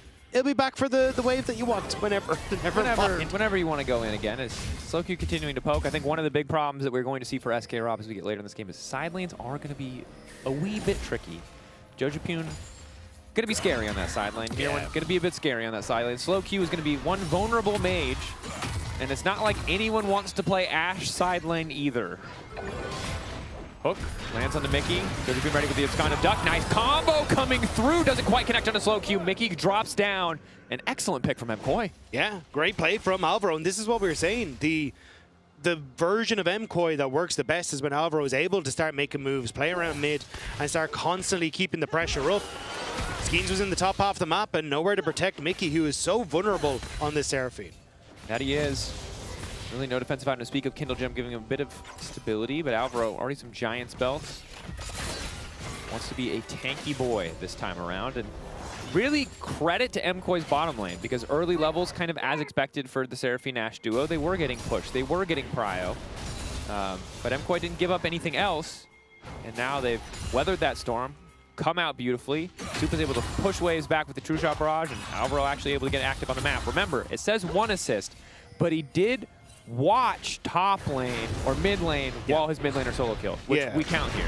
Which is like the 1.1, but round down to. Yes. We're a round down sort of league here. Is Yappa going to be in trouble? Supa landing a good bit of damage. Arrow connecting onto Supa. Some sidesteps are decent, but Elyoya moving in. Quick flash out from Yappa. Keeps him standing. Elyoya tries to get tricky with it. Does use his flash, but Yappa holding onto his for quite some time. 1 minion away from finishing the Cole, where the gold would be in his favor, but is forced to recall and pick up the Yuntal. Nice cleanse from Supa to keep up the DPS as well, especially with the rest of MKoi in the vicinity. Knew that they could force SK back. So again, MKoi, solid, strong early game. This one, way more consistent though. Not giving anything really across the map, playing through their strengths. And SK are struggling to make this composition work. That they are, Rob. I understand the power of the Ashe Seraphine, but lacking that playmaking. Both Skeens and Mickey, hard for them to kick things off by themselves. We haven't seen them link up. Look at the power of the J4. Are MKoi just collapsing on top lane though? Well, they're getting some plates, but they do lose the... Last time we saw a game like this, Rob, it was last game. And SK won that game, so I don't know how critical to be. But it's the second game in a row where we're seeing SK kind of just trade down. Yeah. I'd like to see Skeens get a little bit more involved in things, because it does feel like he's kind of just full clearing, but yeah. DP in, Yappa gonna be in trouble. Skeens is now involved in things. Ulti, double suppression. Yappa doesn't have damage to kill any of these people, and now it looks like Skeens is going to drop down. Slow Q waiting over the wall. Nice scatter, but that Olaf is immune to CZ. Wonder on the side. Bounce House bringing down Mirwin. Yappa now allowed to unleash with a Hunter's Focus. But not nearly enough damage. Backstep on the hook is good. Now Yappa can finally step up and get active, but Jojapune is still there, right up in his face. Finding the kill. Wonder running for his life. MKoi slaughtering SK in the fight. Wonder, oh, he super gets him. Sidestep, double bounce, red buff. Not quite. Wonder able to escape, but that was close to being a delayed ace for MKoi on the play. MKoi immediately jumping on towards his top side. And we talked about the potential for the collapse. Yappa and Mickey staying around too long. Elyoya is in the area. You already had Jojo on the move, and with the TP way quicker from the Olaf. And the Impale is basically getting nothing. Like, Yappa can't really turn in towards the fight. They get one, but it's as Skeens flashes away, Wonder only connecting onto one here because of a nice backstep from Jojo. And it's a kick from Oyoya to follow up here that's really nice. Kicks Wonder into slow Q, which enables Super then with the arcane shift forward to finish off one. Wonder's just trying to run for the hills because he knows if he sticks around any longer, he's going to fall as well. Nice kick. Agreed. Nice kick. You call it out. Jojapune agrees with you. SK getting dunked on. Yopa now in trouble. Nowhere to go. Another kick connecting. Oyoya is nasty with it. And SK going to try to get one kill back. Another tower shot connects, but a quick ward hop out from Oyoya. Things are rapidly going from bad to worse. So Slow Q now in trouble. Kingslayer not doing too much damage, but Slow Q really just not able to survive on that side lane in isolation. Mickey was trying to block the arcane shots, or the mystic shots even from Supa, but the sonic wave from the other side was what caught Yop out. Oyoya now moving up over towards this Rift Herald, and this, like, it's clinical. Like, SK are just falling completely apart, and it's MKoi keeping that rapid pace up. This is what we talked about at the start of this series. Like, SK, when the pace really starts to pick up, oftentimes start to fall behind, and this is a great example of it. Alvaro goes in here for the play. The mystic shots are blocked by Mickey, but it's Oyoya over the wall that that SK aren't expecting. They're able to catch out Supa, and Oyoya using that mobility to escape. Yeah, and this is the kind of lead that's just so difficult to, or kind of deficit it's so hard to come back from, right? Wonder falling further and further behind in a matchup where he's really going to struggle anyway. Oyoya ahead on this big playmaker. Skeens has just not been active. One single kill, yeah, he has 100% kill participation, but 48 on the hard seal? That's maybe 2 procs, I'm guessing? 2 procs. Like, this is a composition that SK just haven't done anything. They've just been falling behind, losing. And it's not like you don't have tools, right? You've got like double incredible utility on your ults on the bot lane, the ability to come over multiple walls to attack some of these players, especially like Alvaro and the Nautilus if he's overextended. But Jojo hard winning in mid really shut down the ability for Slow Q to make much of those plays. They haven't really been in position for Dragons or to look for any sort of cross maps, and it's been Mickey who's actually been isolated on the plays that ends up giving some of these kills towards Alvaro in the early stages as well. So there just isn't that link up in between the jungle and support, and the Nautilus value is sky high. Arrow though, gonna get dodged away from. Tough. Gotta fish, gotta look for it, but Yapa won't connect now. I mean, it's difficult because you look at what SK prioritized in the draft. Their first 3 picks, Syndra, Ashe, Seraphine, all kind of useless. Frustrating. And Syndra, justifying Syndra as a power pick, you don't need to justify it to me. It's a very strong champion. It could do so much work, but Slow Q falling behind in the 1v1 has cost them so dearly. And Yapa and Mickey not being able to find good angles has been bad for them as well. Empowered Blast Cone. That's going to be Alti picked up. Alti traded back. They're just charming each other, but Mickey's in trouble. Nowhere to go. I mean, Syndra's in trouble as well. MKoi are here. SK going to be forced to back away. They don't even care about the dragon. They want the tier 2. Fully focused as a red buff is being stolen right now from Mirwin. MKoi really doing whatever they would like in this exchange. Wave slowly being cleared by the side of SK. Jojapune dashing forward, does not connect on the abduct. Mount up though means he's caught in the midst of the team. Ulti there now, responded by Alvaro. Skeens continuing to barrel forward. Wonder off on the side. Rage stacked, but there's a Dragon's Rage ready to go for Oyoya. He can just kick him right out and into one more. Slow Q using a bit of HP. Shift backwards. SK get nothing. And Olaf is in the mid lane. He's going to get some turret plates as well. So MKoi got the tower. They're going to get even more for the Olaf, plus the red buff, plus probably Dragon after this as well. And it all starts with Jojo just spotting out Mickey. Like, knew that ward was there, just didn't expect the Silas to be after it. And Slow Q just doesn't do damage to Jojo anymore. Jojo's so tanky, there is 0 that he can do. And MKoi, Arcane shifting into positions to just completely force the play. And yeah, SK, there's nothing they can do. This game's over for them. This game is over. 6,000 gold lead for MKoi. Now, we said those words in the previous game. It was when Supa had that 3K gold lead. But in his defense, it's a lot harder to play out Kalista in that previous game than it is for MKoi to play out well. They're almost 2,000 gold lead in bot lane, 1.5K mid, 1,000 in jungle, 1,000 in top lane. Hell, even Alvaro, 600 additional gold. Yeah, back on track, I think many MKoi fans would say. A bit of an oopsie in that first game. A testament to what SK can do at their best. But it feels a little A little rude to say that was the best from SK. Great team fight, but the rest of the game was a little ropey from SK. I stand by my statement, Rob. Okay, fair. I think history. I think I will be remembered on the right side of the SK history with that statement, Rob. But we'll see. Maybe this is the beginning of another miraculous comeback. However, it's hard to see. So if they're at SK by time, scale, get items, that is a story. It's a story we tell a lot when teams are falling behind. And on the side of MKOI, well, you're at 3 out of 4 Drakes. You have a Silas and an Olaf who would be getting this Chemtech, which is foul. 2 of the best champions in the game with Chemtech getting Chemtech. Pretty gross. Especially because JoJo's gotten this like tankier build, not the Rod of Ages obviously, but the Bloodletter's Curse turned him into essentially an AP, more of an AP bruiser, like with more health than traditional side spells that we see. And you get like, slow Q doesn't hurt him at all.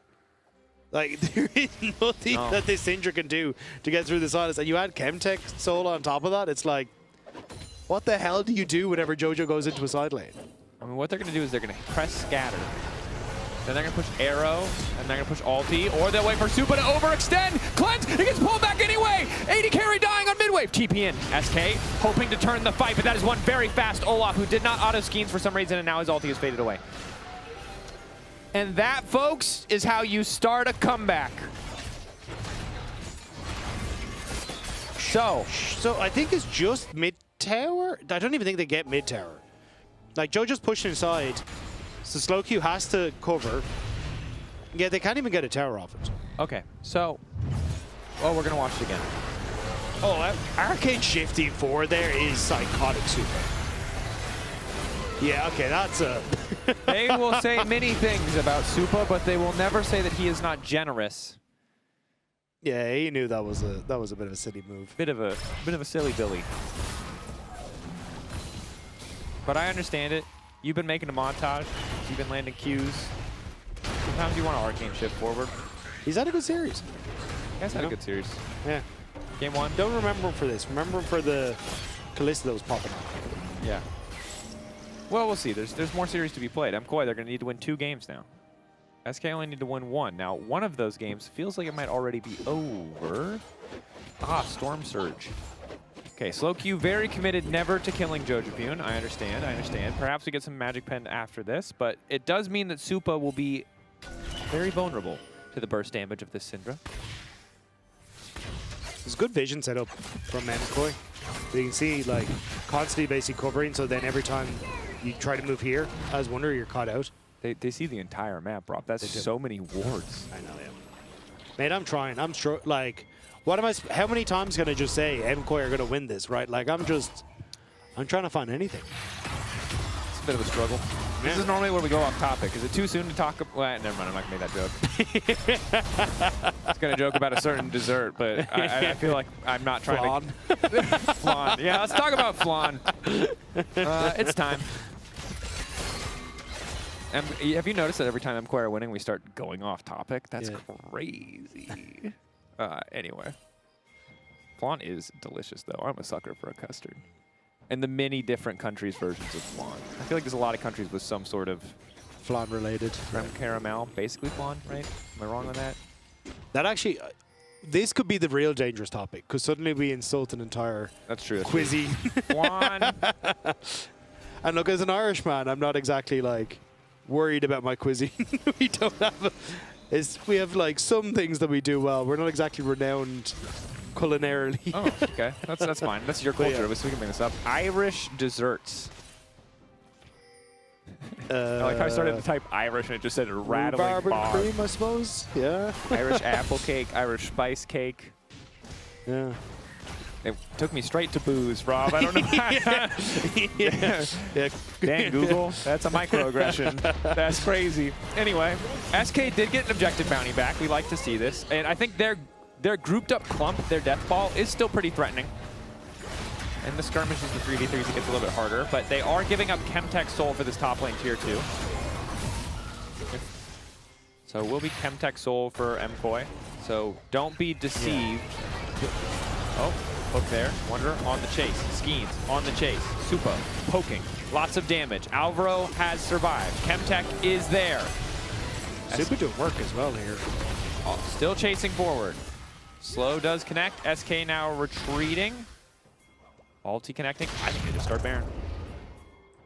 Nope. I don't know if they have the health bar first. Yeah. So I think they actually. Oh wait, Supa. Oh, Supa. SK praying. Praying that Supa goes too far. He does. That's 2 times in a row. That's rough. Chemtech Soul is secured, and it should have just cost the tower, but instead, Jojo? now SK trying to up the pace of the game, running forward. Abscond already used by Jojo Pune. They just have to wait for the abduct to expire. No!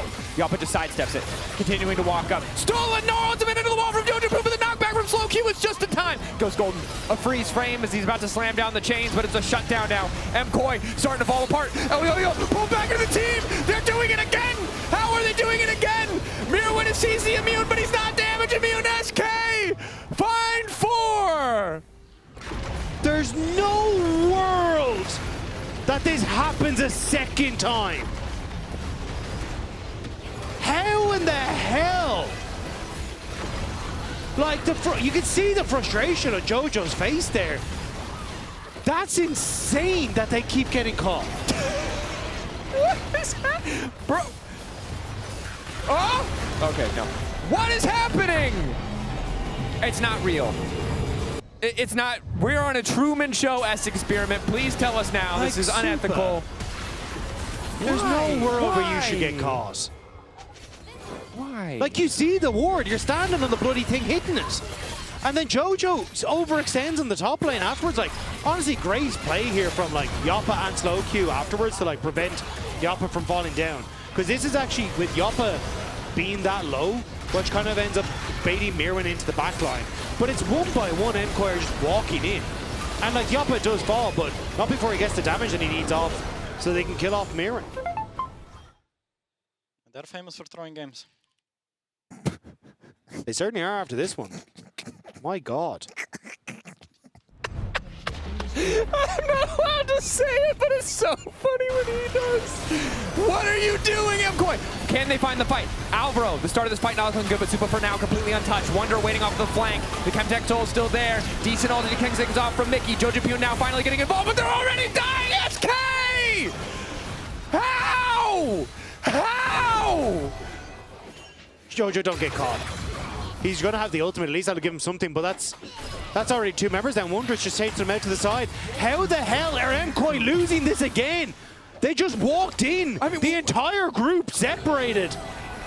Bro, we said at the start of the game they're super short range. They need to get a snowball, and they did get the snowball. The snowball was massive.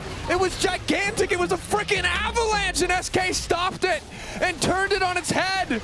Now they're marching down the mid lane, breaking open the inhibitor line. I thought I was flabbergasted in game 1, but we need a stronger word, weird Oxford English people, to describe the amount of surprise, shock. I have a different F word that we could describe this game. Because Jesus Christ. Yeah. Like, Alvaro gets caught, and everyone just, like, leaves it. Like, Mirwin doesn't want to go in. You've got, like, Supa stunned on the backline. Jojo isn't here. Like, they are completely caught. Even, like, Elio, what was the hope there? Like, you go in and it's straight into the Skarner. Even if you get the kick, there's no people dying. At any point in that fight, was there a threat? Oh, wow. I do not have a hard time not swearing in my job, but this game is really putting the pressure on. It's really tricky. I want you to remember back to like 10 minutes ago, dear audience, when we were talking about how like Chemtech Soul, oh my God, unlosable. We started talking about Irish desserts. Oh, Arrow. Okay. Close. Tier 2 about to fall. SK back on track. Slow Q, knocked back. Decent poke to kick things off. Goes Golden to interrupt. Ulti now coming in. Mickey in trouble. Jojo Pune off on the flank. Stolen Seraphine ultimate is good. Elio into the midst of the team. SK taken down in the blink of an eye. MKoi turning it back. Abscond. Abduct. Double kill for Wonder. Not enough to stop the tide of MKoi. But a mid lane inhibitor is exposed. There's a control ward there getting furiously pinged as well. Wonder at least makes his way out of the fight, but MKoi fight back. Bring it back a little bit. A hero award from MKoi. There was a pink in the brush, but you see it just doesn't quite get spotted out at the top of just here in the top left corner.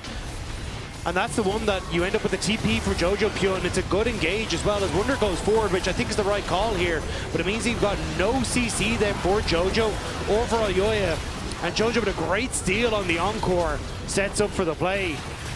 MKoi finding what should have been the last couple of fights in this one. This is such a scrappy game. But this is the only way they win fights is getting these flanks. So let's see if they can do it again, because it's 20 seconds now until this Elder Dragon. No flash on Supa.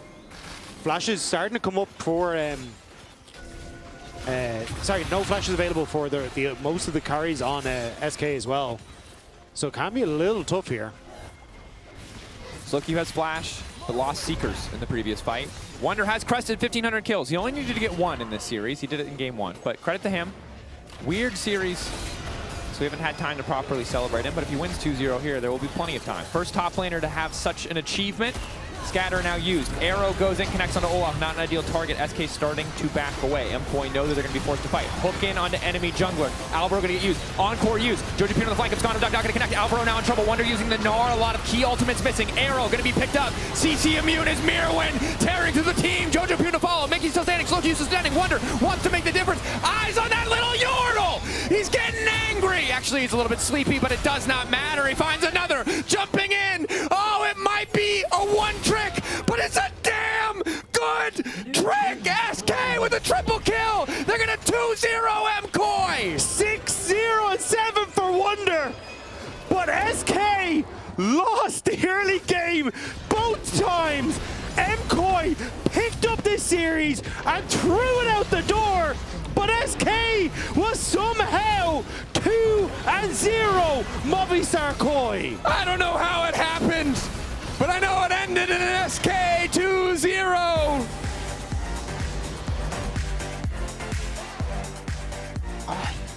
How did he get here? How did he get here? I think, can we just replay that Yappa quote? That's what I just want. Again. Words. I can't think of any, but luckily production has put some in the prompter. Vote for your Keo player of the series, Wonder Skeens or Mickey X. What? Well, they're still in the playoffs race, I guess.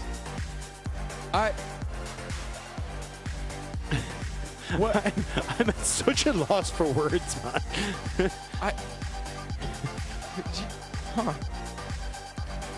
Well, so SK go to 3 and 5, matching Movistar Koi at 3 and 5. I don't.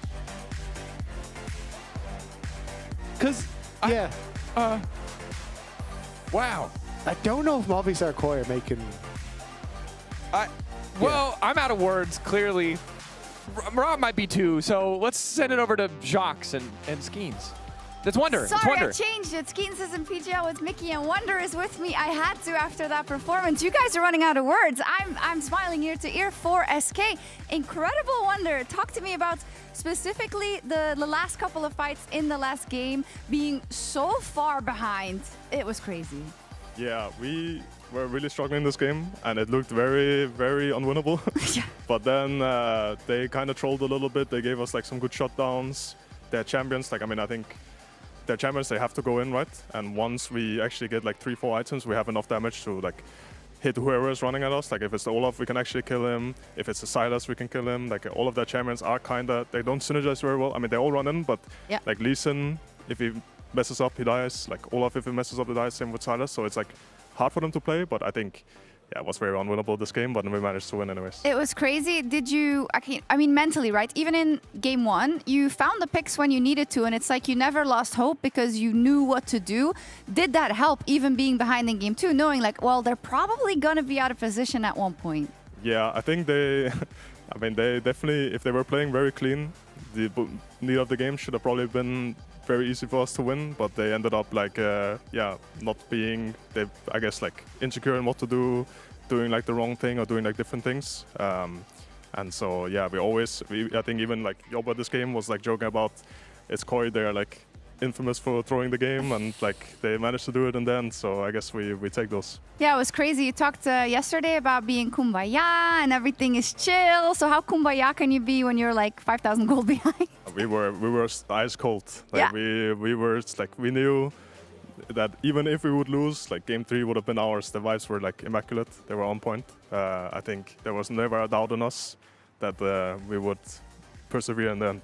Yeah, we saw it. But you guys have been inconsistent, Wonder, because I'll see you play like this today and then int it tomorrow. So tell me about how are you going to make it more consistent so that maybe we see SK in playoffs? Yeah, I mean, it's a hard road ahead of us. Yeah. I think it's K-Corp basically, and they're undefeated. So, I mean, if we play like today, I think our early games and just like how we played in general, I think it's going to be very hard against K-Corp. Like, they will for sure be able to close out a game like this. And if we play like we did against Heretics, it will also be very hard because I think every single objective we went into, we were kind of like very lost. Yeah. So, yeah, I mean, we have 1 week to hopefully pull an upset win against K-Corp, and then I think even then maybe we have a chance, maybe we don't have a chance. So I don't know. We'll just, I guess, take this week as it goes and hopefully make it work. Yeah, never stop believing. And if it's as entertaining as it was now, then it's awesome. I'm going to head over to PGL with Mickey, Skeens, and Finn. I'm going to give you that, if you can give that back to audio. Thank you. Yeah, thank you. Thank you. Yeah, we've been discussing right now. We've been sitting here conversing about how SK came back in the series. And the general consensus seems to be, we don't know. Yeah, we don't know. Wait, you both don't know? Yeah, it was kind of up to them, I guess, to give it to us. And, they were very generous. They were. Appreciate it. I was already thinking about game 3, what we're going to do. So. Yeah, we too, us too actually. But I think we have the replay maybe. I don't know if it's ready because we've been jumping around production. I'm so sorry for the hectic stuff. So we'll do our Euronics play of the day, in fact, where SK sweep MKOI. Skeens, Mickey, talk us through what happens here. Oh, yeah. I guess we found a good pick on Ezreal here when we had no flash. And then I think they just kept running into us 1 by 1. Yeah. Yeah. What happened? Yeah. So it was kind of up to them, yeah, to take these. I don't know what they were up to. A good movement by the Ashe. Skeens, what do you think? I mean, I was just waiting for the Lee Sin, to be honest. Like I saw this guy was dying, so I was like, okay. I see there's a Lee Sin alone, I can go on for him. Yeah. Oof, I thought he was gonna miss. Yeah, but same, by the way. But he didn't flash it, so all I was to run him 1v5. Got my Ashe. I'll play to him. I feel like this was your Euronics play of the day, but it kind of feels like an MKOI misplay. Yeah. I mean, that was definitely an odd one. Wait, this was play of the day? Yeah. Yeah. The whole day. It's been a rough day, okay? Skeens, like, calm down. I don't know okay? if you saw the previous series, but it's been a rough day. Actually, it's for the whole weekend, so here we go. Holy, that's air damage. But Skeens, talk me a little bit through but you obviously had a lot of pressure, right? Because you needed to win at least 1 game, but the whole series, it felt like you guys were on the back foot and you had to make the pick. So how was it from the jungle position trying to save the sinking ship that ended up not sinking? No, I mean, I don't feel like that much pressure to miss. Like, if you win, that's nice. If you don't lose, I mean, if you don't win, like, it's kind of, we are out, so it's kind of whatever, I guess. It's fine. Okay. But yeah, I think the first game, we did well to miss. I think we were playing quite good, and I mean, we were playing fine at least, I would say. And for the second game, I think the draft was really hard in the early game. I don't think we could do much, even I think if we entered a lot. But yeah, we were just waiting for them to lose the game, to be honest. Yeah, talk to me about game 1, Mickey, because your board was quite voracious in the early game. Yeah, voracious, hungry, seeking to devour something. Yes. You were running around the map and looking for plays. Didn't really work out in the beginning, but then you turned it around. Yeah, I was kind of griefing the first 15 minutes, but then I realized that if I just like start the fight with my ult, I think we can just win fights, and that's kind of how we were playing them. It's pretty good when you play Bard and you start the fight with your ult, yeah. But I thought we would just like outpoke them, you know, because like we should have the rage advantage with like Victor, Rumble, Jhin a little bit. But then they also had Jace, so that was a bit difficult. Yeah. So Was it though? Yeah. And then there was one fight where Victor didn't move his ult. That was kind of funny. Oh yeah. Like, you can move your ult, by the way.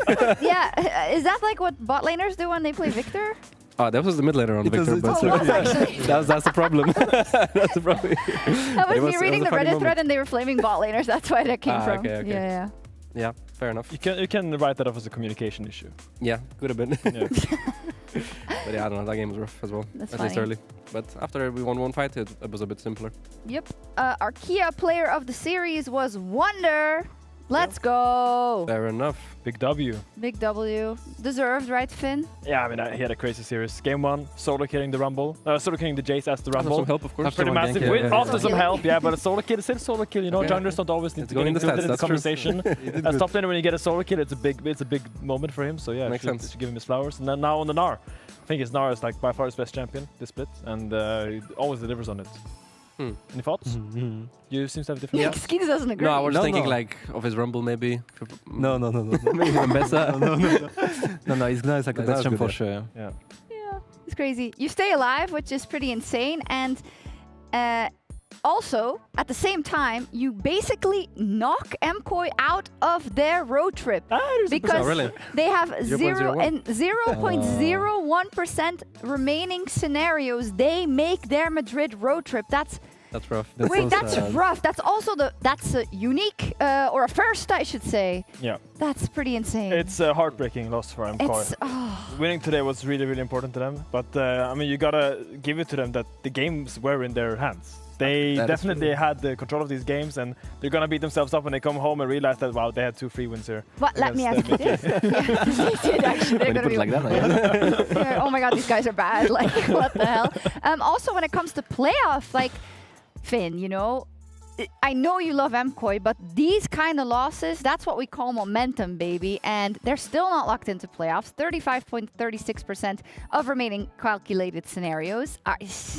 I'm getting scared. It's kind of shows the volatility of our league right now. The fact that I thought they had the easiest schedule going into playoffs, you know, SK and Heretics. I would assume they were favored in those matchups coming into today. Obviously, I was very wrong, Mickey and Skeens. I'm terribly sorry for disrespecting you guys, because you guys really stepped up. That's right. Apology accepted. No problem, but you still only have in 16.54% of remaining scenarios. It's enough, but Skeens, you're playing KC next. So it's basically, it's for all the money. So how do you feel about that matchup? I mean, it will be hard for sure. I think they're the best team in the league at the moment. But I guess we can do it. It's only 2 games. Fnatic is better. Oh yeah, Fnatic was crazy right now. Fnatic was insane. Really? I mean, we have woken the beast apparently when we played against them, and they stomped us. They stomped G2. Now they stomped. Who they stomped? Someone else. Shifters. Shifter. Oh yeah, never mind. But do you think Fnatic might make World? It's possible. They're on an upward trend. Yeah, it would be. I think they can actually make it. Yeah, I think it's only like. Actually, well, it's gonna be between depends on Vitality. Realistically, between like them, Vitality, yeah, and whoever gets in playoffs, we actually have no idea, right? Oh, yeah, crazy. But I mean, they should be the best at the moment. I mean, with G2, KC, Fnatic, I guess at the moment. Also, Kyoho owes me like for a solo queue game, so I think he can break up for the solo queue game. He can give you a game at least. Did he grief you, or did you carry him? No, he griefed. And he was spam pinging. Wait, what did he play? I can't remember. Oh, okay. But I remember him spam pinging in the past. Yeah. It's in the past. Not for me. Not for me, kiddo. Let's take a look at tomorrow's schedule. We have Team Heretics versus GX and Shifters versus KC. And then we have Navi versus Fnatic the day after and GX versus G2.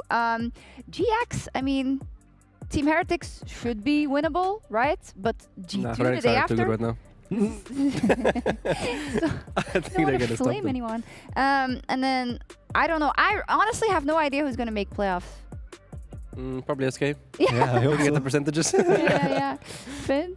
I don't know. I mean, coming into today, I thought MKOI was gonna lock playoffs, but no, probably not. So maybe I don't GX even is think definitely. They could today. I mean, they couldn't lock playoffs, but they can definitely better their position than getting 2-0 by SK. But I think GX now look a little bit more. Looks more doable for them. They're 2-3 right now. They have 3 more games to play. They play G2, KC, and Heretics though. They play all of those bad boys. So yeah.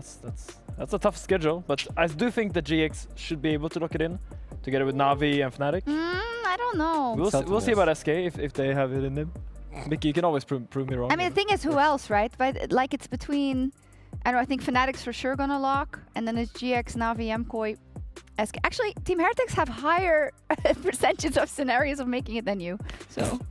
mean, someone say Heretics beat SK recently. Yeah. Someone to say that. And some might say, the rumors are that their Team Heretics is probably the best team right now in Europe. As the word on the street. say that? I don't know. Oh, okay. It's the word on the street. I just hear it. I mean, they look really What good, kind of yeah. streets you go to, Mickey, but I think you gotta change your views a little bit where you go for your walks. It's possible, yeah. That's funny. Okay. Is that it? Anything else to say? Anyone else who griefed you guys in solo queue or? No, Finn gave me a free win. I appreciate it. Did you? You gotta give it to the needy. What were you playing? I mean, I'm not Kled. competing anymore. He needs a win, clearly. So I have to Yeah, I really step appreciate up, it. Yeah. You're still playing Kled? It's the only thing. I'm not a pro player anymore. I can play whatever I want. That's true, you can do I whatever play you a lot of want. Morgana top. It's pretty OP. Sounds really powerful, yeah. Yeah. I'm glad you know. Wonder might whip it out against Casey next Yeah. week. Hopefully. Yeah. Thank you guys so much. This you. this has been really lovely. Fantastic win for SK 2-0 over MKOI, and tomorrow, of course, more action where we'll be back for Team Heretics versus GX at 5 p.m. CEST. Good night.